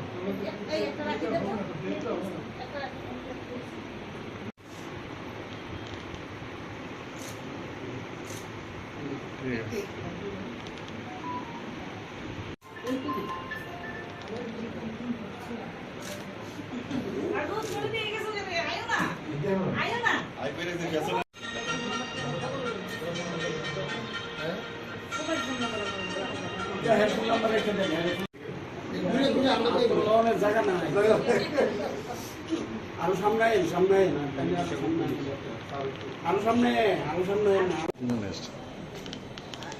আমরা আজকে এসেছি রাখি বন্ধন উৎসবকে কেন্দ্র করে, যদিও পূর্ণিমা তিথি কিন্তু চলে গেছে 30 তারিখে, গতকালকে শেষ হয়েছে, কিন্তু আমরা আজকে এই তিথিটা পালন করার জন্য এই ত্রিপুরা স্টেট এনএসএস সেলে এসেছি। আমাদের এখানে উপস্থিত আছেন আমাদের এনএসএস এর আধিকারিক ডক্টর চিত্রজিৎ ভৌমিক মহোদয় এবং দুজন ন্যাশনাল অ্যাওয়ার্ডি, ওনারা এসছেন। আমরা কিন্তু 30 তারিখে এর আগে মুখ্যমন্ত্রীর সরকারি বাসভবনে গিয়েও আমরা রাখি বন্ধন অনুষ্ঠানটা উদযাপন করেছি। আসলে এই অনুষ্ঠানটা পালনের একটাই উদ্দেশ্য যে মৈত্রী এবং সৌভ্রাতৃত্ব যেন সবার মধ্যে বজায় থাকে। এবং পুরাণে কথিত আছে যে ভাইরা রাখি পড়লে বোনদের কাছ থেকে যে বোনদেরকে রক্ষা করে, এবং সেই মোতাবেকই এখনো পর্যন্ত সেই প্রাচীনকাল থেকে চলে এসছে রাখি বন্ধন উৎসব। যদিও রাখি বন্ধন অনুষ্ঠানটা পূর্ণিমা তিথিতেই হয়ে থাকে, রবীন্দ্রনাথ যে কারণে রাখি বন্ধন অনুষ্ঠানটা পালন করেছেন এটা হচ্ছে সৌভ্রাতৃত্ব, এটাই হচ্ছে আসল। কি নাম আপনার? Rama Bhattacharya, NSS programme officer, women's college.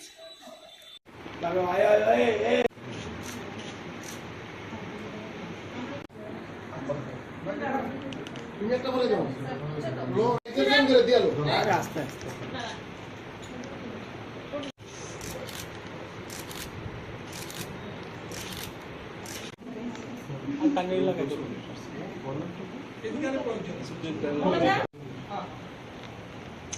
অপেক্ষা করতে তাকে পড়াইতে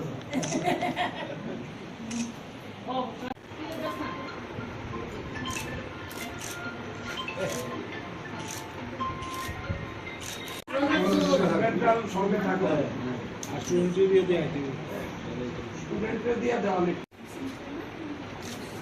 সামনে লাগবে।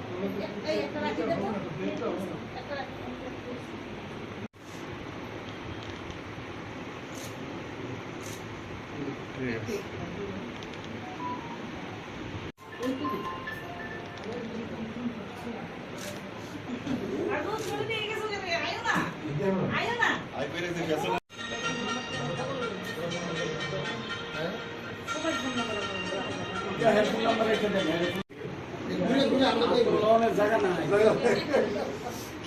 আরো সামনে না আরো সামনে আমরা আজকে এসেছি রাখি বন্ধন উৎসবকে কেন্দ্র করে, যদিও পূর্ণিমা তিথি কিন্তু চলে গেছে 30 তারিখে, গতকালকে শেষ হয়েছে, কিন্তু আমরা আজকে এই তিথিটা পালন করার জন্য এই ত্রিপুরা স্টেট এনএসএস সেলে এসেছি। আমাদের এখানে উপস্থিত আছেন আমাদের এনএসএস এর আধিকারিক ডক্টর চিত্রজিৎ ভৌমিক মহোদয় এবং দুজন ন্যাশনাল অ্যাওয়ার্ডি ওনারা এসছেন। আমরা কিন্তু 30 তারিখে এর আগে মুখ্যমন্ত্রীর সরকারি বাসভবনে গিয়েও আমরা মানে রাখি বন্ধন অনুষ্ঠানটা উদযাপন করেছি। আসলে এই অনুষ্ঠানটা পালনের একটাই উদ্দেশ্য যে মৈত্রী এবং সৌভ্রাতৃত্ব যেন সবার মধ্যে বজায় থাকে। এবং পুরাণে কথিত আছে যে ভাইরা রাখি পড়লে বোনদের কাছ থেকে যে বোনদেরকে রক্ষা করে, এবং সেই মোতাবেকই এখনো পর্যন্ত সেই প্রাচীনকাল থেকে চলে এসছে রাখি বন্ধন উৎসব। যদিও রাখি বন্ধন অনুষ্ঠানটা পূর্ণিমা তিথিতেই হয়ে থাকে, রবীন্দ্রনাথ যে কারণে রাখি বন্ধন অনুষ্ঠানটা পালন করেছেন এটা হচ্ছে মানে সৌভ্রাতৃত্ব, এটাই হচ্ছে আসল। কি নাম আপনি? Rama Bhattacharya, NSS programme officer, women's college.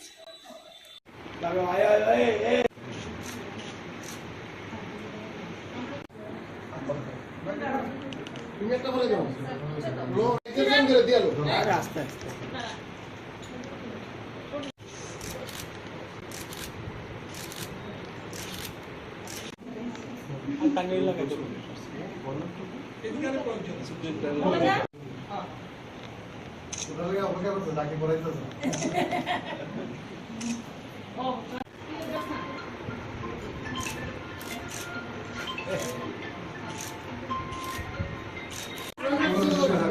সঙ্গে থাকো আর স্টুডেন্টকে দিয়ে দেওয়া অনেক সামনে লাগবে।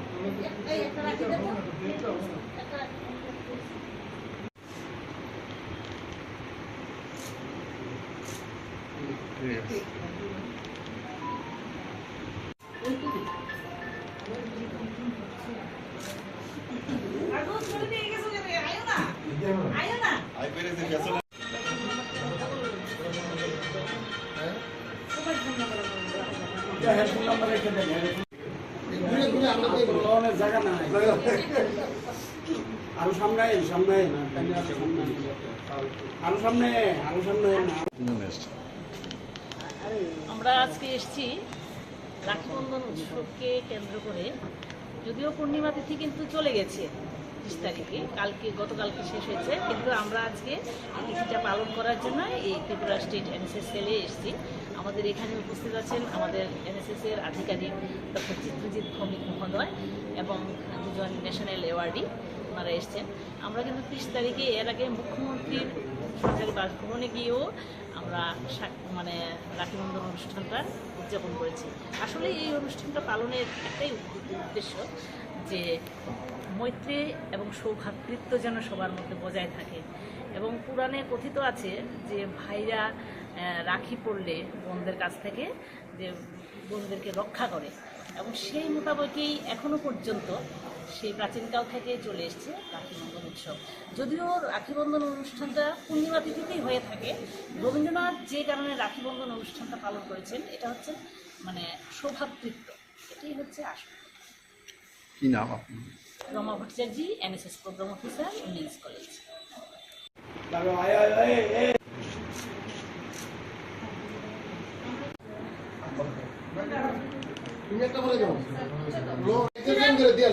আস্তে আস্তে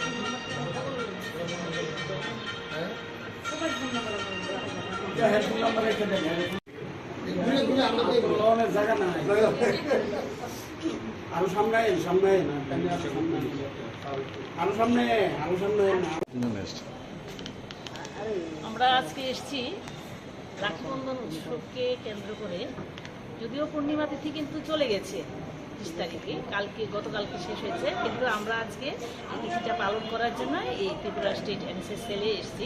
আমাদের এখানে উপস্থিত আছেন আমাদের এনএসএস এর আধিকারিক ডক্টর চিত্রজিৎ ভৌমিক মহোদয় এবং দুজন ন্যাশনাল অ্যাওয়ার্ডি, ওনারা এসছেন। আমরা কিন্তু 30 তারিখে এর আগে মুখ্যমন্ত্রীর সরকারি বাসভবনে গিয়েও আমরা মানে রাখি বন্ধন অনুষ্ঠানটা উদযাপন করেছি। আসলে এই অনুষ্ঠানটা পালনের একটাই উদ্দেশ্য যে মৈত্রী এবং সৌভ্রাতৃত্ব যেন সবার মধ্যে বজায় থাকে। এবং পুরাণে কথিত আছে যে ভাইরা রাখি পড়লে বোনদের কাছ থেকে যে বোনদেরকে রক্ষা করে, এবং সেই মোতাবেকই এখনো পর্যন্ত সেই প্রাচীনকাল থেকে চলে এসছে রাখি বন্ধন উৎসব।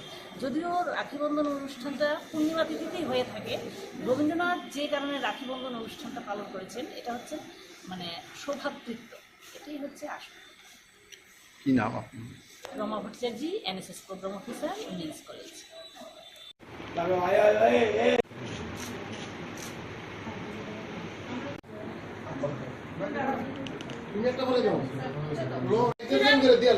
আস্তে আস্তে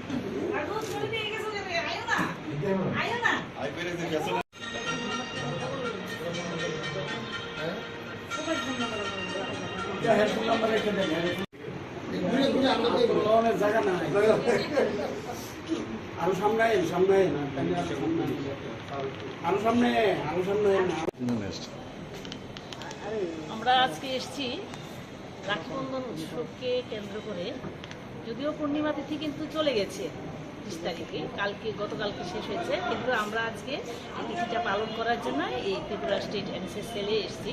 আমাদের এখানে উপস্থিত আছেন আমাদের এনএসএস এর আধিকারিক ডক্টর চিত্রজিৎ ভৌমিক মহোদয় এবং দুজন ন্যাশনাল অ্যাওয়ার্ডি, ওনারা এসছেন। আমরা কিন্তু 30 তারিখে এর আগে মুখ্যমন্ত্রীর সরকারি বাসভবনে গিয়েও আমরা মানে রাখি বন্ধন অনুষ্ঠানটা উদযাপন করেছি। আসলে এই অনুষ্ঠানটা পালনের একটাই উদ্দেশ্য যে মৈত্রী এবং সৌভ্রাতৃত্ব যেন সবার মধ্যে বজায় থাকে। এবং পুরাণে কথিত আছে যে ভাইরা রাখি পড়লে বোনদের কাছ থেকে যে বোনদেরকে রক্ষা করে, এবং সেই মোতাবেকই এখনো পর্যন্ত সেই প্রাচীনকাল থেকে চলে এসছে রাখি বন্ধন উৎসব। যদিও রাখি বন্ধন অনুষ্ঠানটা পূর্ণিমা তিথিতেই হয়ে থাকে, রবীন্দ্রনাথ যে কারণে রাখি বন্ধন অনুষ্ঠানটা পালন করেছেন এটা হচ্ছে মানে সৌভ্রাতৃত্ব, এটাই হচ্ছে আসল। কি নাম আপনি? Rama Bhattacharya, NSS programme officer, women's college.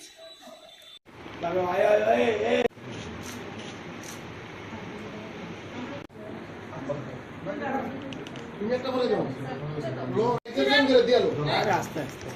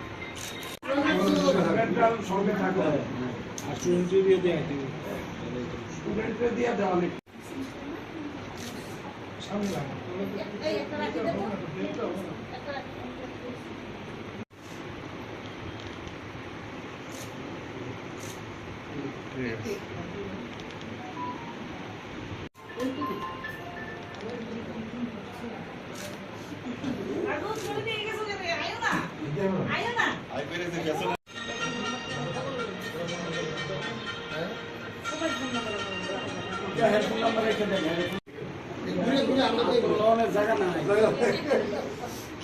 আরো সামনে আরো সামনে আমরা আজকে এসেছি রাখি বন্ধন উৎসবকে কেন্দ্র করে, যদিও পূর্ণিমা তিথি কিন্তু চলে গেছে 30 তারিখে, গতকালকে শেষ হয়েছে, কিন্তু আমরা আজকে এই তিথিটা পালন করার জন্য এই ত্রিপুরা স্টেট এনএসএস সেলে এসেছি। আমাদের এখানে উপস্থিত আছেন আমাদের এনএসএস-এর আধিকারিক ডক্টর চিত্রজিৎ ভৌমিক মহোদয় এবং দুজন ন্যাশনাল অ্যাওয়ার্ডি, ওনারা এসছেন। আমরা কিন্তু 30 তারিখে এর আগে মুখ্যমন্ত্রীর সরকারি বাসভবনে গিয়েও আমরা রাখি বন্ধন অনুষ্ঠানটা উদযাপন করেছি। আসলে এই অনুষ্ঠানটা পালনের একটাই উদ্দেশ্য যে মৈত্রী এবং সৌভ্রাতৃত্ব যেন সবার মধ্যে বজায় থাকে। এবং পুরাণে কথিত আছে যে ভাইরা রাখি পড়লে বোনদের কাছ থেকে যে বোনদেরকে রক্ষা করে, এবং সেই মোতাবেকই এখনও পর্যন্ত সেই প্রাচীনকাল থেকে চলে এসছে রাখি বন্ধন উৎসব। যদিও রাখি বন্ধন অনুষ্ঠানটা পূর্ণিমা তিথিতেই হয়ে থাকে, রবীন্দ্রনাথ যে কারণে রাখি বন্ধন অনুষ্ঠানটা পালন করেছেন এটা হচ্ছে সৌভ্রাতৃত্ব, এটাই হচ্ছে আসল। কি নাম আপনি? Rama Bhattacharya, NSS programme officer, women's college.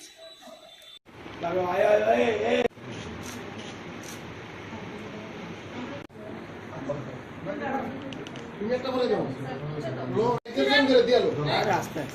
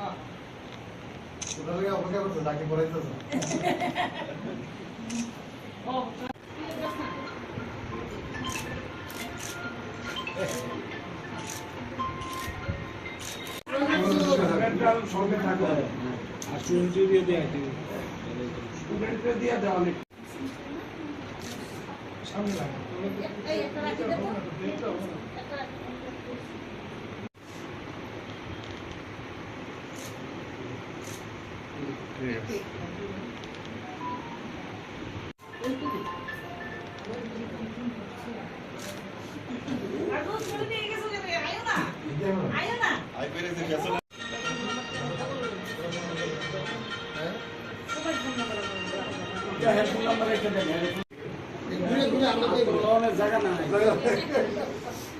আরো সামনে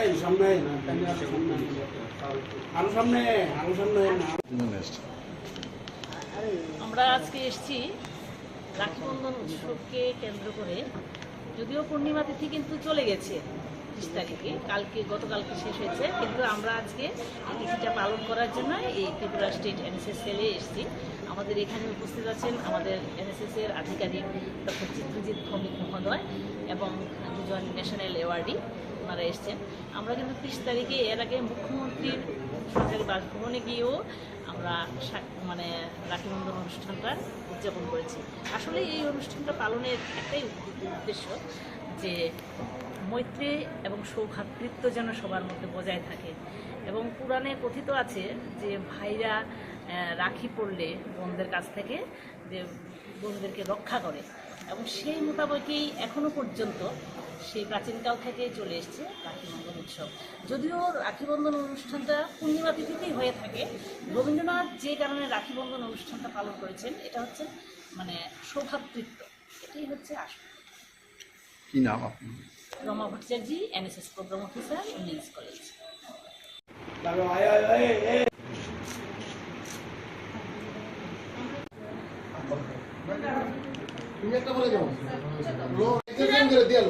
আস্তে আস্তে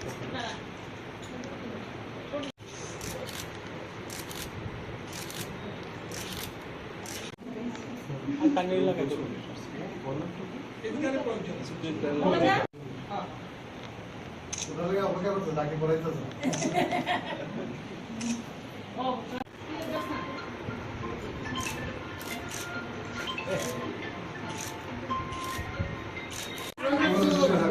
সঙ্গে থাকো আর স্টুডেন্ট দিয়ে দেওয়া স্টুডেন্টকে দিয়ে দেওয়া অনেক সামনে লাগে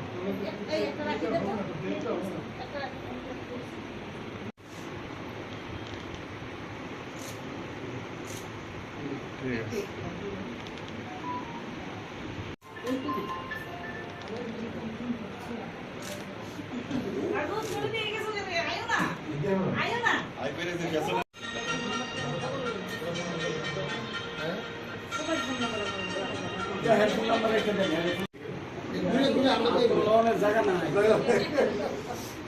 আরো সামনে সামনে না আরো সামনে না। আমরা আজকে এসেছি রাখিবন্ধন উৎসবকে কেন্দ্র করে, যদিও পূর্ণিমা তিথি কিন্তু চলে গেছে 30 তারিখে, গতকালকে শেষ হয়েছে, কিন্তু আমরা আজকে এই তিথিটা পালন করার জন্য এই ত্রিপুরা স্টেট এনএসএস সেলে এসেছি। আমাদের এখানে উপস্থিত আছেন আমাদের এনএসএস-এর আধিকারিক ডক্টর চিত্রজিৎ ভৌমিক মহোদয় এবং দুজন ন্যাশনাল অ্যাওয়ার্ডি, ওনারা এসছেন। আমরা কিন্তু 30 তারিখে এর আগে মুখ্যমন্ত্রীর সরকারি বাসভবনে গিয়েও আমরা মানে রাখিবন্ধন অনুষ্ঠানটা উদযাপন করেছি।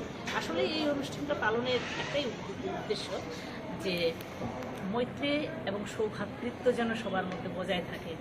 এবং পুরাণে কথিত আছে যে ভাইরা রাখি পড়লে বোনদের কাছ থেকে যে বোনদেরকে রক্ষা করে, এবং সেই মোতাবেকই এখনও পর্যন্ত সেই প্রাচীনকাল থেকে চলে এসছে রাখিবন্ধন উৎসব।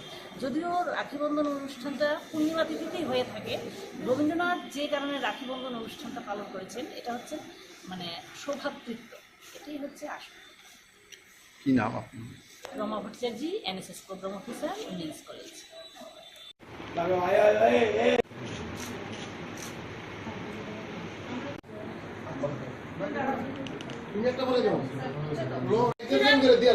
আস্তে আস্তে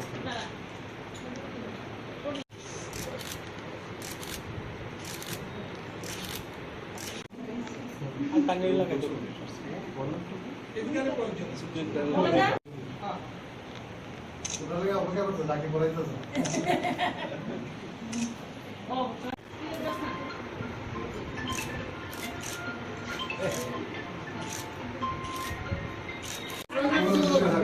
সঙ্গে থাকো আর স্টুডেন্ট দিয়ে দেওয়া স্টুডেন্টকে দিয়ে দেওয়া অনেক সামনে লাগে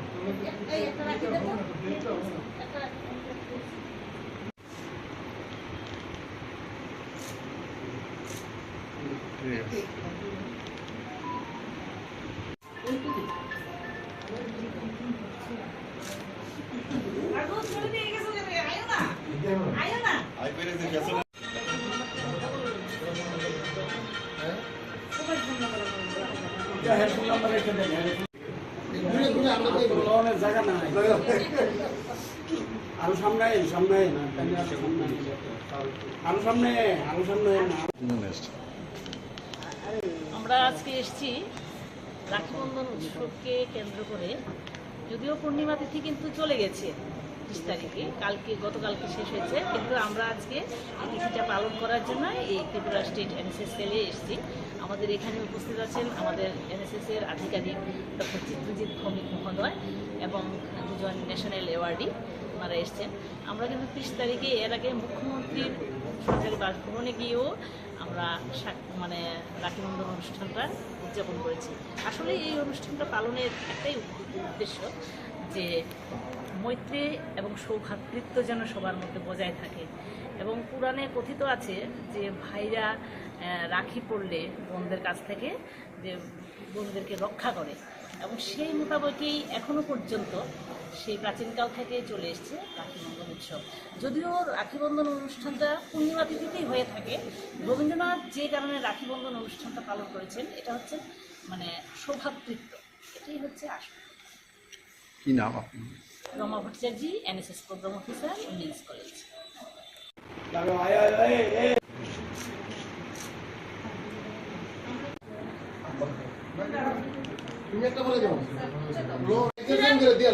আস্তে আস্তে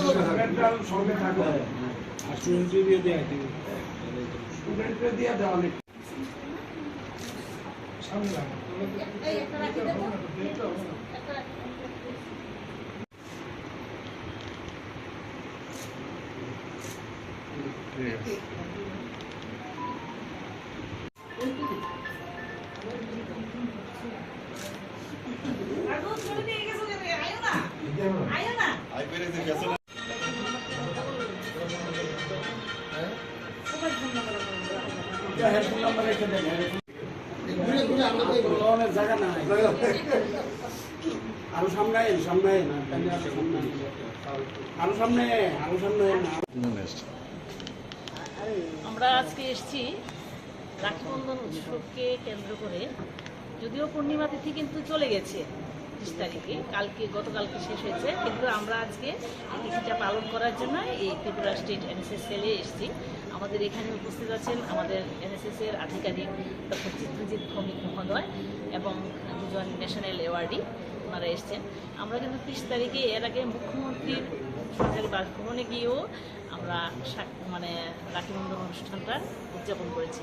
আসলে এই অনুষ্ঠানটা পালনের একটাই উদ্দেশ্য যে মৈত্রী এবং সৌভ্রাতৃত্ব যেন সবার মধ্যে বজায় থাকে। এবং পুরাণে কথিত আছে যে ভাইরা রাখি পড়লে বোনদের কাছ থেকে যে বোনদেরকে রক্ষা করে, এবং সেই মোতাবেকই এখনো পর্যন্ত সেই প্রাচীনকাল থেকে চলে এসছে রাখি বন্ধন উৎসব। যদিও রাখি বন্ধন অনুষ্ঠানটা পূর্ণিমা তিথিতেই হয়ে থাকে, রবীন্দ্রনাথ যে কারণে রাখি বন্ধন অনুষ্ঠানটা পালন করেছেন এটা হচ্ছে মানে সৌভ্রাতৃত্ব, এটাই হচ্ছে আসল। কি নাম আপনি? Rama Bhattacharya, NSS programme officer, women's college.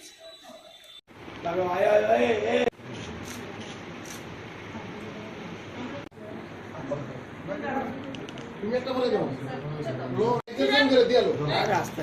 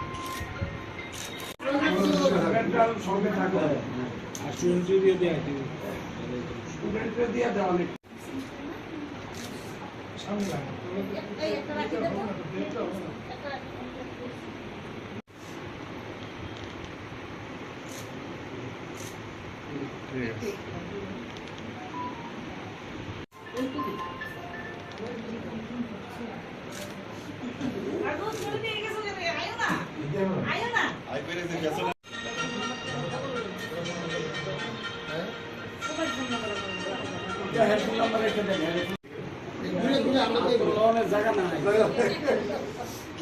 আরো সামনে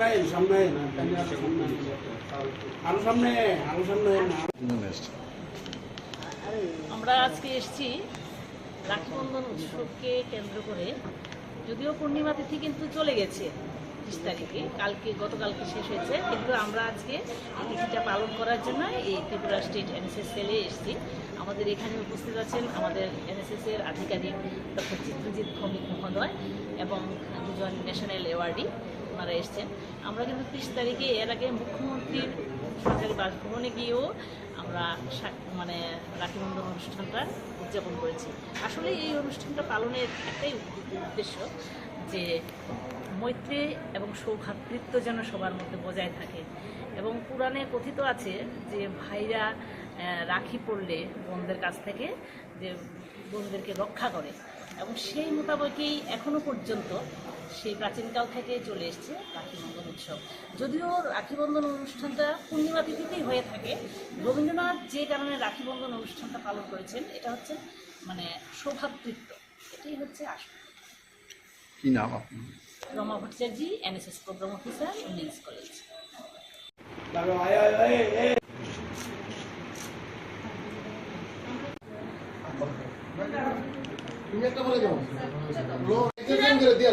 আস্তে আস্তে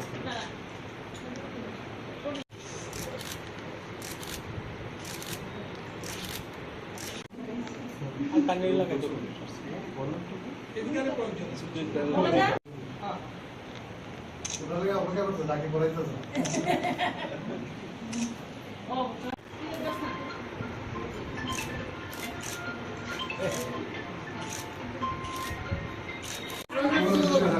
সঙ্গে থাকো আর স্টুডেন্ট দিয়ে দেওয়া স্টুডেন্টকে দিয়ে দেওয়া অনেক সামনে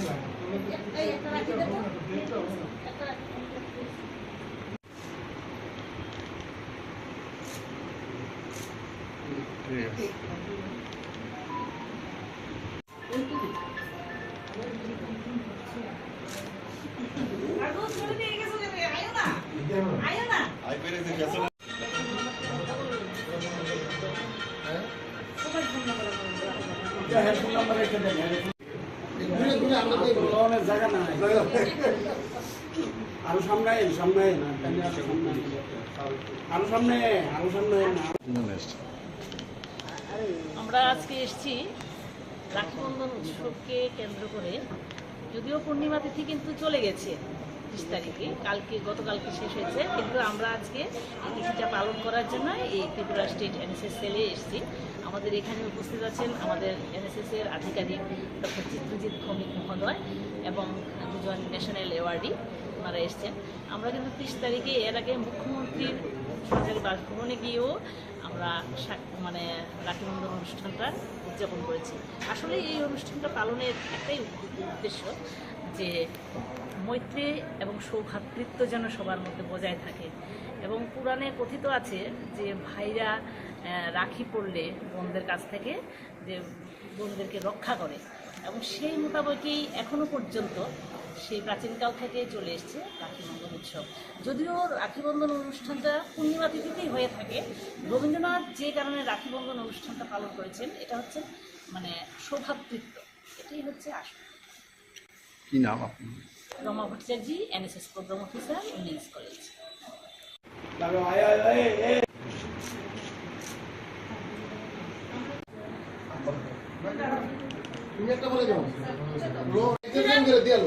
আস্তে আস্তে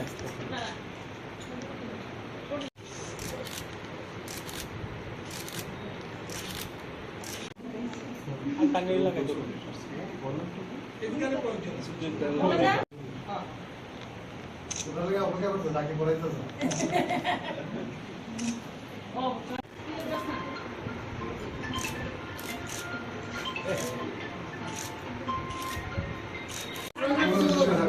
সঙ্গে থাকো আর স্টুডেন্ট দিয়ে দেওয়া স্টুডেন্টকে দিয়ে দেওয়া অনেক সামনে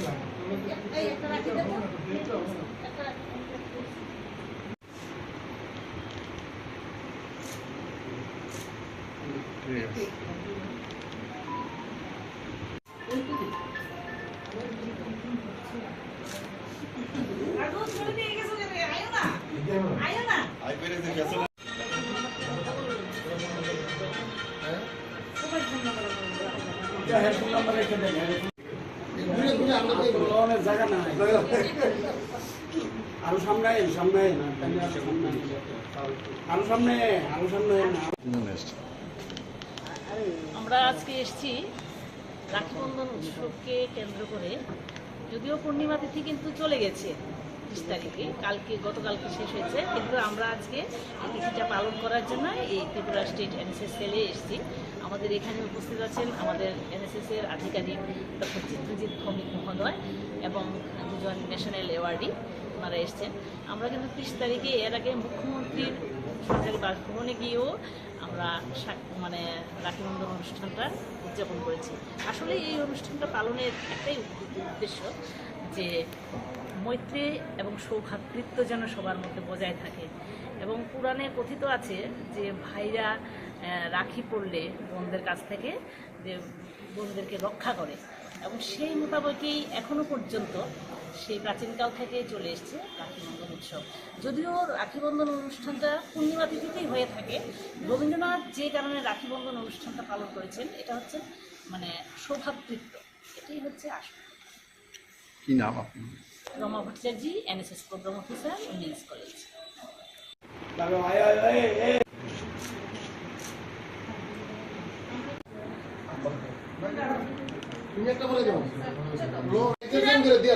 আস্তে আস্তে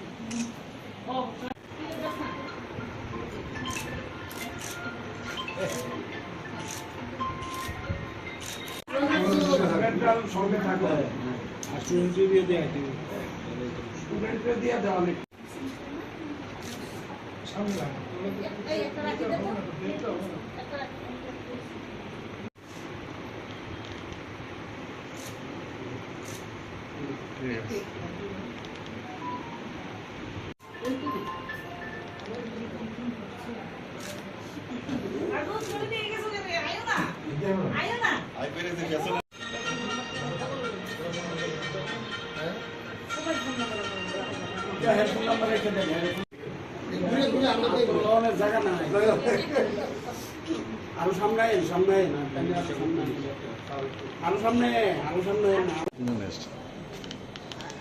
আমরা আজকে এসেছি রাখি বন্ধন উৎসবকে কেন্দ্র করে। যদিও পূর্ণিমা তিথি কিন্তু চলে গেছে 30 তারিখে, গতকালকে শেষ হয়েছে, কিন্তু আমরা আজকে এই তিথিটা পালন করার জন্য এই ত্রিপুরা স্টেট এনএসএস সেলে এসেছি। আমাদের এখানে উপস্থিত আছেন আমাদের এনএসএস-এর আধিকারিক ডক্টর চিত্রজিৎ ভৌমিক মহোদয় এবং দুজন ন্যাশনাল অ্যাওয়ার্ডি ওনারা এসছেন। আমরা কিন্তু 30 তারিখে এর আগে মুখ্যমন্ত্রীর সরকারি বাসভবনে গিয়েও আমরা রাখি বন্ধন অনুষ্ঠানটা উদযাপন করেছি। আসলে এই অনুষ্ঠানটা পালনের একটাই উদ্দেশ্য যে মৈত্রী এবং সৌভ্রাতৃত্ব যেন সবার মধ্যে বজায় থাকে। এবং পুরাণে কথিত আছে যে ভাইরা রাখি পড়লে বোনদের কাছ থেকে যে বোনদেরকে রক্ষা করে, এবং সেই মোতাবেকই এখনো পর্যন্ত সেই প্রাচীনকাল থেকে চলে এসছে রাখি বন্ধন উৎসব। যদিও রাখি বন্ধন অনুষ্ঠানটা পূর্ণিমা তিথিতেই হয়ে থাকে, রবীন্দ্রনাথ যে কারণে রাখি বন্ধন অনুষ্ঠানটা পালন করেছেন এটা হচ্ছে সৌভ্রাতৃত্ব, এটাই হচ্ছে আসল। কি নাম আপনি? Rama Bhattacharya, NSS programme officer, women's college.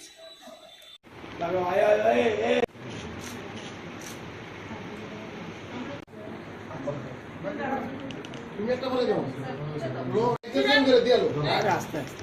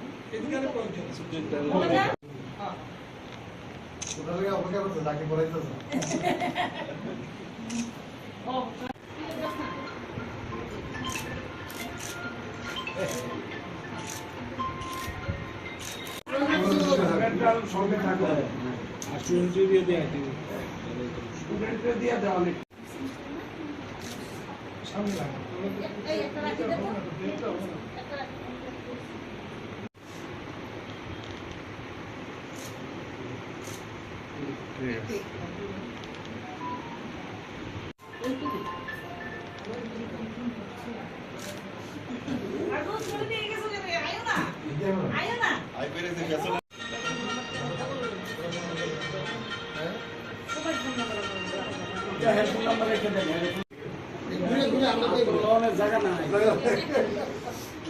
আরো সামনে আমরা আজকে এসেছি রাখি বন্ধন উৎসবকে কেন্দ্র করে, যদিও পূর্ণিমা তিথি কিন্তু চলে গেছে 30 তারিখে, গতকালকে শেষ হয়েছে, কিন্তু আমরা আজকে এই তিথিটা পালন করার জন্য এই ত্রিপুরা স্টেট এনএসএস সেলে এসেছি। আমাদের এখানে উপস্থিত আছেন আমাদের এনএসএস এর আধিকারিক ডক্টর চিত্রজিৎ ভৌমিক মহোদয় এবং দুজন ন্যাশনাল অ্যাওয়ার্ডি, ওনারা এসছেন। আমরা কিন্তু 30 তারিখে এর আগে মুখ্যমন্ত্রীর সরকারি বাসভবনে গিয়েও আমরা মানে রাখি বন্ধন অনুষ্ঠানটা উদযাপন করেছি। আসলে এই অনুষ্ঠানটা পালনের একটাই উদ্দেশ্য যে মৈত্রী এবং সৌভ্রাতৃত্ব যেন সবার মধ্যে বজায় থাকে, এবং পুরাণে কথিত আছে যে ভাইরা রাখি পড়লে বোনদের কাছ থেকে যে বোনদেরকে রক্ষা করে, এবং সেই মোতাবেকই এখনো পর্যন্ত সেই প্রাচীনকাল থেকে চলে এসছে রাখি বন্ধন উৎসব। যদিও রাখি বন্ধন অনুষ্ঠানটা পূর্ণিমা তিথিতেই হয়ে থাকে, রবীন্দ্রনাথ যে কারণে রাখি বন্ধন অনুষ্ঠানটা পালন করেছেন এটা হচ্ছে মানে সৌভ্রাতৃত্ব, এটাই হচ্ছে আসল। কি নাম আপনি? Rama Bhattacharya, NSS programme officer, women's college.